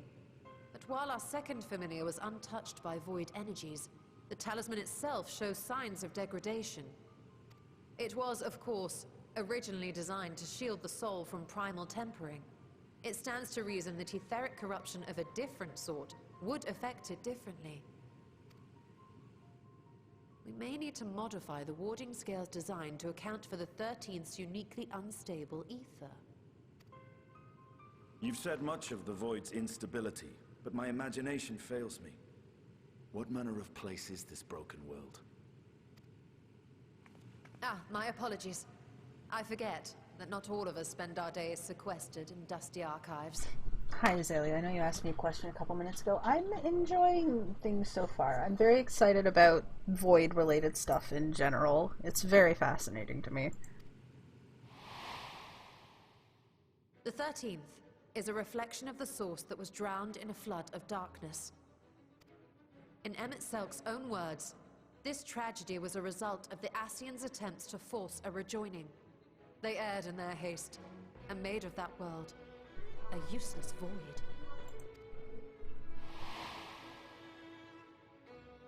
You remember Una Kalhai, the unusual child we met during our troubles with the Warring Triad. He explained the fate of the 13th thus. Wait, is that how you say it? They've literally never said his quest line was not voiced. That's how you pronounce it? I've been saying Unukalai this whole time. Unukalhai. Okay, well, good to know that my sweet baby son has a pronounceable name now. The champions of that ill-fated world used the stone known as Aurosite to contain the power of primals. But those self-same heroes were gradually corrupted by the Aurosite's bleeding energies, transforming into fiends with an endless hunger for ether. By the time anyone thought to oppose them, Light's strength had grown too feeble, and the balance of the 13th tipped into eternal darkness. It was Elidibus, as I recall, who rescued Unakalhai's spirit from his final battlefield. But I wonder if there were others whom the emissary saved from oblivion. Well, there was at least one other one.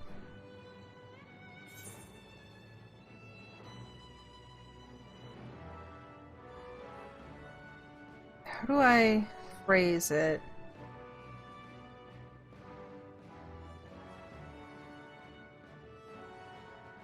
Just calling her a... Yeah, that's kind of... She's not just the barmaid. I wonder... Man! What? Okay, hold on. What does this dialogue option say if you haven't completed the, Does this dialogue even exist if you haven't done the role quest in Shadowbringers? Anyway, Ardbert's companion, the elven swordswoman, because she deserves a bit more respectable of a title. Silver, the adventurer who traveled with the Warriors of Light. And you say she was another of Elidibus's pawns? Indeed, look at all of those pixels on that sword. Indeed. She's currently involved in, they're trying to fix the Void too, actually. So Ciela, or rather Silver, was beguiled by the same dreams of heroism as Unakalhai. Ciela? I thought it was Ciela. Frick, I'm pronouncing everybody's names wrong.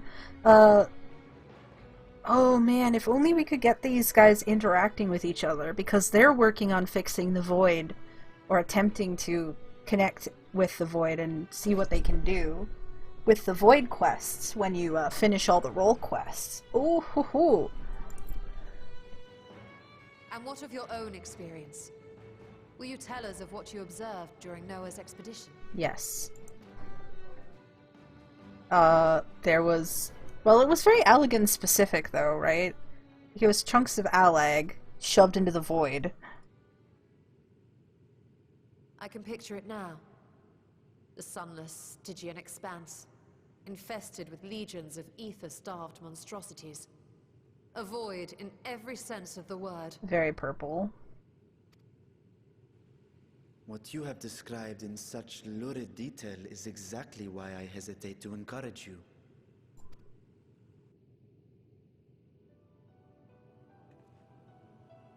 Worry not, great Vritra. Our journey into the 13th is but the first leg of a longer voyage. I wonder if they'll give us, like, another map in the course of this. That would be wild. A voyage that shall lead us to other reflections, to new mysteries and discoveries. And I mean to be there every step of the way. While that sounds like a red flag, I'm still convinced that Y'shtola has plot armor because of being the poster child.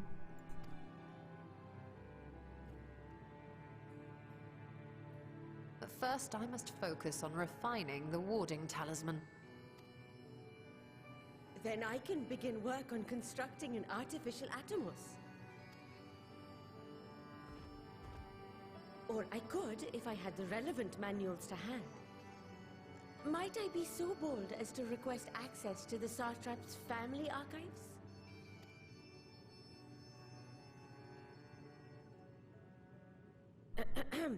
Your Excellency?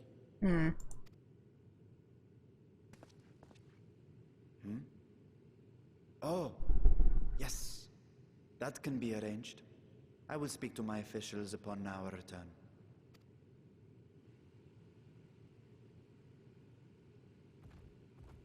We will see you back in the city then. Welcome back, Storm. Enjoy your food.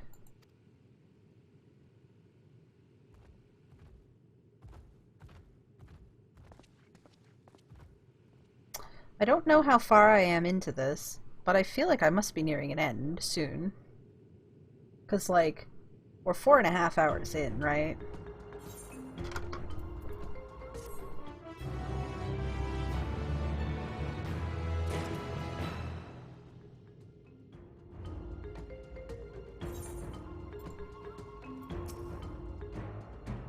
Seeing the Void's terrors firsthand was an experience, but I doubt the fear of such creatures is at the root of Vritra's hesitation. Okay.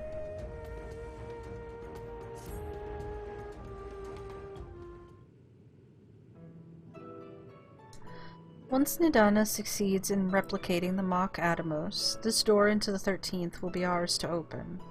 Will you be crossing the threshold alongside us? I realize this is more my endeavor than yours. To be honest, I've no interest in visiting the Void myself.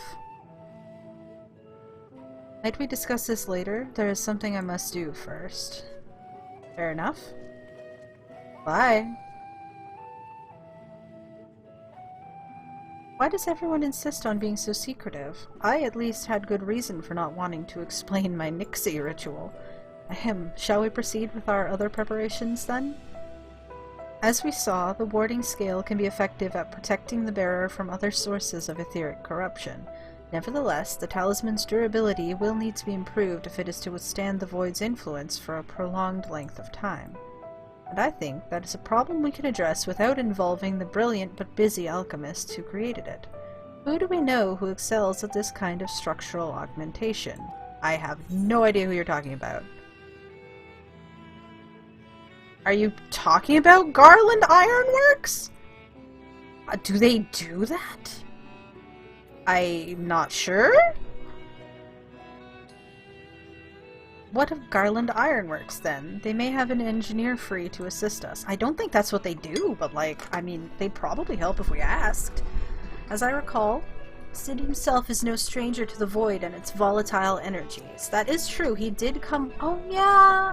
They did help us rig up this stuff for the Crystal Tower quest, so I guess they have experience. With his experienced hand at the helm, I have every confidence that the Ironworks can strengthen the warding scale. Come, let us visit their operation in Relger's Reach and commission their best and brightest.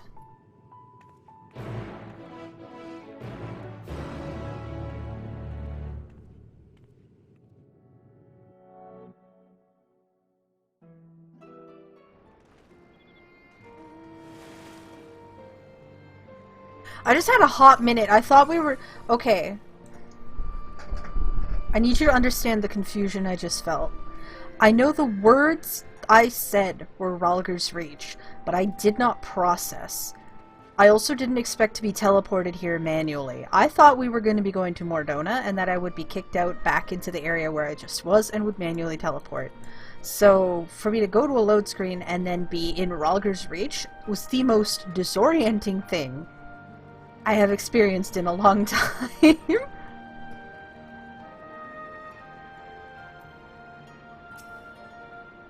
Perhaps this young man can locate Sid for us. Carolyn, what brings you to the Ironworks? We have a commission for you and your president, actually, assuming he's available. Master Sid? Certainly. I'll see if he has a moment free.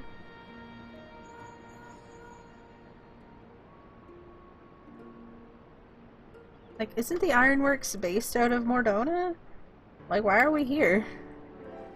I mean, I know they were here during the Omega quests, but... right, the Omega quests!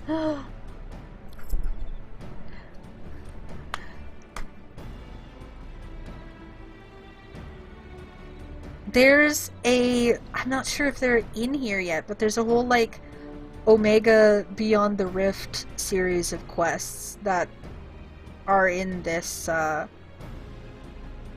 patch somewhere too, or coming soon. Ooh, I completely forgot about those. That's probably why Sid's back here. A pleasure as always. I hear you have a job for us?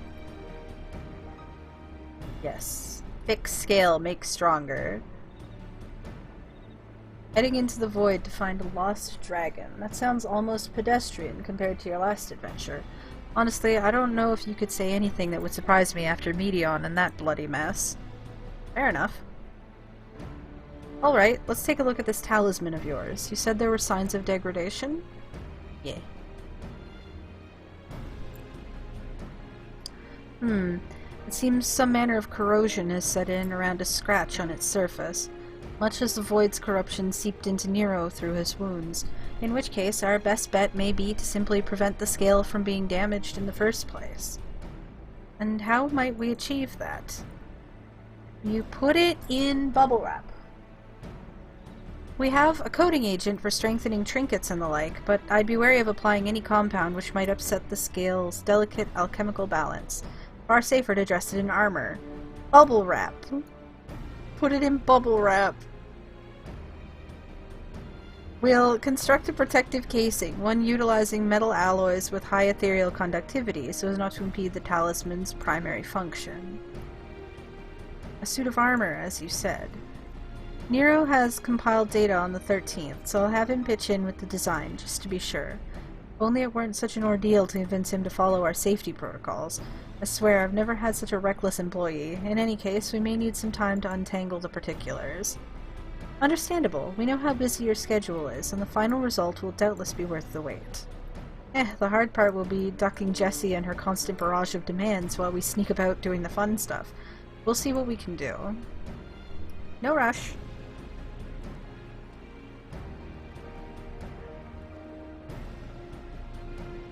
I think we can leave the rest in Sid's capable hands. Let's return to the great work and see how Nadana is getting on with the mock Atomos. Sid and Nero have such a fun relationship.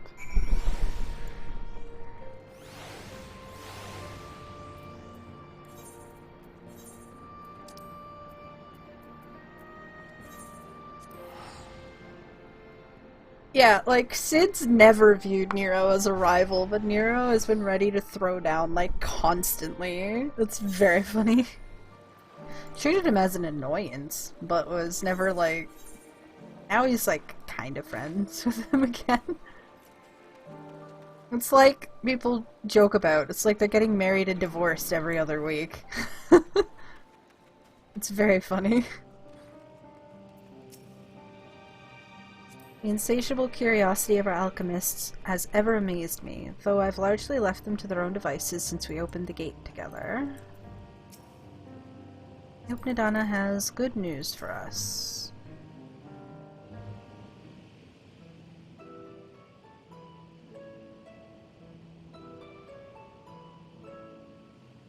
Hey, Stola. The adjustments are going well, I hope? 'Tis a lengthy process, but the end is in sight, yes. That's wonderful news. I myself had some good fortune searching through the Satrap's private records. What I found was a transaction log dated around the same period as when Alzadal's legacy was built. It included a purchase list of highly exclusive alchemical components, and I knew I'd discovered the key to making the artificial atomos. I then visited the High Crucible to commission the materials. After I'd explained my requirements, I was beset by volunteers insisting I allow them to help with the entire project. The usual reaction to someone forcing open a void gate is to run for the hills. Harnish academics certainly are a different breed. The alchemists of old were cut from a similar cloth. The unknown held no fear for them. Indeed, they were ever eager to seek new knowledge, regardless of the danger. And were you not also fearless, heedless even, in your determination?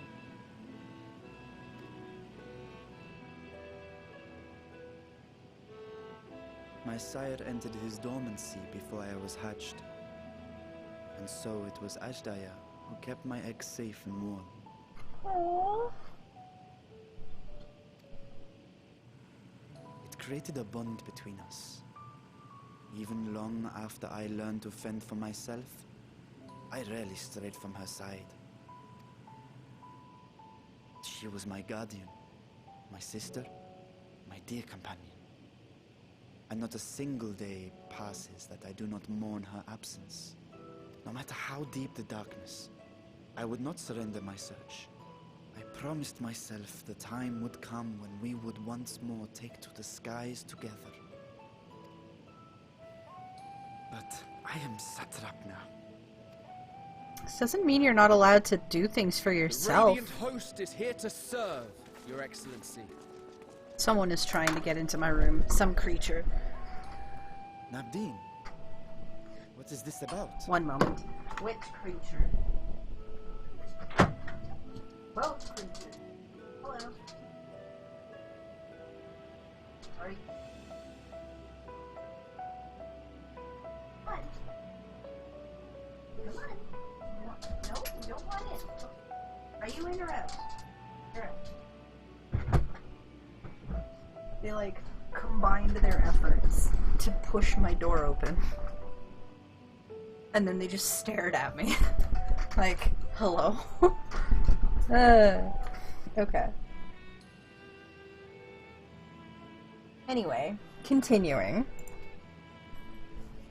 Celestinian told us of your predicament. For centuries you have protected Rads at Han, never showing your true self. Hiding behind a curtain and living only in service to the people. Your dedication meant more to us than your deceit, and so did we accept you as our rightful ruler. After all that you have sacrificed for this nation, did you imagine we would begrudge you your heart's desire? We survived the final days. We are a strong and proud people. We, the Radiant Host, will keep Thavnair safe in your absence.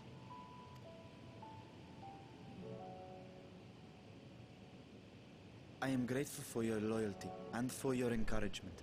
And yet... Now you listen to me, Varshan! Oh.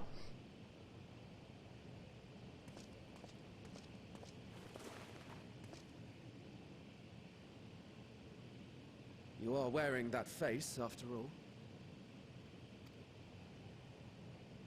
As I have told you before, you are a little brother to us all. And if you are family, then so too is your sister. Oh. We are there for you if you need us. But do not ask us to sit by and watch while you abandon a sibling you have ached to rescue for millennia.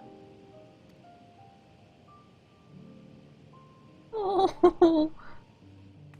So sweet.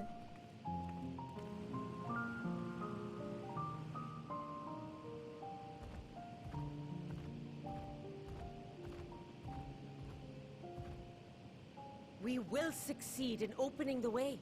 It is only a matter of time. All you need do is prepare to step through to the other side. I still don't think Varshan should go through there, because he... Not Varshan. He could go through in his little, like, baby form, but as a full-size dragon, Vritra should not go through there, because he has open wounds on his side still. And I have not forgotten. I've mentioned this like 3 times already. Please do not go through there in your dragon form.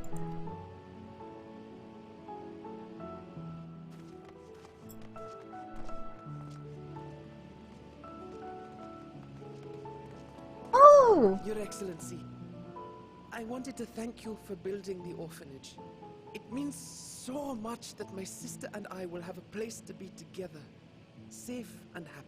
Like, they're surely implying that, like, he's gonna go through it, but I don't think he is. Like, if he does, he'll just send his little, like, doodad through, right? And I hope that you and your sister can be together again, too. Oh, the symbolism. Adorable.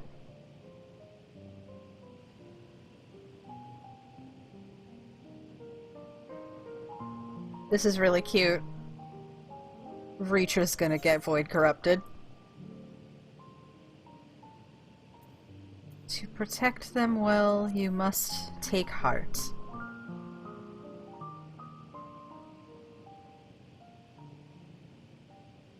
Take heart and protect them well. Such were the words I once said to you.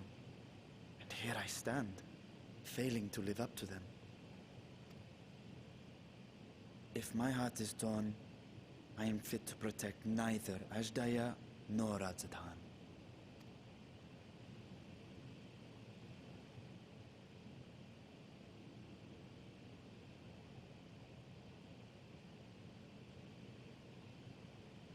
My people, I have come to a decision.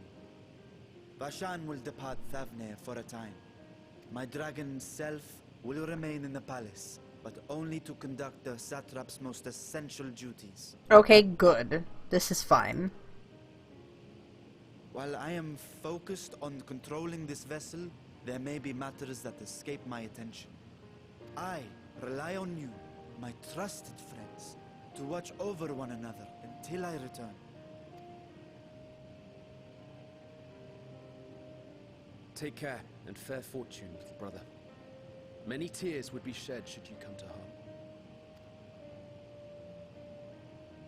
I would not dare make you cry. Bracing myself for bad things to happen. This is too cute for bad things to not follow very close on the heels of it.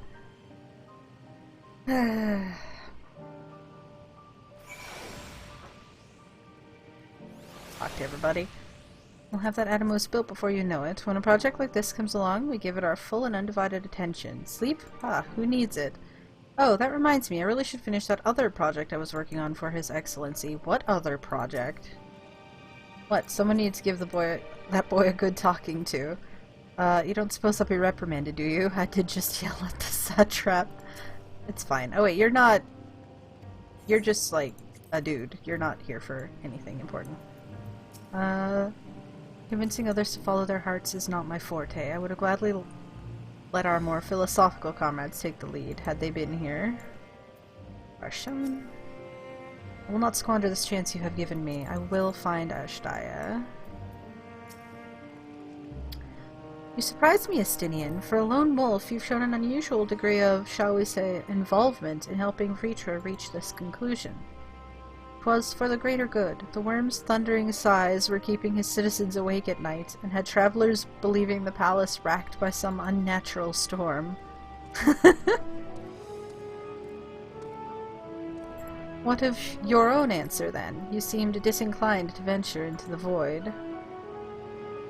When I was one with Nidhogg, his vengeful thoughts were my thoughts, his endless rage my rage, and the soul-chilling grief he nursed for Ratatoskir's death. I would not wish such agony upon a foe, let alone a friend and ally. If there is a chance we can spare Vritra that pain, then I will follow you. An unusual crew we have here. Indeed, but perfect for our purpose, I should think. I'd rather not bother the Scions with aught less than a dire threat to our star. Now, on to specifics. Unlike the first, where the flood of light was halted before its devastation was complete, the 13th has been utterly subsumed by darkness. My plan as such is to explore the void in stages, withdrawing to safety after each brief foray. It would be more convenient had we some manner of base camp nearer to the gate itself. One of the palace chambers should serve. Come, let us reconvene outside Megaduta. So, surely they're not gonna add, like, an extra map. That would be fun, but, like, it's not their sort of formula.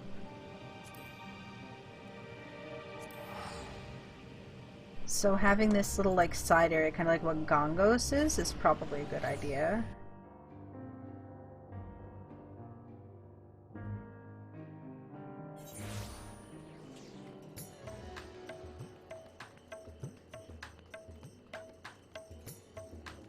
Let's see.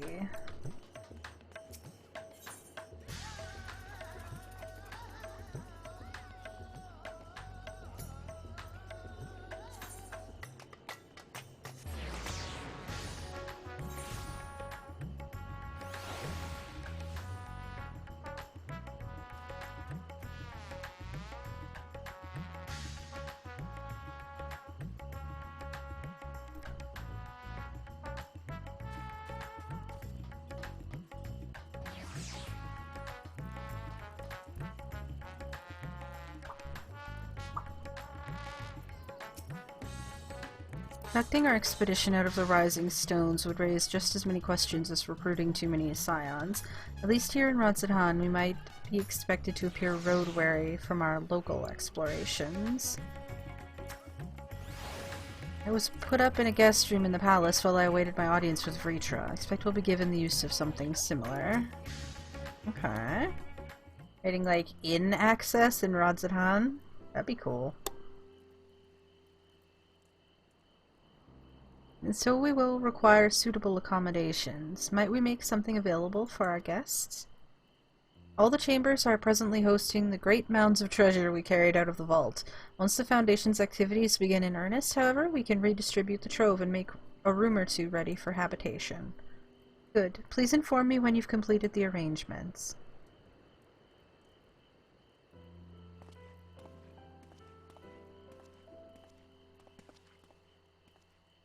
As you heard, we will have you settled in Megaduta in due time. As ever, you are most gracious, Your Excellency. You risk yourselves to aid me in my search for Azdaya. Providing comfortable quarters is the least I can do. I only wish we knew more about our destination. The gods only know how long our explorations might possibly take, or what our chances of success might possibly be. Succeed or fail, I am grateful to you for convincing me to make the attempt. On that note, I will return to the great work and lend what help I can to Nidana. If you've preparations to make ere we venture into the 13th, now is the time. Yes. All I need is my armor and my lance. Perhaps I'll train with the Radiant Host to pass the time before we depart. Okay. You know what this means to me, Carolyn, but my purpose need not consume you as well. We are headed to another world. Find what joy you can in the experience, for you are a traveler, an adventurer at heart. This I know.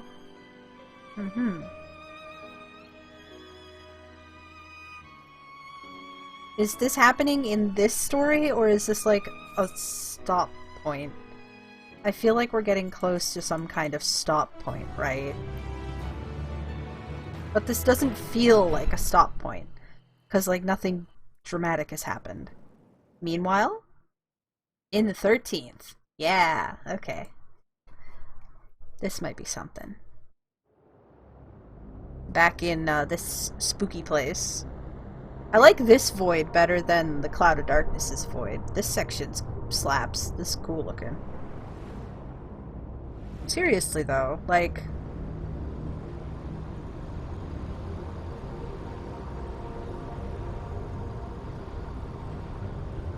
So this is not the Knight.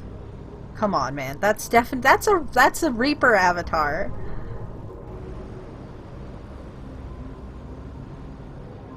Like, actually, like 100%. And this is the area... It is! It is! It is! It is! It is! It is! That's Xenos' freaking...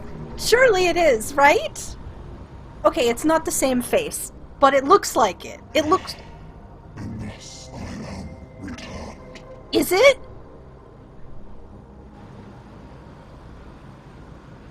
To this world, bereft of savours.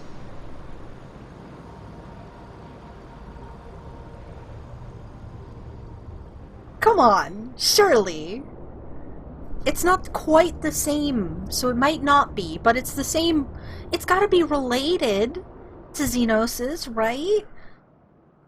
Like, they don't look like Let's Paths Unwalked, Adventures Spur, Pulses Quicken, Spirits Stir.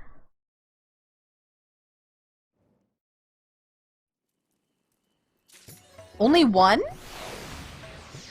Okay, so that is the end spot. Okay. So we're done. Newfound adventurer. That's so cute! Okay, anyway. So, okay. It's not exactly the same as Xenos' Void Sent avatar, Reaper avatar. But, remember how all throughout I kept going like, you're just not going to explain why it looks like that? Because, like, that's not what they look like, right? Like, they look like, I can't do it in here. I can't do Reaper abilities in here. This is not a Reaper. That is a ninja. That's a Reaper. Let me just very quickly...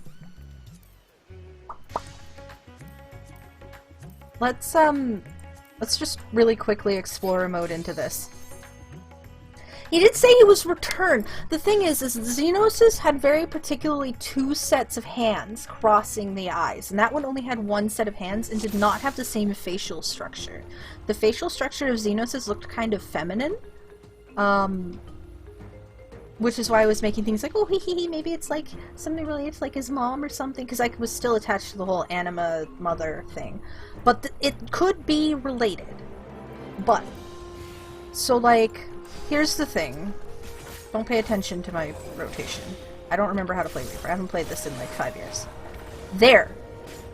That's it. Let me just do that again. That's what it looks like. And I guess the mouth on this one kind of looks like that, but like, it's very notably not the same. Like, you know? And even when you, like, get possessed by it, right? Like, hold on. I didn't use, Plentiful Harvest in time, so now I have to actually build it back up normally.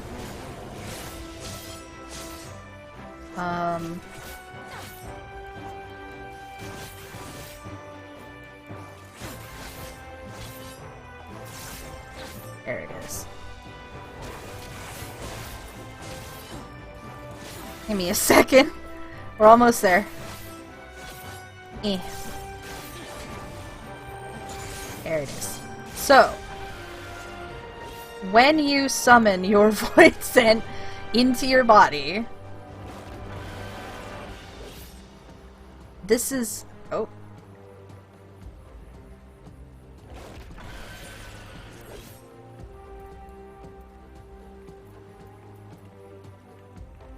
Let me just do that real quick. I just needed something to...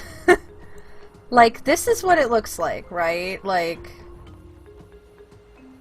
you've got the claw arms and, like, the glowy face and stuff, but, like, it's not very... like, your body is all... this is the... like, note all the glowy crap. If we look at... let me see if I can find a picture of what I'm looking for. So obviously, we've seen...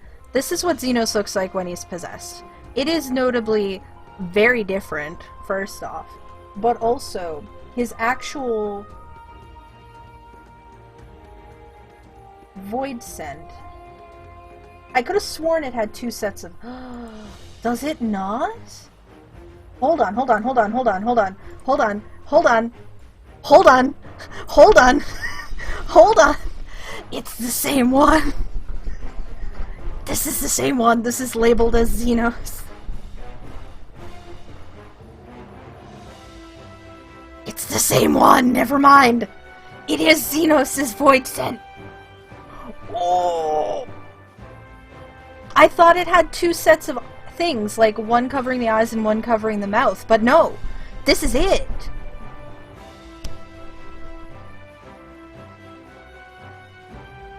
That's Xenos. That is... oh, I'm in combat, god damn it. That is absolutely Xenos' void scent. And remember, I was talking about it during the MSQ. I'm like, you're not going to explain why he has this, why it looks different from other ones. You're just gonna... it's just gonna be a thing and we're just gonna have to accept it. No, they're going to explain it. So, the shot of, like, the knight guy, and the shot at the start and end with the Reaper avatar walking in. Those, the Reaper avatar ones, I feel like those are present day, and the one with, like, the knight and all the, like, elemental things that I can't remember the names of, that was probably in the past? Maybe? I am very interested. There's so many things to think about. Anyway, for now, I'm not turning off the stream, but I do need to make a break point, because this is the end of the MSQ. We're also at the 5-hour mark, which is my break spot anyway. So, I am going to continue this with some, well, with the Alliance raid next, actually. But this does mean for a few minutes, I am just going to take a quick break, get a drink, get a snack. I'm going to stop the recording, but not the stream, and the next video that I upload for YouTube will be the Alliance raid, but this is the end of the MSQ section for my stuff. So thank you for hanging out, and I will see you in future story things after. See you later. Stick around, though, because we have more to see and do.